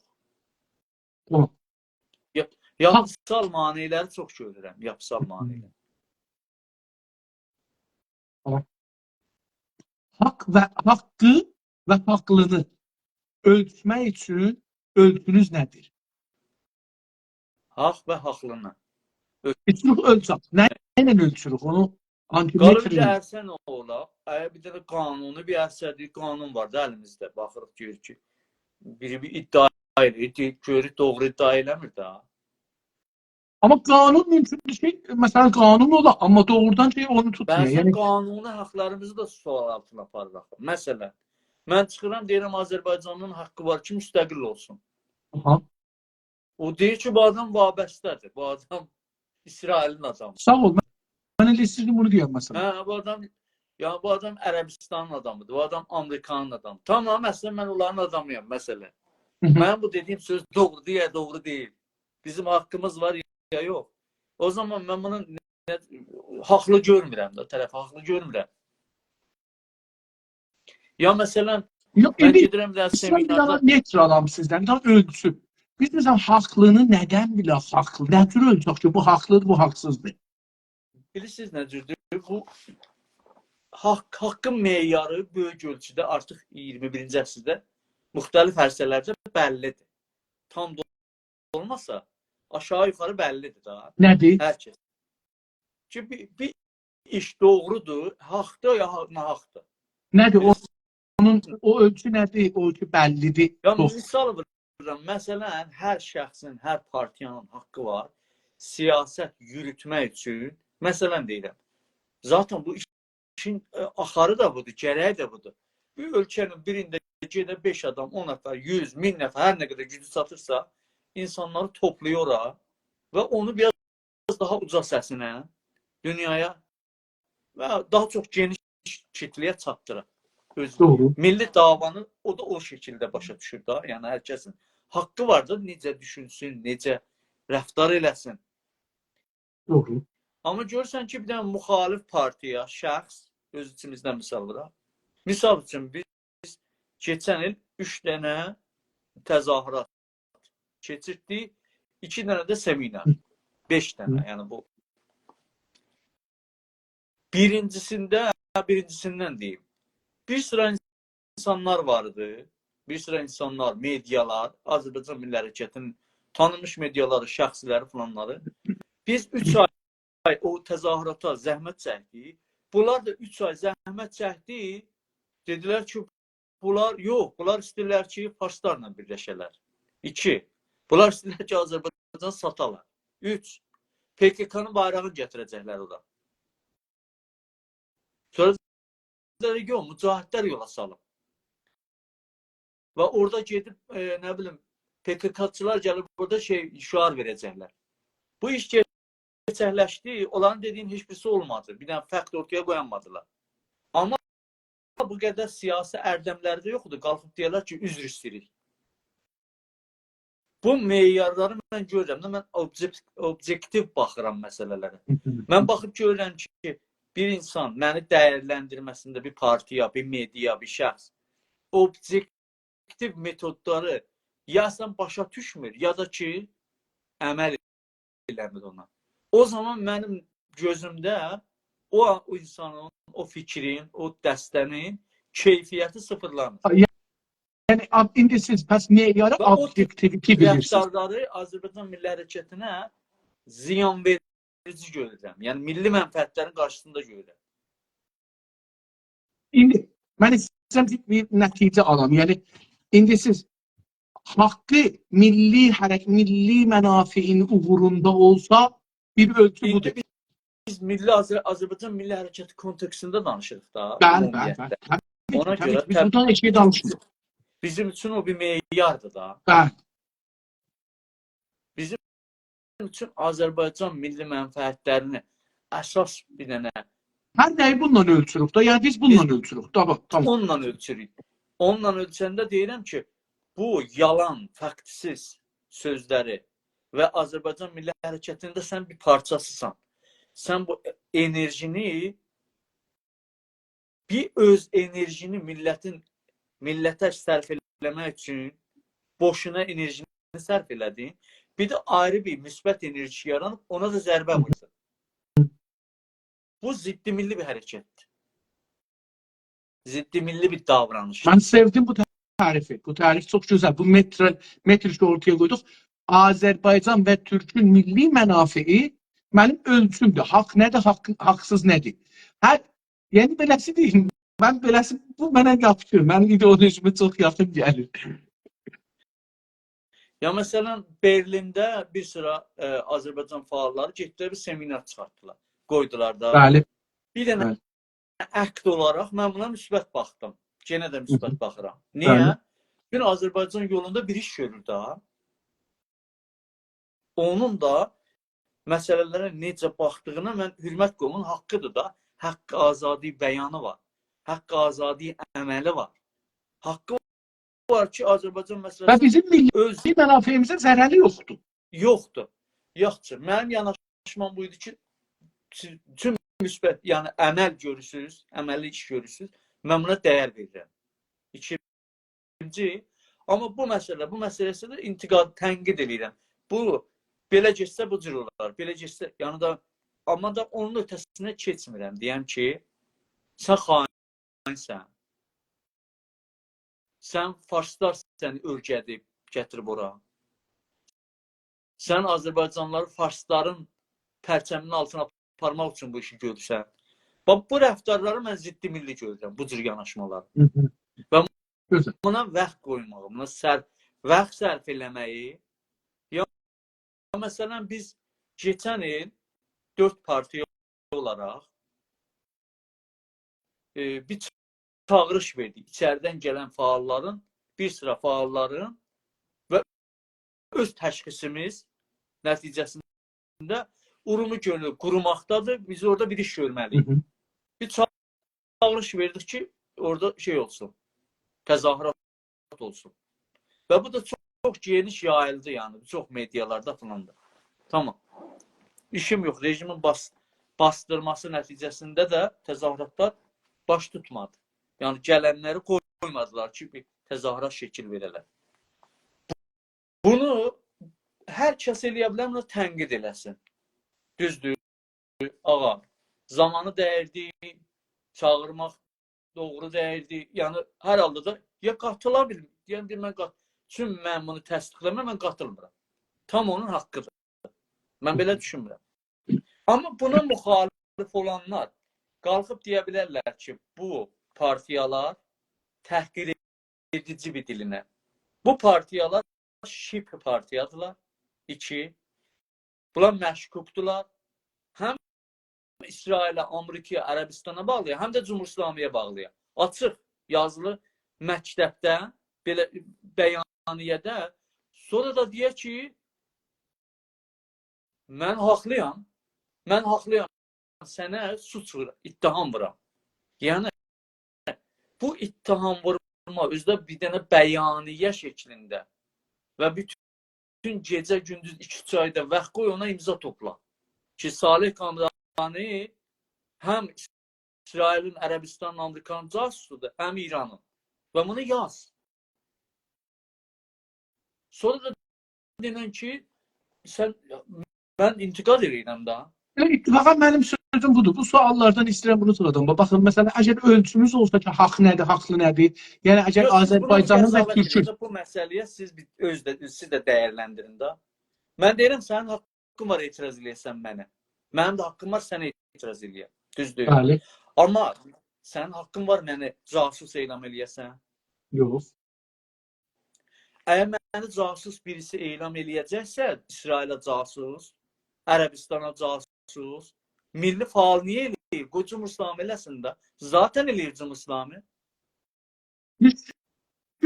Elə istəyirəm bunu ərz edəyəm. Baxın, mən bayaqları o cənabız telefonu dəyişəndə bunu istədim tozluq verəm. Biz üçün, məsələn, metrimiz yoxdur. İdeoloji budur da. İdeoloji sizin əlinizə bir metr verir. Məsələn, indi burada cənabız bir dənə metr verdi ki, milli mənafe haqqı təyin edər. Əgər bir şey milli mənafeyin ziddini olsa, baxın, fəqət bunu düşünsək. Bunu düşünsək, ələn, məsələn, zindaniləri, məsələn, indi zindanilər üçün 2 dana şey gedir da, kampanya gedir. Əgər düşünsək ki, bu bizim milli mənafeyimiz üçündür. Tamam, haqlıyıq. Hər yerdə ki, bu milli mənafeyin ziddinə də orada da haqsızıq. Qutuldu getdi. Yəni, biz milli mənafeyimizin ziddinə giriş görməməliyik. Qutuldu getdi. Mənim nəzərimcə. Mən özüm beləsi görürəm. Deyirəm, yani məsələn, bu bu da bir adam bu aktdir. işi görür. Doğrudur. Bu da bir aktdir da. Bir sıra zindani tanınmış milli faallar içəriden, eşikdən deyir ki, ağa, hər insanın beynəlmiləli qurallar və hətta Cumhurbaşqanlığının öz qanunları Öz deyir ki, qanunlar əsasında hər ələni mühakimə olmalıdır. hər kəsin haqqı var. Adil və açıq bir dənə məhkəmədə mühakimə ola. Siz bizi tutursunuz gizli yerlərdə, keyfi çəkdiyiniz ittihamları vurursunuz. Özdə əmniyyət milli adına. Düzdür.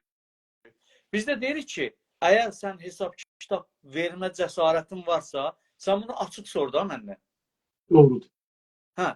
Bir də sonra ona müxalif olan bəzilər gəlib bizi naivliyə müttəhəm eləyirlər ki, sanki mən ki orada 14 il vikalət eləmişəm. Lisans, oğul lisans, doktoraya girib atıblar zindana. Neçə illərdir ömrüm hüquqda, vəkillikdə keçib. Elə o ittiham vuranların bir çoxu mən eləmişəm. Məhkəmələrdə girib müdafiə eləmişəm. Mən İran hüquq sisteminə başa düşmürəm, bu cənablar başa düşür. Və onun düşüncəsi əsasında mən oluram Cumhurbaşqanlığının məhkəmələrini qəbul eləyən. Başa düşdünüz nə deyirəm? Yəni, intiqadın da bir mütarif ola da, intiqad da gərək bir şeyə vəsl ola da, bir fəqdə, bir məntiqə, bir argumentə dayana da. Yoxsa mən istəyirəm, mənim keyfim çəkin, belə deyirəm, bu olmaz ki bu. Yox. Tamam. Gözəl. Aydın oldu yəni. Sizin Sonra da məncə o insanlar, o partiyalar, o şəxslər ki,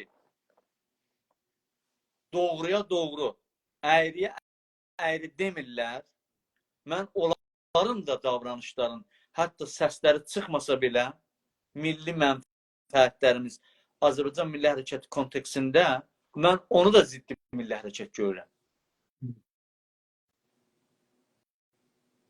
Ya bir insan, bir hərəkət, ya haqlıdır, ya haqsızdır da. Olmaz ki, həm ikisi də ola.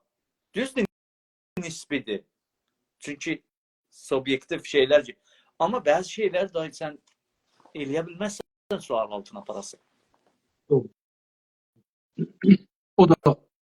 Mən aydındır. Yəni, mən sizin nəzərinizə baş tapdım. Sizin təşkilatın düşüncələrində ən önəmli milli haqlar nələrdir?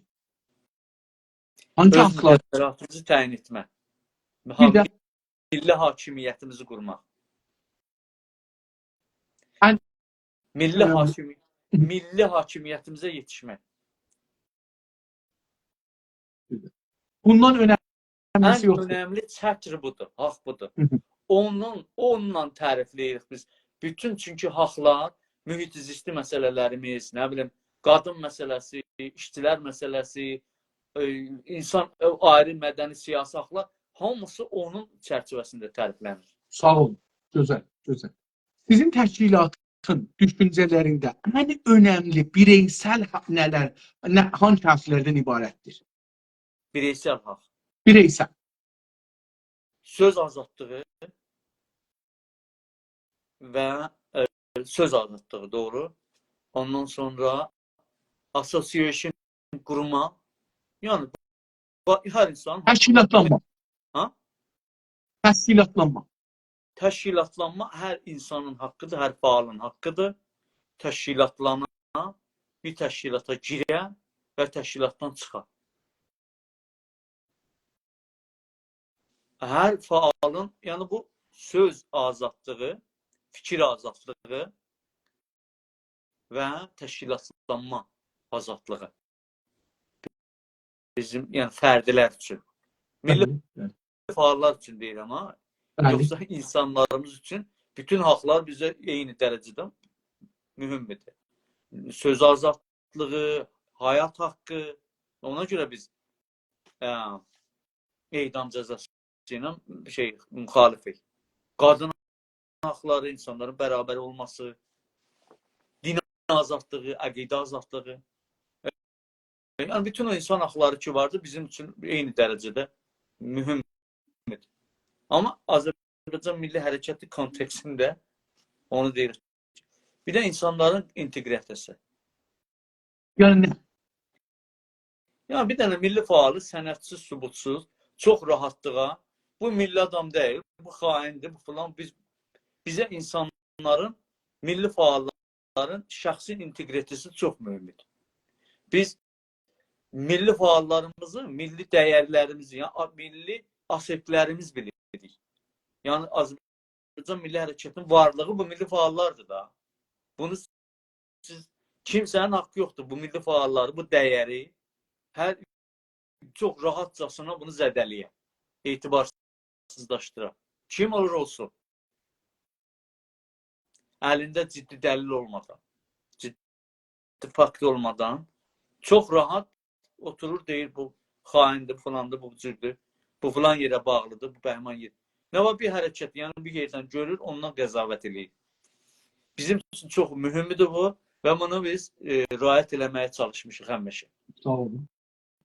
İndi o milli haqq dediniz, hakimiyyət, milli dövlət. O pozula bilərmi? Yəni indi güc gəlib pozubdur. Zaten amma pozulan bir haqqıdır. Yəni o qabili iadədir. Zaten pozulubdur, o iade olunmalıdır. Yəni bir haqqıdır ki, pozulmaz. Zor gəlib üstünü örtə bilər, apara bilər, yoxsa nə? Ucuz zatısı var. Millət əgər millət varsa o haqqı da var. Məsələn, mən varamsa, mənim söz azadlığım, söz haqqım da var da. Bəli. Həyat haqqım da var da. Amma bəzi yerdə mənim söz haqqımı alırlar. Yəni mənim söz haqqımı məhkəmədən, bir mediada, bir yerdə, içəridə, xaricdə fərq eləmə aldılar. Ay, mənim söz haqqım kökündən mi aradan gedir? Yox.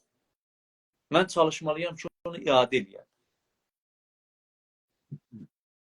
Milli hakimiyyət də o cür bir məsələdir. Milli hakimiyyət bir sıra haqlar məşmul murur zaman olmazlar. Bir sıra cürümlər də məşmul murur zaman olmaz. Məsələn, cinayət əleyhi bəşəriyyət.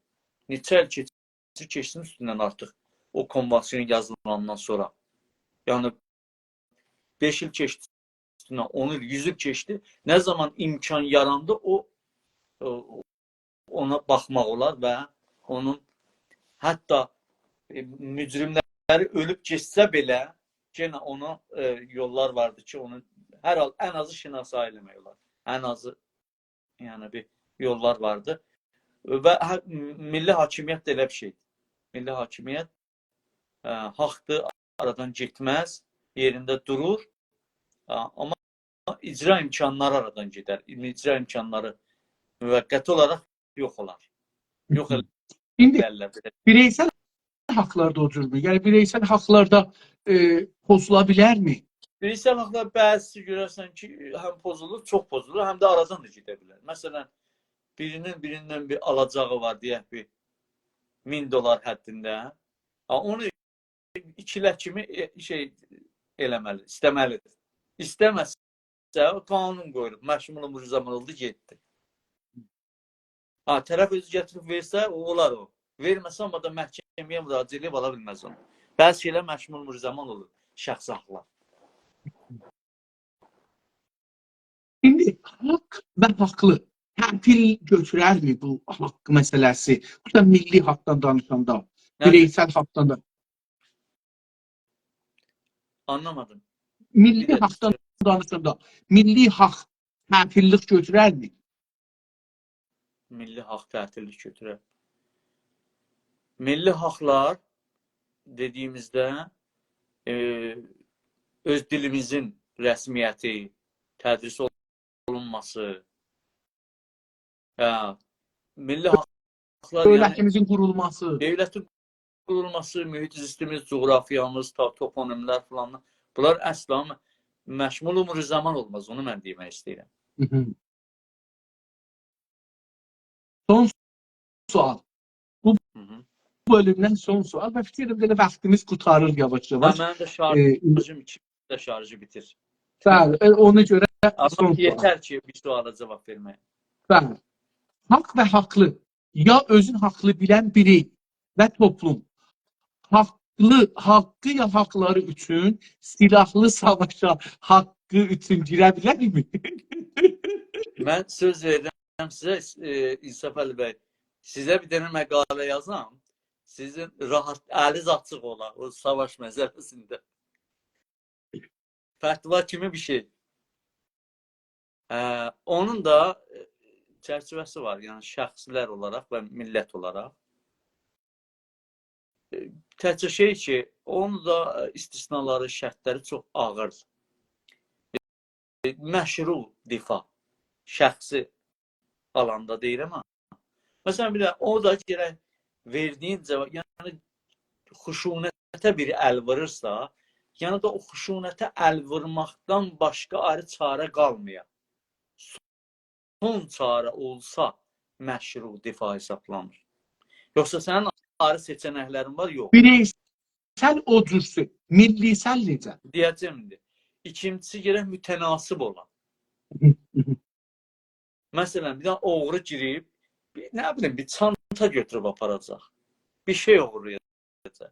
Qapını sındırıb giribdir, sən bunu durdurmaq üçün, yəni, nə bilim, ağacla, daşla, ayağına hətta silahın varsa, amma da sənin haqqın yoxdur. Mal oğurlamaq üçün bunu tərəfi öldürəsən. Yox, canına qəsd edirsə və sən canını qorumaq üçün heç bir çarən yoxdur.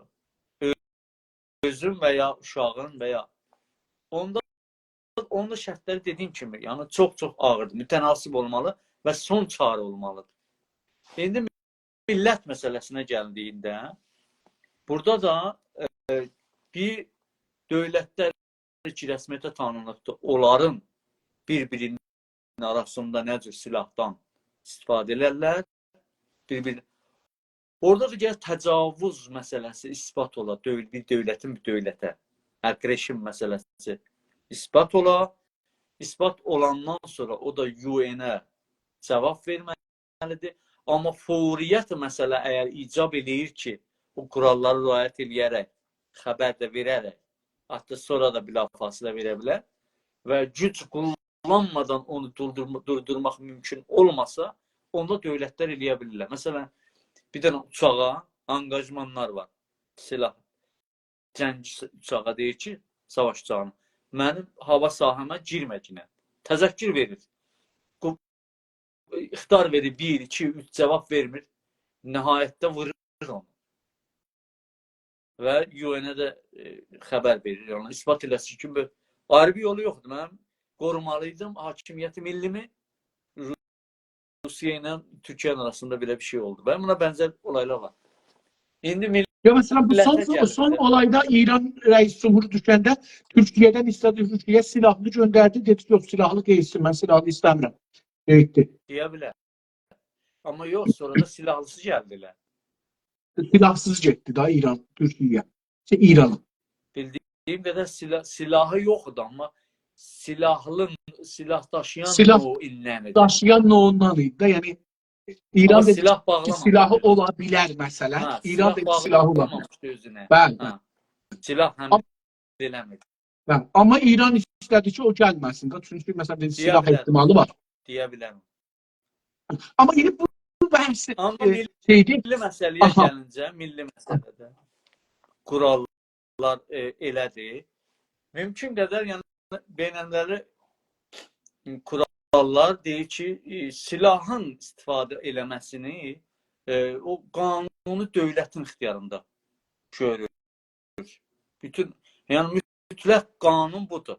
Amma əgər bir millət öz haqlarını iade eləmək üçün bütün mütarif yollara əl vurur, yenə nəticə vermir və ciddi şəkildə təhlükəyə düşür, güvənlik, can, soyqırımla qarşı-qarşıya qalır, onda bir çox ağır şərtlərlə silahlı müdafiə eləməyə təcviz eləmək olar. Amma bu ki, indi gedirlər də bu şey cürrəklər, şibhi nizamilər falan, indi İranda da var, müxtəlif millətlər tərəfindən. Düzü onları sazman, yəni o bilinlər onları qəbul eləmir. Onlar özləri deyib biz difa məşru eləyirik. Amma mənim bildiyim qədər uluslararası hüququnu qəbul eləmir.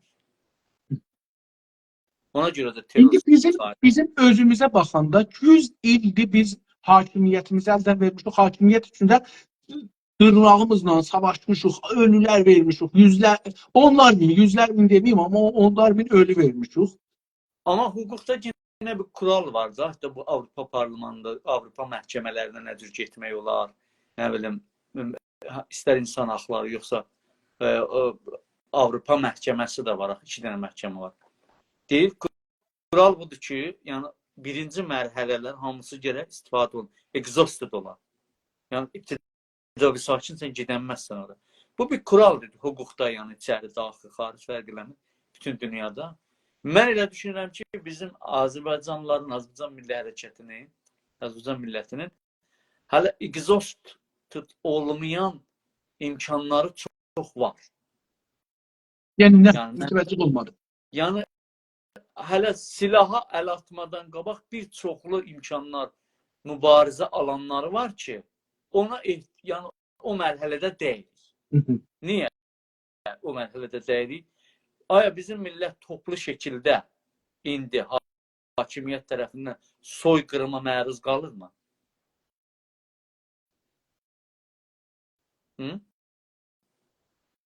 Buyurun, qulaq asın. Bir hüquqçu gözü ilə baxaq da. Mən görmürəm onu. Yəni, əgər indi bir qrup tapıla, bir şəxs tapıla, bir cəryan tapıla, Azərbaycanda silah götürə əlinə, kəsinliklə bütün dövlətlər buna, hətta qonşu dövlətlərimiz də terörist tanıyacaq onu. Kəsinliklə tanıyacaq, çünki zəminə var, şərait var.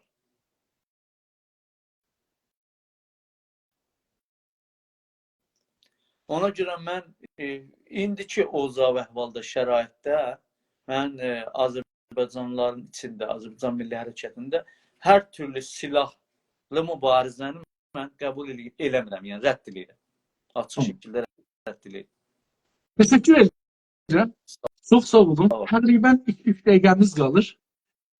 Çox var olun. Sabahları cənabınızın axir gün olacaq ki, bu həftənin içində danışacağıq. Sağlıq olsun, sabahları görüşmək ümidi ilə. Sağ olun. Sağ olun. Gecəz xeyrə qalsın. Orada gecə qalırsa da həttmən. Əziz və hörmətli dostlar, bu günləri Salih Kamirani cənabları ilə, yəni Azərbaycan Mərkəz Partisi ilə 4-cü gün idi müsahibələrdik. 5 gündə bir gün tətil olmuşdur.